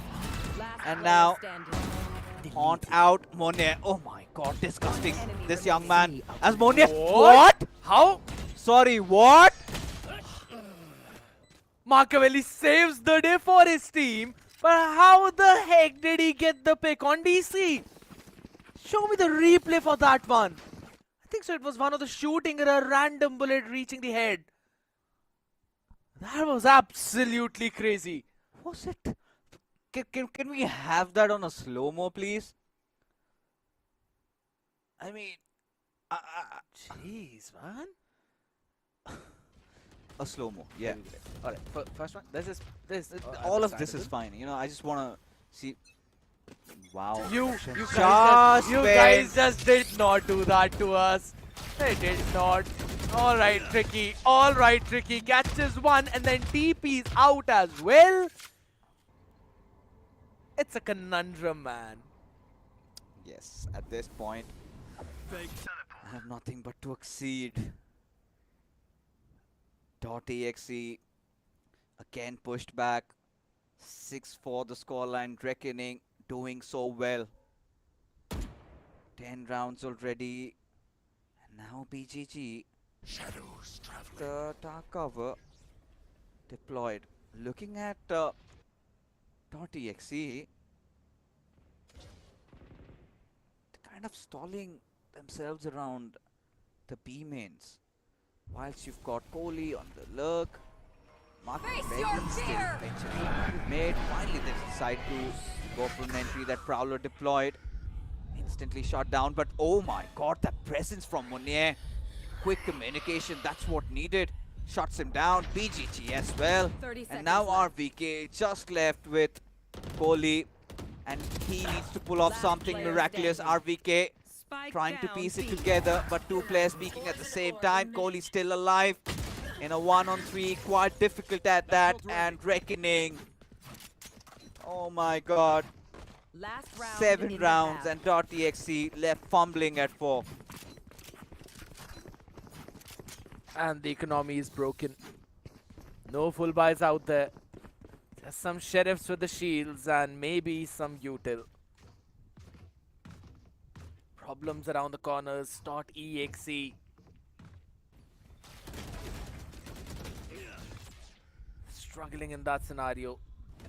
And as you mentioned, some quick communication between BGG and Monair, calling out that the heaven is unwatched. Monair turning around, quickly getting the pick out of the man out from there, and then following it up. Mid push down this time around from Reckoning. Gonna play aggressive. 4 people out here. Paint Shell pushing them back. Flash perfectly blinding. Trinity catching not one but rather 2 in that push. DC will eat up a ton of damage onto him, down to 8 HP. They've now got a couple of upgraded weaponries out there. I mean, at this point, it's going to be interesting. Winnable. Winnable for sure. The last round. Same for Reckoning. Yeah, I mean, skipped in that base. Let's not. This was a good one. Yeah, this was, but Cage yeah. trigger. They found my one. Careful now. I hate to say that you stand corrected, but DC, please prove me wrong. Trinity can definitely. Yeah, he can. He's got that perfect angle, and Reckoning have no idea. Or maybe Paradox does. Now Tricky being picked off. 30 seconds Now left. Paradox knows what's happening, but look at that spike. It's headed towards B. And Reckoning is not even close. In fact, Paradox in a 1-on-3. He's 1 away from his ultimate though. Never mind. Yeah, he's gonna be going down. Cody's reposition unanticipated. Sends out the salvos. Bye, Para. And it's a bye-bye Para though. Trinity gets that pick. Kohli was trying to focus down on those trades. It's a Switching 5-7 swap. And I think so DotExe, they've actually Still done a fighting pretty good, half, yeah. It's winnable. It is still doable for them. If they win the pistol, they're going to equalize the scoreline. It's all about now playing the best Valorant of their lives at this point. And few mistakes from Reckoning, a little rotation too soon. Overzealous out there in Yes. mid is what I'll say. Just overstacking there, just went on to hurt them, but still, nothing has troubled them so far. Not to say that this match is kind of getting away from their hands. It's still, they're still in this. Interesting to see Kohli not buying. I think so. He dropped the goose. He fight without anything else though, but over towards the side. Ricky out there, a bit of a problem. Ready, puts him out of his misery. Oh my god, that's absolute brawl fest. BGG walks away with 2. Numbers even. Kohli is eyeing for that one, and he'll get it. Instant snake bite deployed. Paradox will secure the plant though. But Machiavelli, DC and Kohli, they'll have to piece this one out together. 3v2 out there, and Monet dazed up a bit. Machiavelli's position not compromised. Oh my god, Paradox is rotating out to re-clear. That's a big one. Now it's known. Machiavelli in this position. Monet. Ooh, that could have been so close, and Kohli gets an important frag, and Machiavelli will stick on to the defuse. It's a little too late for Paradox, as the guided salvos will go, but Machiavelli, yes, finally, much needed round. .exe get their 6th. Should have thrown out the salvos a bit too early out there. It's so late in the round. Maybe he just got them off the cooldown. But this was a very important one. And Absolutely. this also. Kohli holding down the spawn was the big thing. Paradox had the salvos up for a while. He could have used them up as soon as he heard the tab, but I think they did not anticipate Machiavelli sticking it all the way down. The only thing, they were waiting for the second tap, and once it did not came, they realized, yeah, I think so we're already a bit too late out there. But Don't get up. much needed pistol for .exe, and on the back of it now, find the opener, the outlaw, against the Marshall on the other side. Okay. Get it. Trinity, a boom bot, changing its direction, and Trinity will pass through. Oh, Trinity could have gone close. All right, no damage done. Machiavelli will get the better out of Monet, and now Paradox has no other option to take that Marshall and scurry out of there. Trinity, now this time, right, the numbers stacking up for Reckoning. Be a little watchful. 2 2-on-5 situation there. And now Trinity, he's gonna aggress. This is much needed. You need to have that confidence. And yes, this flawless will earn them exactly that. As .exe, they've equalized on the numbers and suddenly they've brought back life into this match. Bonus is also looking pretty decent out here. A couple of Bulldogs, an Outlaw. Lights out. Losing members was the most important part, and they kept that. They are mine. So the economy is going to be looking pretty decent. Very aggressive out there towards A-main. Back members of Reckoning and maybe catching one, and absolutely well tricky. Getting caught out there. And with all that util bombardment, and now going to move all the way back and reposition towards the sides.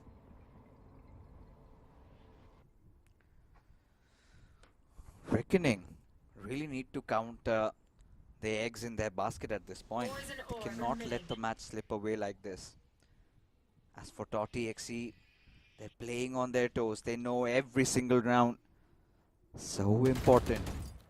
As Reckoning, they charter through B. Two players. Drone going The up. kind of pressing matters around mid as well. Applying immense pressure. Did not give a lot of information out. They do not know how many people are here. That was a head smack, but Deadly did have the superior weapon. Now he lives to tell the tale as BGG squeezes through, and this is what .exe did not want to happen. Player standing. As BGG, that crouch and a head was nasty. And Trinity now left all alone in this retake.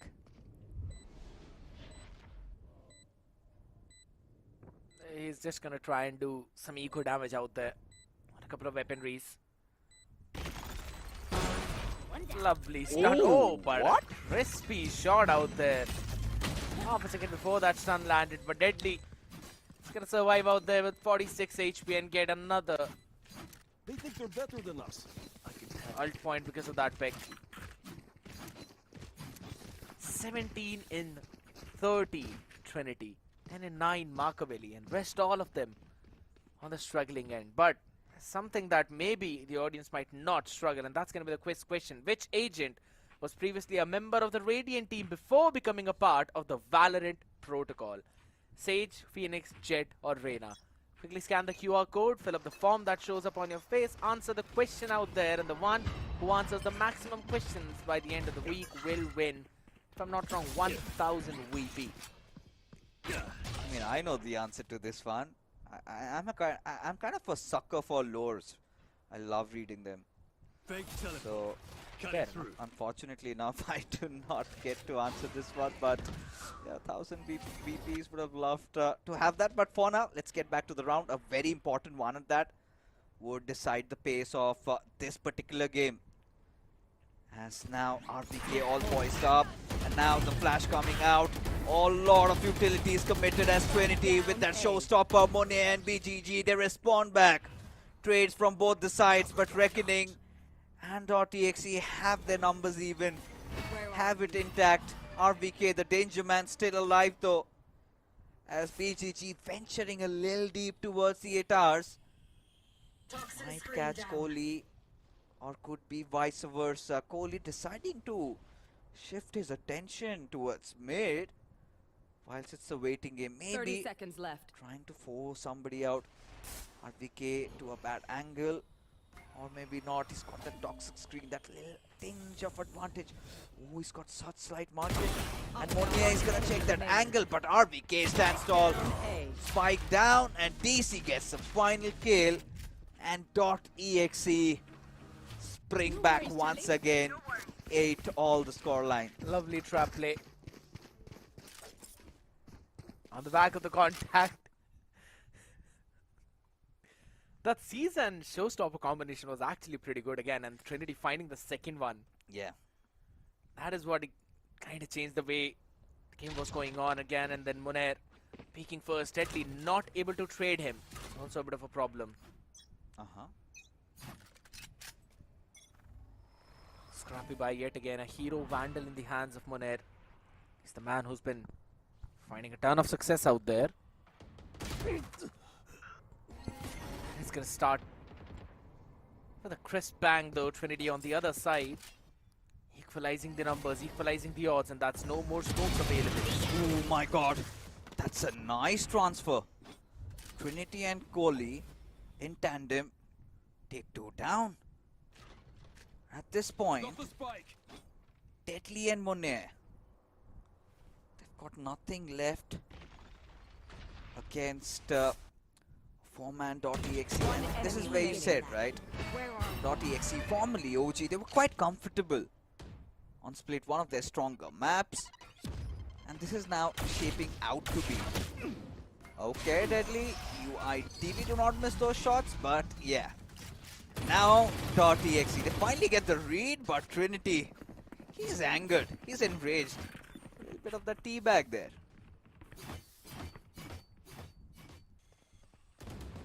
Happens sometimes. Getting out on this round, getting that confidence back up. Also getting the lead. It's probably building up over towards showstopper as well again. On the back of that 3K. Halfway, or rather more than halfway through already.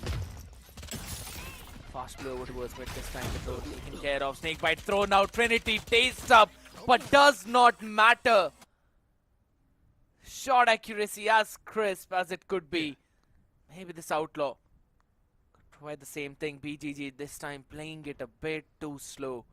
Portal closed. All the way back now. Cutting through. Rock's the only man with a half shield along with Moner, so outlaw could be a problem for them, but Moner already plays on the other part of the map and he's trying to grab as much attention as possible. Oh, look at this. Deadly 10 takes down Machiavelli. An important frag at that. By all means, is Reckoning. They're starting to lose control of this game. Rolling Thunder deployed, but Kohli this time quickly traverses. Spike planted. He could find the players of Reckoning off guard, and he does, but eventually it's going to be DC. Who's just better. Spike planted. DC Trinity positions compromised. Haunting deployed. 3 of them trying to shape it out as Monet shuts down Trinity, and now a very important neural theft at that. 2 people scaling up. Half the fuse won't matter as Reckoning sees this one through. This game is getting exhilarating. I can see the excitement on your face as well. Fixes out here. It's been back and forth. Reckoning answer back really, really well. They realized that they were not able to establish control on mid, and they were not able to convert the rounds this time around. First getting the attention out there, even though they lost the fight, but they were able to scale up on the back of it towards B main. And then just a bit of noise made by Moner out there in A. Was able to divert the rotation towards that part, and then pushing it all the way in towards the B side on the back of the Rolling Thunder. Really crucial pick by Deadly 10 onto Machiavelli though. Kind of turned around that round this time. Starting with almost the similar setup. The only difference is Euro's going to be going in with the team towards B main. Moner is just going to try and rendezvous with them at B main. PC in an off back.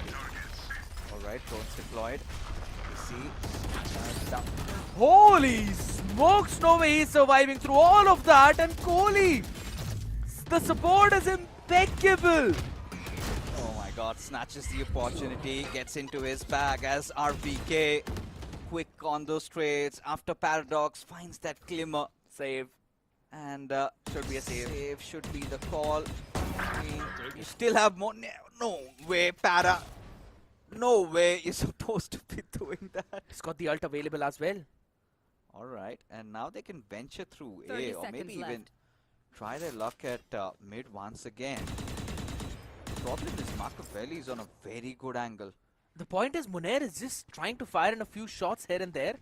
So that Who's drawing Paradox... all that attention. Exactly. So that Paradox can actually find a time and go for the plant on A. But it's only 12 more seconds remaining. And he's gonna cut the 10 flank seconds off. left. I don't think so he's going to cut the flank off. He's just going to try and buy as much time as possible. It's a 1v3. And Paradox is going to go in down for the safe plant though. No idea for .exe as to where he is. Now they know. But Paradox needs to play aggressive. He's got every single tool that he wants. I mean, all he's got to do is spot and trigger the Armageddon. He does. Not yet. Oh, Holding onto it. What? One with that guided salvo. He gets a second. Now he's got all that avenue, but will be responded back. Oh my god. With a dimensional drift. He's onto a Machiavelli. He's stuck himself. He stuck himself. And now Machiavelli is just toying around. Maybe looking for that half diffuse. He's going to stick it the entire duration. But Paradox with an ace around. Oh my god. What on earth have I just witnessed? Para, you beauty. That was just not an ace. That was crucifixion. Player standing. Now I have become death. The destroyer of .exe. Paradox just demolishes not just them but their hopes in the previous round. What a play by this guy. He pinched himself up with that Armageddon and still came out on top. Sheer balls of steel.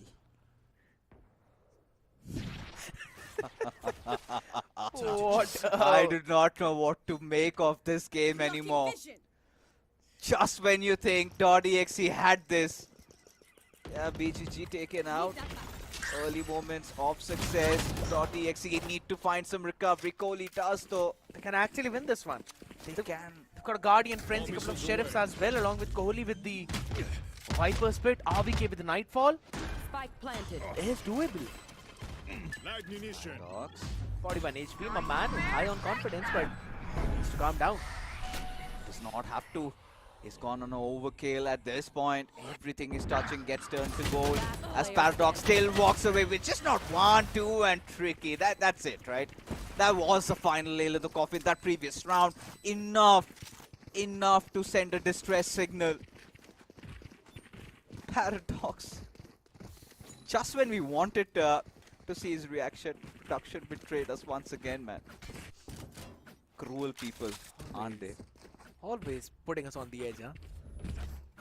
Just have to see this time around. He's got the dimensional. I'm pretty sure, you know, he would have had an expression of his face. I agree. Smirk, a little chuckle, whatever. I'm probably thinking that everyone would be holding their heads out there thinking, what did we just witness? And again, a big thanks to Moner on that round. We'll talk about that in a while on the back of Paranoia. Right now, Tricky being picked off. There's still a Viper Spit that you need to deal with. Does not really stop the entry. Still players all the way back, but they're all going to be dealt with. BGG answers one more. Moner being picked off by Kohli. They're all getting stuck. And this time around, BGG, can you clutch? 7 bullets in the bag. You know there's still RVK around. You saw that seize. And you saw the head. He's taken that right with him. But it's all down to Machiavelli. One util. And he's going to know where he is. He's just gonna creep. He's just gonna walk up and he's gonna crouch it all down. BGG put out of the round. And .exe survive. You know, at this point, I'm at the edge of my seat. It's gotten so much interesting. 10 to 11. Just when we were thinking, yes, maybe the players have gassed out. Reckoning. We'll have to hold it. And now a timeout called. .exe. They're playing like their lives depend on this. And at this moment it does. Just 2 rounds shy of getting eliminated. And they're bringing in all they've got. Reckoning will have to claw and scratch their way through. Those 2 rounds are not going to be easy. They need to at least secure the 12th for them. Otherwise, you never know. Fortunes quickly change, and it's a map of split, right?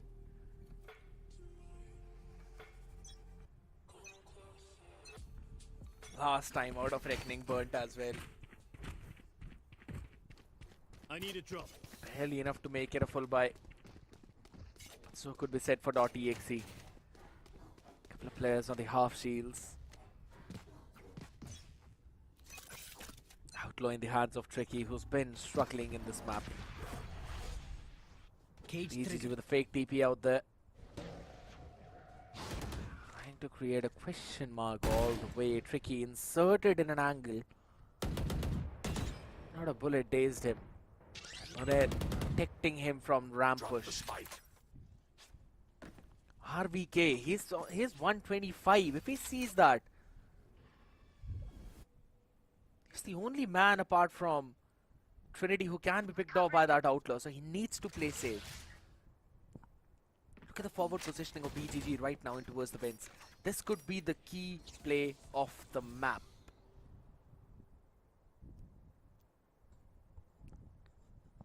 Monet. Lot on the line for him. For Reckoning. It's an entire team RVK. Oh, he's gonna act on all that info. Now, pretty well deployed, not catching anyone, but Machiavelli does. Catches Tricky off guard. And now Paradox will have to spew magic once again, and this time he'll fail. As .exe, RVK scoops that one through, and now Reckoning, they are in shambles. It's just not .exe on the verge of securing a 11 because now just 10 seconds remain 10 and seconds they've left. got no One answers enemy whatsoever. As there you go, 11 the scoreline, and Reckoning in a world of trouble. Because they do not have the buy. It's gonna be a big problem right now, even on the back of that hero ace from Paradox. Seems like they are in their own Paradox right now. Stuck in a limbo at this point. Reckoning. Who gets to be hero number 2? Is it gonna be BGG or Monet? If they play their cards right, they might have Rolling Thunder and Armageddon prepared for next round. That's the idea, but Kohli has got no intentions of letting that happen. Just shunning them down and .exe. Take the orb of B-main at this point now. They're on the verge of pulling off something special. As for Reckoning, Deadly and Monet, 2 players, not the best of buys. Poison's off.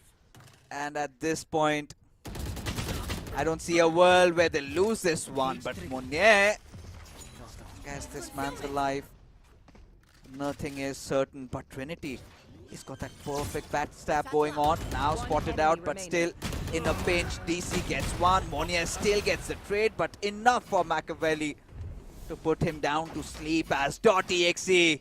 Match point. They suddenly are on the map point. What a turn of events. Seems like someone's full of life. I mean, everybody is at this point. Important round for both of them now. Trinity 1 away from his showstopper. Deadly 10 1 away from its Rolling Thunder. They need to play their cards right, as I said, and they are not playing it for the orb, but rather setting Deadly up for ramp play. Only are gonna try and make that flash TP play again with the guided salvos. They want to take that ramp control so very quickly, or rather want to fake that they're taking the ramp control and rendezvous in mid. That is an interesting approach. And it has drawn rotation over towards the ramp. The Prowler being used in to try and find some information. The jump peaks will be out there. But I like the diligence from .exe. It'll re-clear towards the B main. It is going to give them the information, or at least help them retake the side if B is entirely lost. Look at how far they've pushed up. Oh my god, they're not even going to break the tripwire. That is so smart. And so Slick. Trinity! Oh, deadly 10. He's got the ultimate now. Yes. And they'll have to act accordingly. This is it, right? Do or go for the third map, and BGG in a very precarious off angle. He's prepared. He's read this through. And Reckoning Esports, they want to push for OT. Exactly where you are. Okay. Okay. Alright, DC. Use the ultimate already at this point. Yeah, I mean, at this point, a 2-on-5, rather impossible. And now Monet, he's gonna catch DC, swinging off that tripwire. Machiavelli, yeah, I mean, an ace will only make up. He's begun his journey, eventually to be pushed for a thwarting halt as Reckoning. Switching sides. They don't give up. Overtime. They go for an overtime. On their opponent's map pick. Pretty solid man out there, finally. Racking it all up, BGG. All the way back on top of the charts. Paradox and Monet as well, just 1 kill away from each other. And then there's a big drop, Deadly 10. Though he's still got 15 assists though, so he's still doing a pretty solid job. Yeah. Tricky on the other end, yeah, I mean, He's been off today. way too off. I mean, just on this one though. We did see him in the previous one. Yeah, even in the previous game, he was around the bottom only. So, I think Reckoning, they've got their work cut out. Tricky. He's got to step up his game. But for now, .exe on the attacker side this time. As Reckoning on that defense. They've got a good setup around it. They've got both the tripwires. They've got Monet there on ramp. They've got the spy cam. They've got an abundance of information loading in. And now Paradox and BGG playing alongside together. They've got RVK to deal with him. A Prowler sent, nothing found. Some information is going to be gained out by that drone as well. It's going all the way towards the B, but now the push coming in. The entire team in unison. RVK is going to be having a headache after that one though. Trinity answers back. Deadly 10 taken down. Paradox makes it 2, and that's the lead. Just really one member out there in the hand. The tripwire was set for the kill, and kill is all he gets. Trinity paranoid out there. Shotty on the face. BGG confirms the round. And Reckoning. Behold the demons. Just one round short of just not securing this map, but to also close this series. But for .exe, all they've got to do is to secure another round to keep themselves alive. At this point, they know it's a lot on the line. Even their careers could go up for a toss. They'll have to win this one. And yes, a timeout was inevitable. Dude, I couldn't have been for the higher stakes now. Yeah. As you said. Machiavelli on that op. Interesting indeed. He's found a bit of success out there.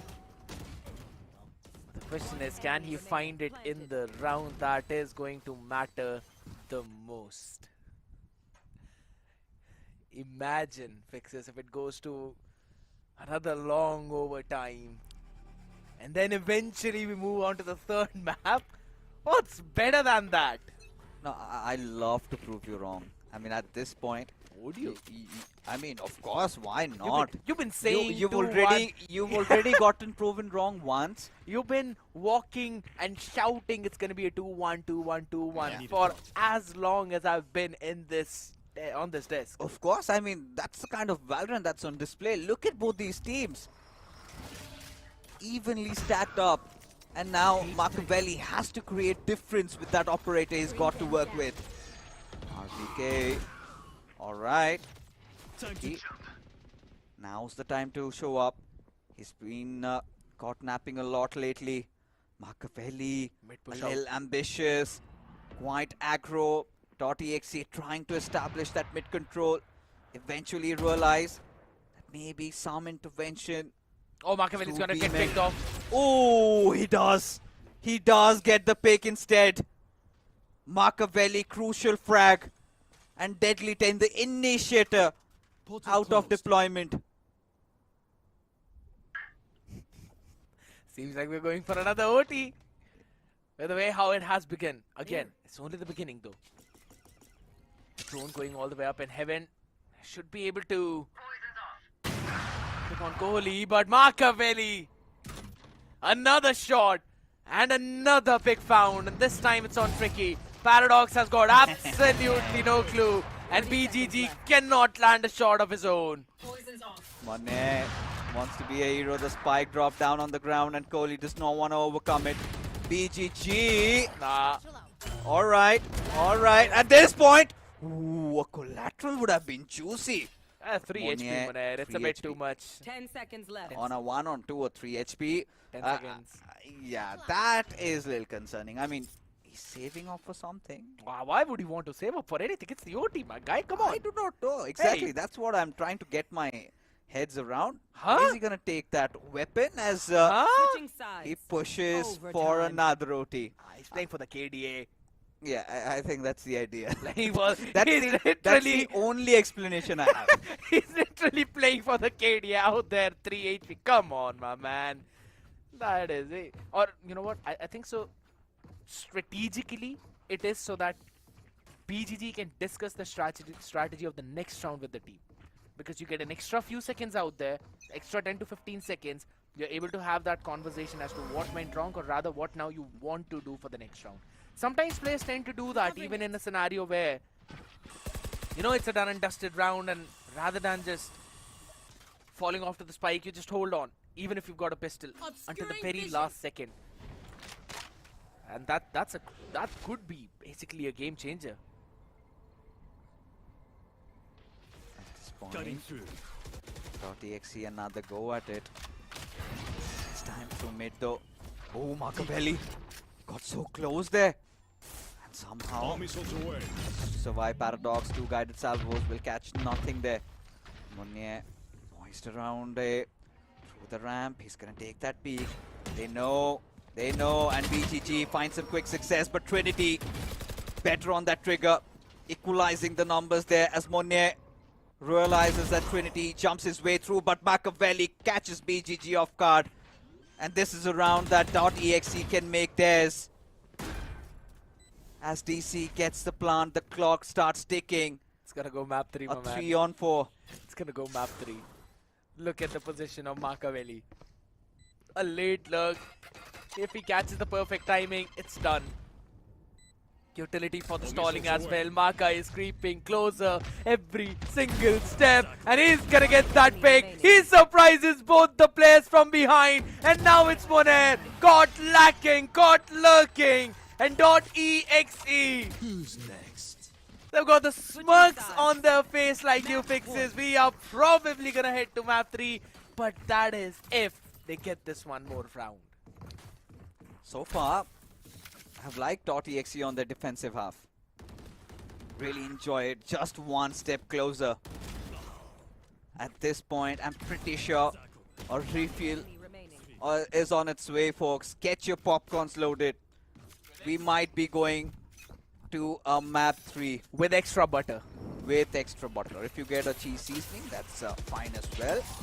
But for Paradox, I mean, at this point, Reckoning, feeling a little hasty. And Machiavelli, this time on the Vandal. Okay. Not really wanna risk it with the operator this time around. And they've also got the spam damage on a couple of people. BGG pretty low, Tricky as well. Kohli on the other side. He's given up the space over towards B Heaven this time around. So B split could very well come to fruition. I don't really feel that that is where Poison's off. Reckoning really want to end up. Forward positions occupied by .exe towards A ramp as well. Kavali is gonna hold in for as long as his TP is out there, but now he's gonna give up on that space. Oh my god, RVK. He's gonna be either up for surprise or he's gonna take this round. Okay. RVK. Oh, cannot miss. This was a crucial one and lost that duel. He's gonna be gutted about it as long as Machiavelli can make up for it. 30 seconds Tricky, he responds back. A 3-on-3. left. Spike planted. Monet gets the plant. Reckoning, they need to get to their post plants. BGG is going to play in for the late round. He's going to play in for the perfect timing. He's got the paranoia available as well. Through the elbow, squeeze through. Monet got the play of his life. Trinity though, he's got other ideas now. The numbers not favoring him, and DC closing things off as .exe finally can get those smiles on their faces as they survive a battle fought till the very end, and a map 3 on its way. 15, 13. Oh my god, why do I feel like someone's gonna pray for their safety tonight? But what a match! .exe again, not really willing to give up. While Reckoning on the other side, even after the heroics of their so many plays, still were not able to close this one out. Again, struggling a lot onto that attacking side over towards the end. They were finding some good success while they were going in mid, but again, there were a couple of players who could not really come online and were so struggling in this one, specifically Tricky and Deadly 10. To be very honest, Deadly 10 in the previous game was absolutely playing out of his mind, but this time around seems like his brain was being blown apart before he could do anything. I think the only difference maker had to be Tricky, like you said. I mean, that one player caught napping, he's gotta need that hard reset, because now, let's put it this way. Reckoning might find themselves out of this competition. It's a best of one now. Yes, it's a best of one, and we know best of ones, as history dictates, could go anybody's way, especially .exe. They've got that momentum in their favor, and Trinity having the game of his life. I think in this OT, such impactful plays, and even Machiavelli, I agree. that glass cannon operator catching the players of Reckoning off guard in the first OT round, that sort of made the difference. I mean, Reckoning threw everything they had. I think towards the end, it was that lack of discipline that hurt them a lot, and eventually they were punished. Came down to that timing, and I agree. In that very last round, it was a bit of lack of discipline from Munir, if I'm not wrong. His spray going everywhere, not really committing to one specific angle. That is a bit of a communication error as well, which I'll have to point out. But again, both the teams doing every single thing that they could, pulling off every strat from their book. No aces left this time around now, so Reckoning will be playing on the map of Sunset now. Oh, Sunset. Or DXE as well. We haven't really seen this map from either of these teams. I'm pretty sure it was not in the pool all the way back then as well. Split 1. Latest edition once again, Sunset coming back in. So it's going to be another another breath of fresh air into this competition. I think we've seen Sunset once this entire split. I don't think so. We've even seen Sunset. Not yet, right? So yeah, I think it's probably going to be the first Sunset for this entire. We have seen it going to. We have seen it in the Veto. Yeah. But we haven't really Not seen, yet seen teams play on that map, and yeah, it's going to be pretty fun. To actually see now. And again, if Machiavelli is going to land in shots like this, like the way he did in the last round, I think so. .exe will have a very solid chance in terms of the next one. But Trinity finally showing up. 32 kills, 335 ACS with 7 first kills. An impactful performance. Indeed. I mean, this man, he was built different. And this is exactly the kind of a play that you would want from .exe side, especially when they had everything going up against them. You know, throws after throws in the early phase of that game, especially that spike left behind, game going into OT. This was a complete cinema. And Reckoning, would you say that they got complacent for a moment and the match slipped out? I wouldn't exactly say they got complacent. I just say that .exe, they kind of evolved. They finally understood what Reckoning wanted to do, and they focused down on mid, specifically Kohli controlling the mail room in almost every other round of the defense was the main difference maker. In terms of kills, both the teams having the exact number, post plants as well, almost similar. Reckoning got sight 7 times, converted 5, while DotExe got it 8 times, converting 5, 1 flawless each, thrifty for DotExe. And I think so, if you really look back at the entire storyline, that thrifty, if that could have been avoided, maybe things would have been a bit more different out here. But here's the thing, right? We've been talking about Deadly 10 and Tricky so much, just because Reckoning are on the losing end of things, but even .exe, RVK and DC seems like not the kind of play that they really were hoping for. I mean, at this point, RVK did everything he possibly could have done. I mean, the calls were right this time. I think over the time, .exe have gotten better as a team, as an entire unit. And this was all about hunger coming into place. This was all about knowing that, yes, it is the game where you have to either fight or you go home, sit down, practice, come back again in split 3. And this could have been a whole process. Instead, they decided no, they refused to give up, and they squeezed in a third mapper. Now, this is what concerns me, is that next up is going to be Sunset. Sunset, a map that none of these teams have been playing for quite some time. Yeah. So I'm pretty sure more than the tactical approach, it's going to be more about the W gameplay that we see a lot in the South Asian region, and that is exactly what's going to happen. Folks, I told you to get your popcorn refills because we're in for a decider mapper, a lot on the line. Everything continues after this short break.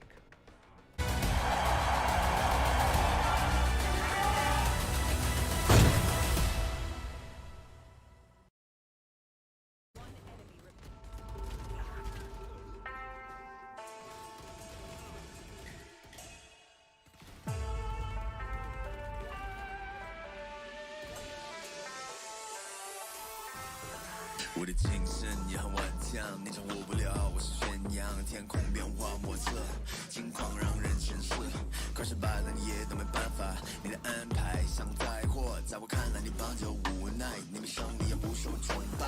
I'm a great, I go way, pop and paving my way through the smoke and the flame and the cold and the rain. Yeah, you wanna be me, but I stand out. You on flat earth, looking at my cloud.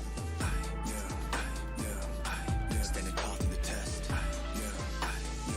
Standing tall to the test. 精神也很顽强，你掌握不了我是宣扬，天空变化莫测，境况让人深思，快失败了你也都没办法，你的安排像灾祸，在我看来你帮着无奈，你胜利也不受崇拜。Standing tall to the test. Standing tall to the test. 你看我的 set 就知道我的团队在团结。Team's the best， 他们值得 respect， 我们之间有巨大的差别。连我妈妈也叫我永远的神。我一回家，她说大儿子你很 tough， 一直不带不能被取代，比我更努力的人也不存在。到时我起来和盐酸奶直接出来，那真的无愧。Great, I go way, pop and paving my way through the smoke and the flame and the cold and the rain. If you wanna be me, but I stand out. You're on flat earth looking at my cloud. Standing tall to the test.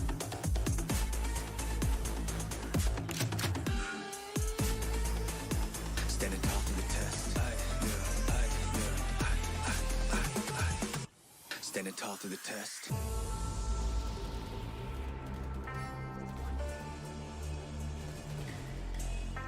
我的精神也很顽强，你掌握不了我是宣扬，天空变化莫测，境况让人深思，快失败了你也都没办法，你的安排像灾祸，在我看来你帮着无奈，你的胜利也不受崇拜。我的精神也很顽强，你掌握不了我是宣扬，天空变化莫测，境况让人深思，快失败了你也都没办法，你的安排像灾祸，在我看来你帮着无奈，你的胜利也不受崇拜。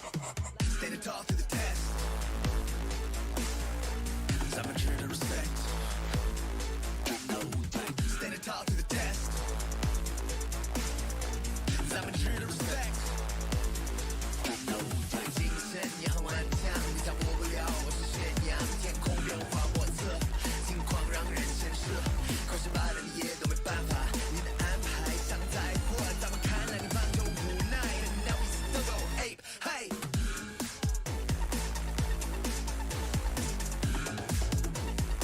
Standing tall to the test.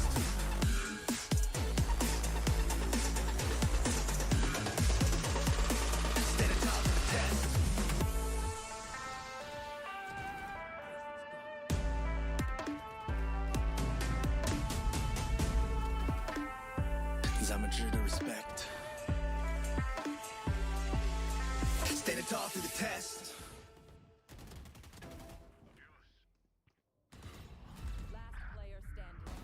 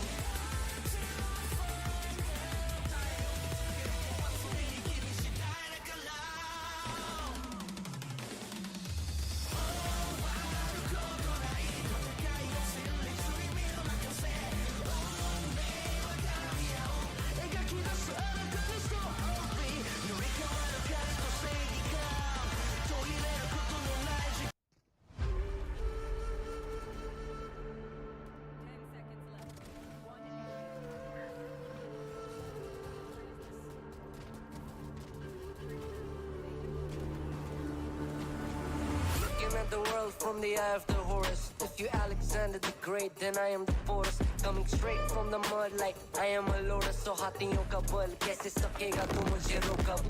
देख तू कैसे मैं लड़ूं, तुम लोगों से ऐसे ना डरूं. करूं मैं जिससे मैं तरुण, पानी पे चलूं मैं जिससे मैं वरुण. चाहे मैं जीऊं या मरूं, जो करना चाहूं मैं वही तो करूं. आता है तू ना करीब, तू बेटी चीप, जब तक कटे ना तेरी ये jeep. Better believe you're gonna bleed. Pick up a seat, get in your team. I'm the king of kings.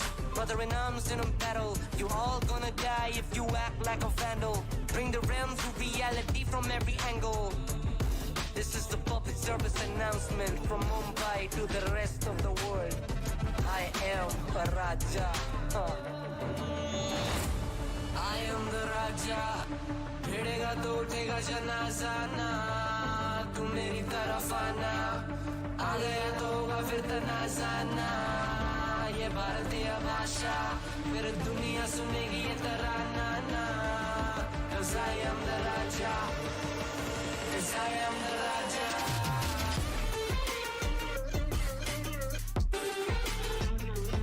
I am the.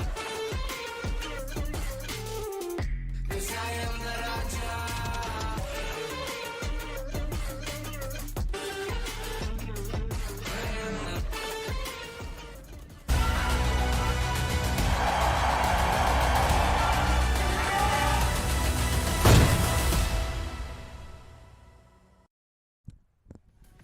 Yeah, all refreshed, all excited.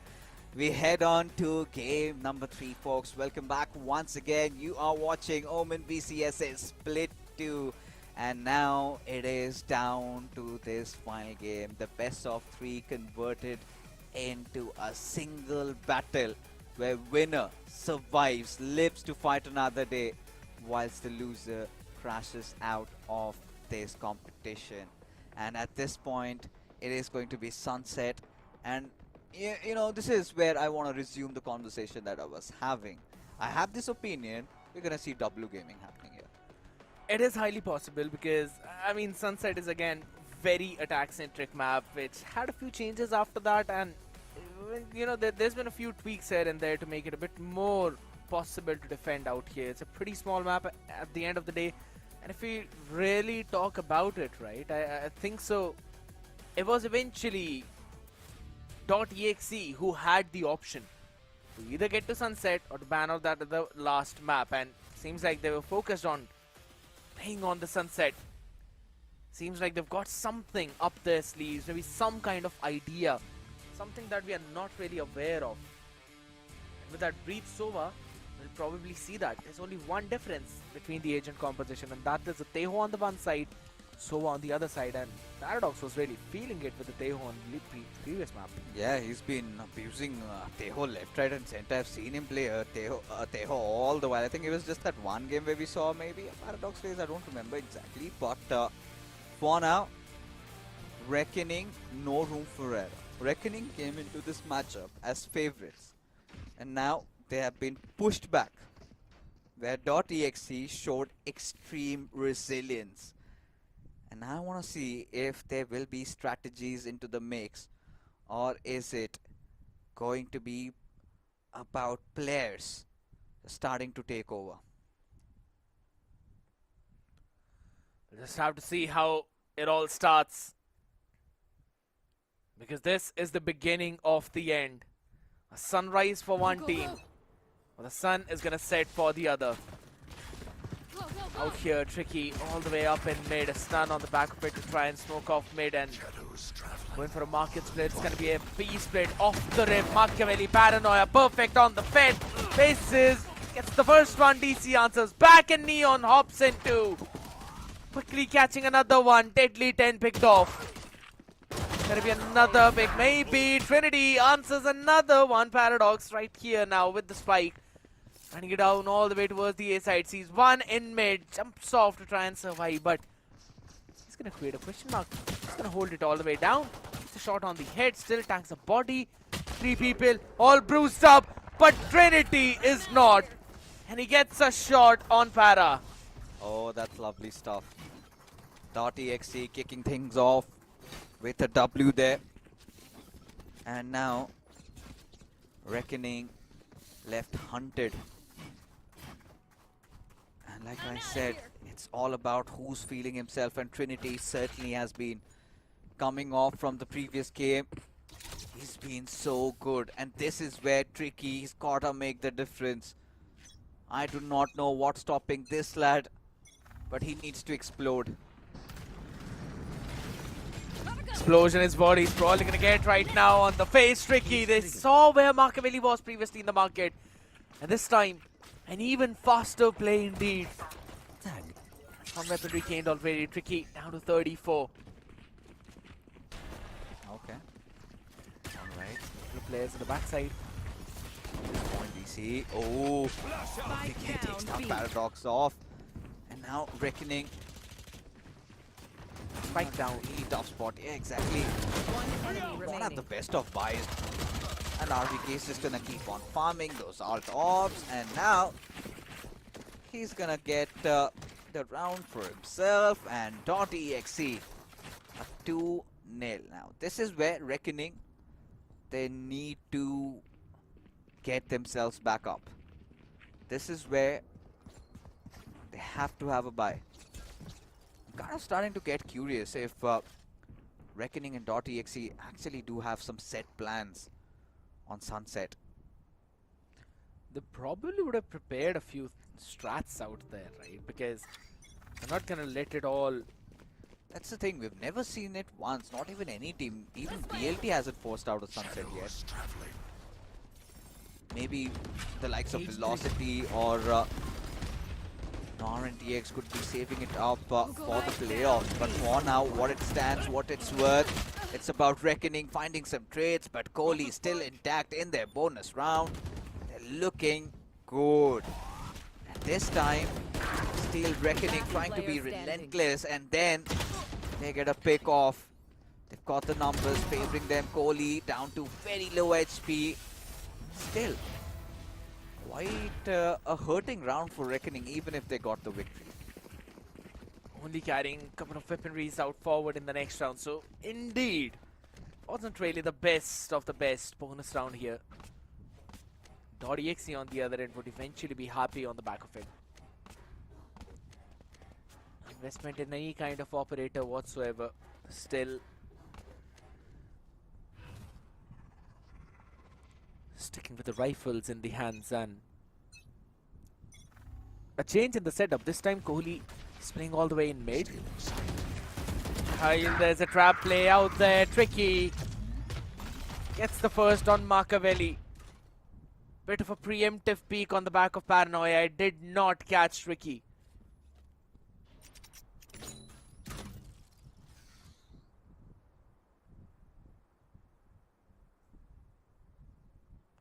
Reckoning. Mid push out. Yeah, stalling the play a little bit. DotExe wanna amp in all that heat. At this point, BGG spotted. Destroys the drone though. And now they venture out towards a... Can be caught by RVK. Yeah. In a very precarious spot. BGG holding on, does not miss. Exactly the kind of opening that Reckoning needed at this point. They've got the numbers favoring them, but the rotations have squeezed through on towards the A side. 30 seconds on the clock, and Reckoning are yet, I believe, to make a call. They head on towards A. Okay. 30 seconds Elbow left. to A. That one trip fire is going to be crucial because on the back of it, Trinity is ready for the play. And just right now, Kohli has also cleared the entirety of mid. Good pick by DC. Tricky taken down, and suddenly you can see One enemy remaining. this is where Trinity trying to make all those plays, and Monet in that 1v1 will prevail. As Reckoning, they equalize the score 2-on-2. Spamming it all the way out, Munir's position became most important. His entire cavalry fell when they were pushing out from the elbow. So eventually, he was able to trade out the rest of the mates, and again, a good smoke over towards the ramp.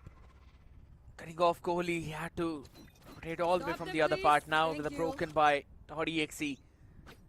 Some of the crucial ultimates are almost on board, so they will have to play it smart, not playing it for the orb, rather outside of the A is where they're going to pick the orb off. taken out. Okay. Cage triggered. Monet.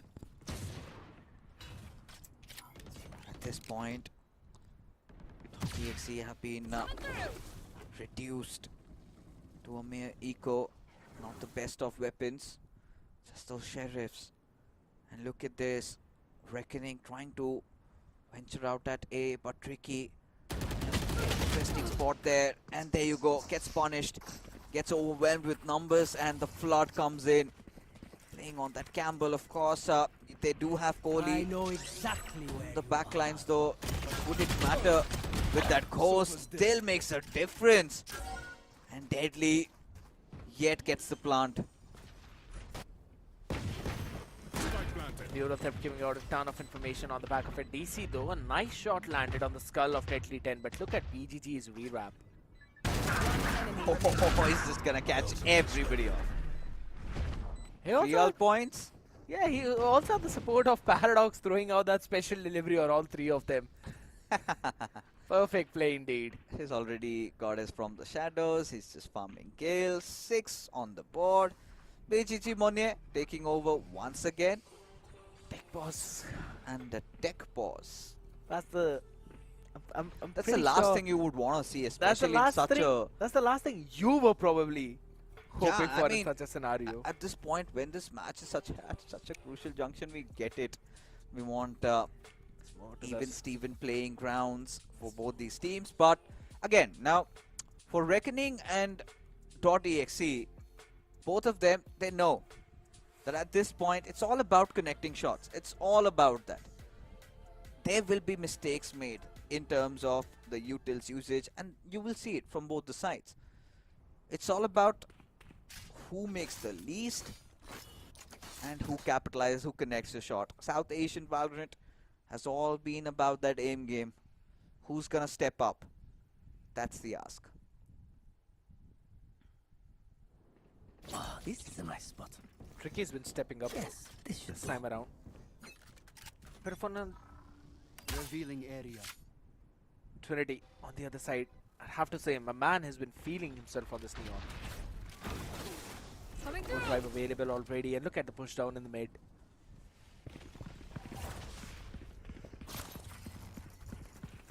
Go, go, go. It's gonna be an A hit though.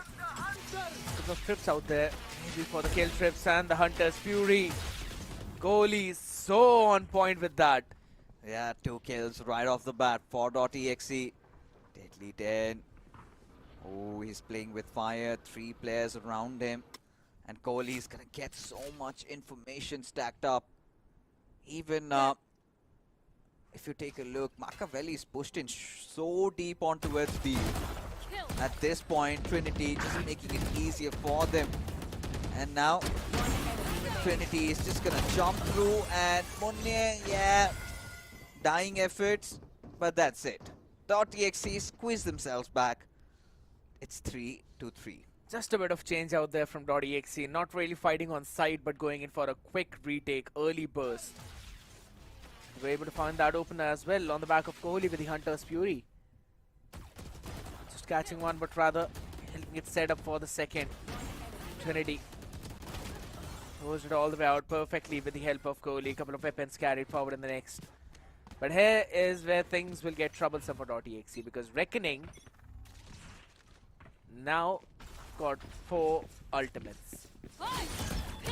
Holy smokes, Trinity! He got out, and BGG is gonna punish Trinity for that aggression there. That quick reveal, and now Reckoning, they are starting to take on. Just when they thought that maybe things aren't favoring them, here they are, conquering B, while Kohli Take flight. leads the game of his life. A 2-on-3, bring it down to Kohli in a very nasty 1v3 with his position given out. Still fighting tooth and nail. And now he's going to do something about it, but Munye is not going to give him that space. It's gonna shut him out as well. On the back of it, Reckoning get another round. Big one if you talk about it. Had this gone into the hands of .exe, that means the next would have been their eco.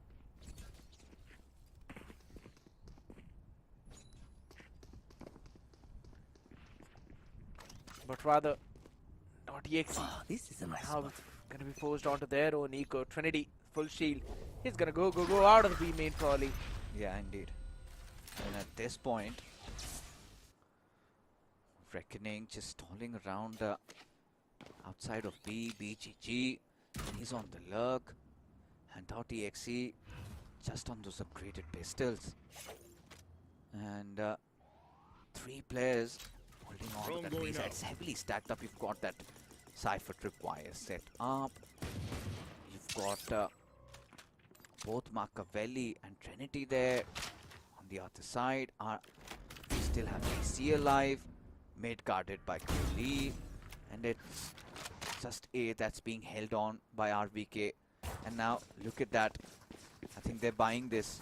They're heading towards A, all of their players, whilst DC is going to be that lonely man through the elbows. It's going to be an interesting battle. Here. Gonna be a blood feud at that. Rolling Thunders deployed. Maybe on the cards, fault lines initially maybe. Yes, and that is going to instigate 30 seconds such left. turn of events where Deadly 10 this time delivers on that breach. Trinity taken out of the equation. BGG on top of the boxes. Deadly 10 will make no haste in getting the plant.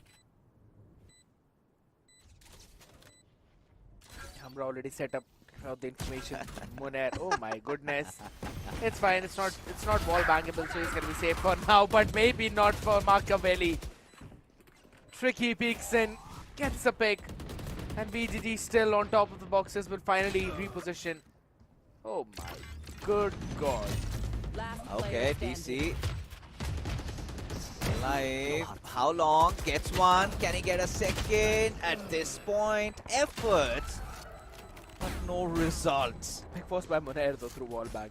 Yeah, I mean, that's fine. That's fine. Now, so for Reckoning, good 2 quick rounds. And the previous one, yeah, I think you can say that obviously not the best of 5s, but this is it, right? If .exe have to pull this one in, this round is absolutely crucial. 2 alternates. None of them. And 4 on Reckoning. Oh, you useful out there. That's the big thing, right? They only have the expensive recon and the neural theft. Way more expensive recon. Off your feet! Rolling thunder on the other side. Kept the side empty. It went down to the market as well. That's why he is pushing all the way up in the cage. Will catch one, sends out the stun, maybe answer the second one. Is there? They've established control over towards the B side. Yeah, indeed they have. Spike planted. And now it's a 3-on-4. Go ahead. DotExe very low on these numbers. And BGG will even make it worse for them. But Trinity, maybe a last resort. They'll have to commit to this. And now he falls. Paradox having spotted Kohli out. Not at the best of HPs and puts him down. As Reckoning, they now are getting that momentum swing in their favor. And DotExe need to call a timeout. Need to talk it out. And need to get a reset and need to lock themselves back in. Breaking that momentum is going to be the key. The one which they seem to have lost for now. Pistol and eco, then one round in between. Defense is either way is difficult on this map. It's hard to get a read, specifically if you are giving away the space of a main. Give up that space, that means now there are two avenues open for an A split. So you have to fight for that. And .exe are not doing it. So not just they are losing fights over there, but also at the same time, the other side becomes empty. In the previous one, there was just a bombardment of ultimates, so it's fine. This round, hopefully have the buy. But they're kind of getting right stack up on the right place. Yeah, this was a nice one. Much needed, and now Duelist out of this round. Concerning for .exe, Spike planted. especially on the post plant, and just to make matters worse, do not have the best of weaponry as well. Now Reckoning seem to start taking over, but we have seen this time and again there will be a point where .exe bounce back, but now with Tricky getting back to life. But hold on, Machiavelli, two crucial important frags in a 1-on-3. Very difficult though. Maybe wants to chip their economy a little bit. That's what he can do at the very best at this point.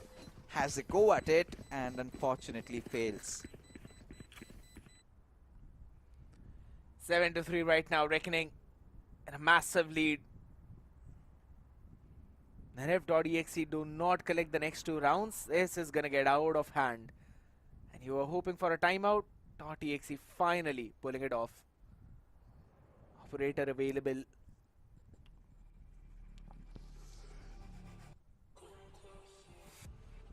Couple of ultimates out here, but only one of them, or rather, only gained value from one ultimate till now, and that is the Hunter's Fury from Kohli. Nothing apart from that. And this is really, I mean, do you feel like .exe could have squeezed in a timeout a little bit earlier now? Not really like the timing of this. Half almost about to end. The best they can get is a 7-5. They've got those buys. Surely they'll have to win this. Because if they don't, this definitely will be a 9-3. Might not have the economy to go for a full buy in the next one. It's gonna be broken. Got to try and pull something off, man. They need to set the fire to those rockets. They need to reach those new heights. And it seems like the operator is gonna be posted up towards the elbow. Good stack out here. Reed seems to be nice. Alright. At this point, Tricky. Ooh, Deadly still gets through. Deadly has been fragging on all cylinders. And RVK. Oh, he's been spotted. Hasn't. Okay, alright. As BGG gets Trinity down. Still walks with one. BGG being the difference maker there. 2-on-3 situation. He's got the ultimates, but not the bodies. Yeah, a little far off from home. Spike has been planted. DC is going to make the play of his life at this point. And there you go, Dazed and Paradox and Deadly in tandem. Wipe them out, and Reckoning are starting to ball. Before the switch. 8 rounds already on the attacking side of Sunset, and seems like they are much more prepared for it than .exe.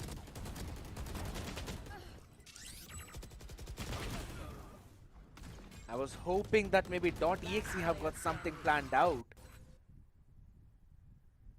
Because probably in this map veto,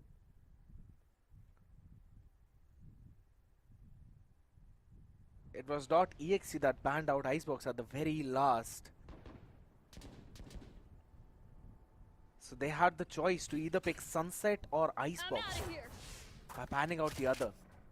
There. They decided it should be Sunset. Seems like they miscalculated it. Reckoning. But this Breach Deho, man. This is the main thing about Breach Deho. That you can use it wherever you want to, but a nice trap on the other side. Time it out. Tricky's Trinity is gonna fall. Tricky's gonna get a pick on him, but RBK quick on that trigger, quick on that answer. Already found a pick on Monair, so there's not gonna be any problem of the lurk, and this hit is gonna go towards the A side. Yeah, they certainly can. But still, knowing Reckoning and the way they've been doing things, you never know if they change their course. And that was an important drone coming out of Holy. Gets that information, and on it, DC instantly reacts back. Heads towards B once again. But now, 30 seconds left. entering through tiles. BGG, he's got that tripwire to deal with. Okay, he breaks it out. Cause attention, tries to cause that chaos. That cover also deployed. RVK, an important fault line at that. And Machiavelli swings across it. Paradox getting taken down through the walls as RVK and Machiavelli finally find a string of success. And the half ends at 8 for something for .exe to latch on, especially when they head on to the attacking side. They have to win the pistol round. Becomes even more crucial. While .exe need to win the pistol round, for all the people out there who are watching, you can win 1000 VP out here for the giveaway. Which agent was previously a member of the Radiant team before becoming a part of the Valorant protocol?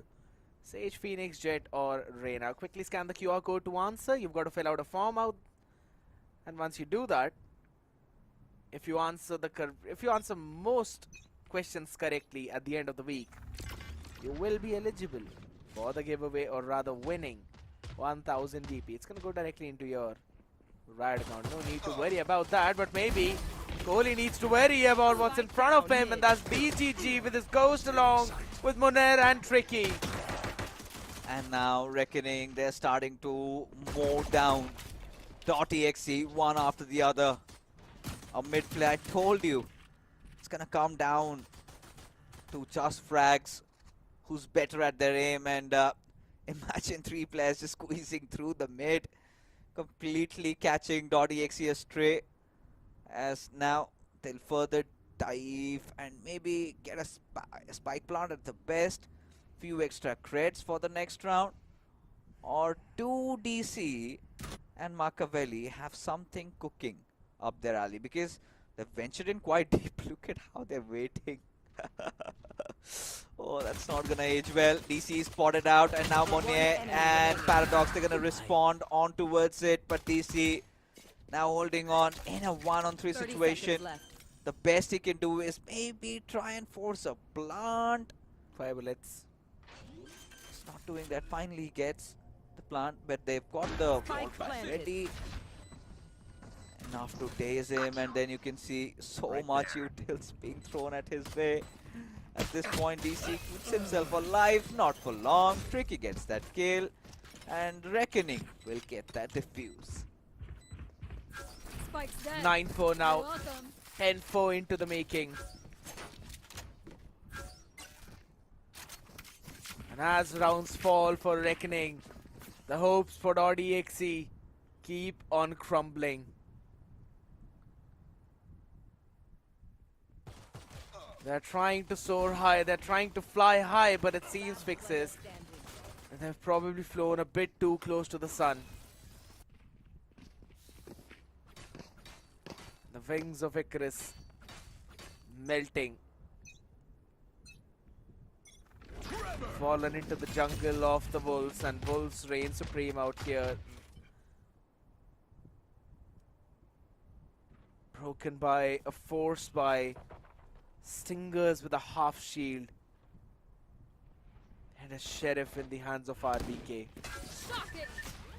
Full on push down by Trinity, just trying to take the space though, but Tricky and Deadly 10 answering back on the other side. Machiavelli low on that HP. Will eventually crumble as Paradox standing out there, becoming the nemesis of .exe. And it seems like the foes from Split 2 finally getting their revenge. Recon not enough. Flash not enough. Reckoning move on to double digits now. Yes, and you know, this is something that you called, but if .exe need to bounce back in, this has to be the round. Or seems like isn't. I thought they're gonna force. And they're holding on to what? 10 for the scoreline. Everything's gone their way, and this is it, right? This is where you hit that mental blockage, and it feels like mentally .exe I've just given up. And Monet being so close on towards that entrance, and he's got that perfect crossfire going along with BGG. This duo, and then you add Deadly 10 into the mix.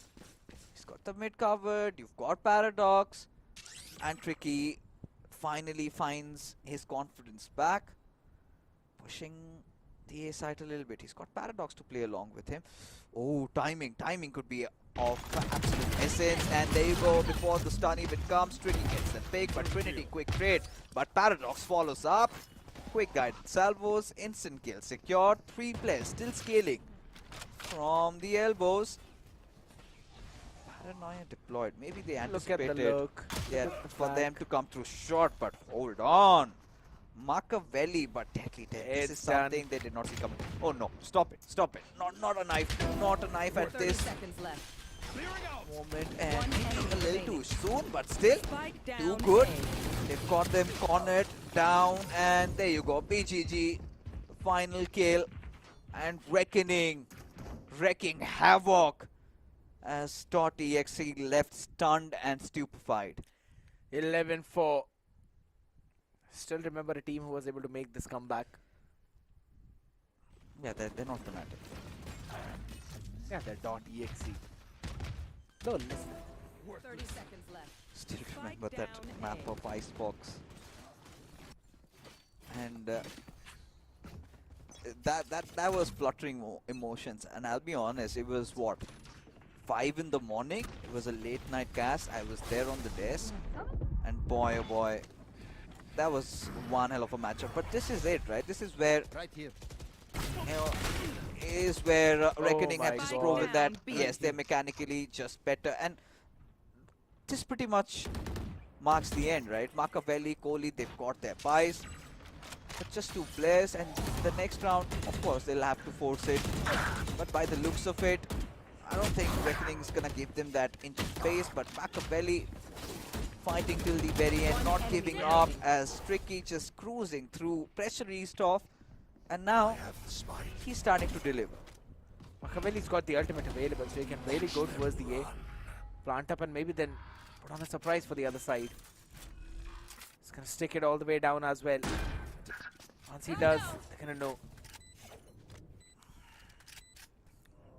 Paradox was already waiting. If it was a big brain play, he would have just surprised him on the other side. Now Machiavelli going a bit more aggressive from the Ram. Find something. Question. Absolutely nothing, says Tricky. The angle perfectly checked. The discipline is there. And Reckoning ultimate is ready. Just one round away from facing S8 UL tomorrow to qualify in the LAN of Omen VCSA Split 2. Yeah, just that one last spot remaining. And by the looks of things, Reckonings have established the supremacy at Sunset. They've shown that they've got depth, they've got character, they've got composure, and most of it all, resilience. Coming down from a map which they could have won, went down to OTs, and then that mental reset, and now sitting at the series point. .exe offer a force. Quick spots there. Tricky again. Advancing through a. This is where BGG getting riled up. Just around market. And look at this, Trinity. Oh, he's playing with fire. Deadly. His weapon. And with this drone, he gets exposed. And that was a nice bait play. Deadly 10. It's not gonna miss. And a 4-on-5 as .exe have been broken, battered, bruised. And it's their final war cry. And Tricky, just good for that RVK. Finds a trade, but a 3-on-4 in a 12-and-4. Not really helping their case, but Machiavelli still refusing to bow down. Still refusing to give up. Still holding the position down though. Monair is gonna see here the rotations. Paradox here. Sunned up, dazed up, deadly for the support. Sends out the guided salvos to buy some space. Scully. Can he do the unthinkable? He cannot. It's 10 more seconds and there's gonna be the Armageddon on his face as Machiavelli can't even see his death. And it is Reckoning to move forward and survive the deathly hollows of the lower bracket. Oh, that was a close one, but Reckoning, they will take the victory. A hard-fought one at that, and for .exe, different scenario. RVK, he knows this meant a lot to him. Completely caught off guard. Did not have preparations for Sunset. And Reckoning just out-aiming them, out-gunning them. Outplaying them entirely. And completely an outplay. And it was an absolute shutdown. Something that we hoped would be a very exciting best of 3. We could not see that fight back from .exe, not even once.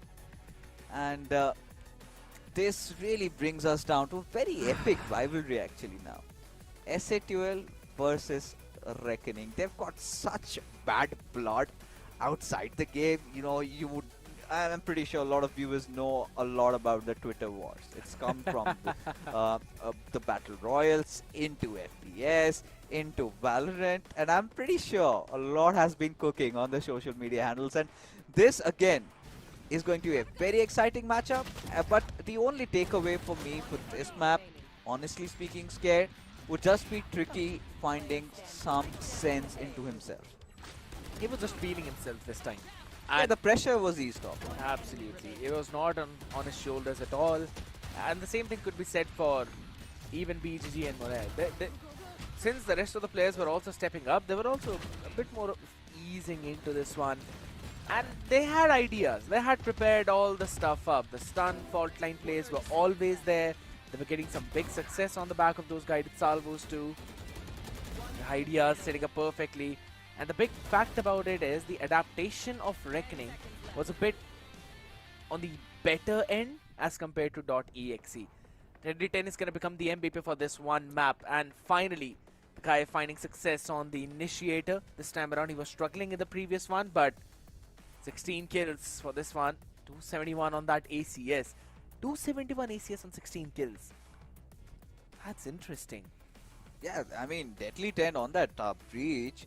He's been quite good, especially right from the very start. He had multiple kills, And this was, I think, kills distributed across the board, and one of the lowest MVPs, because for all the right reasons, everybody was performing from Reckoning side. As we take a look, 8 out of 8 post plants secured, whilst DotExe could not do anything. This clearly shows that DotExe came unprepared for Sunset. Yeah, they really were not. They thought maybe Sunset is going to be their territory, or rather they had to pick their poison between Icebox and Sunset, so they decided... I mean, I'd still go with Icebox if that was the case. I would too, but they thought maybe Sunset's going to be a bit more of a smooth sailing. It turned out it was, but for Reckoning, 16, 10 and 11, lovely performance by Deadly 10 again, 16 for BGG, 15 for Tricky. Finally, we're seeing Monair on the bottom 2 position out there, but he's still 15 to 8. Exactly, still going 15 and 8. It's absolutely insane. BGG becomes the match MVP, though consistency is the middle name. Yeah, I mean, for BGG, be it the AWP, be it, you know, him on the smokes, the way he was playing, the contact plays, the first kills. I think we all know, right? He's been such a key player, especially this duo, Monair and BGG. They have been doing so much for their team, and Reckoning really need to ensure that they have a good night's sleep, because SATL, they might be already starting, you know, they have already done their prep work, and tomorrow not a lot of time remains, right? Just mere hours, not even, I think around 12-15 hours, out of which they'll be sleeping, and they'll have to wake up, they'll have to get that reset, and they know they'll have to figure ways to deal with King Kappa tomorrow. And Miz is also actually in form, but at the same time, SATL cannot disregard or look down upon Reckoning, given the fact that Reckoning, pen and paper, they had been the better team, and Monair and BGG are such a menace, with Deadly 10 bought into the mix, and Paradox finally regaining form. Yeah, today he's going to be very happy with the way how things went. He was able to frag out as well.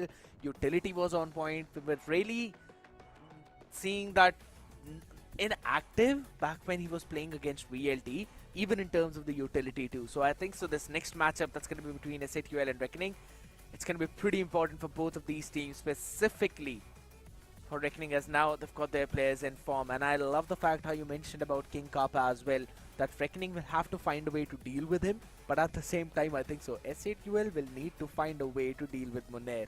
And this is kind of the battle which we will see between both the lurkers kind of players that's going to basically divert the flow of this entire game. Miz up against Tricky. We've also got Deadly 10 now doing a fantastic job.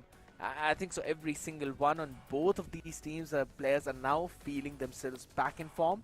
The only link which I think might need to outdo themselves tomorrow would probably be Hawks in terms of frags. And also if Tricky can deliver. Yes. Because his counterpart Miz, today he was stellar. So, I mean, when there were doubts raised, SA12 answered back in style and fashion. So, I think SA12 has got a lot of homework to do, a lot of VOD reviews, and Reckoning, I mean, tomorrow, simple call. BGG Monair, go kill. Get that aim that they had showed today. No rooms for error, because SA12 will be one of the toughest matchups for Reckoning so far, as they have to stay alive. But that being said, today indeed was a long day, an exhilarating one at that. We had 2 amazing best of 3s, and tomorrow we'll have just 1. But that is all from us today. We will be taking a dues. Goodbye and see you tomorrow.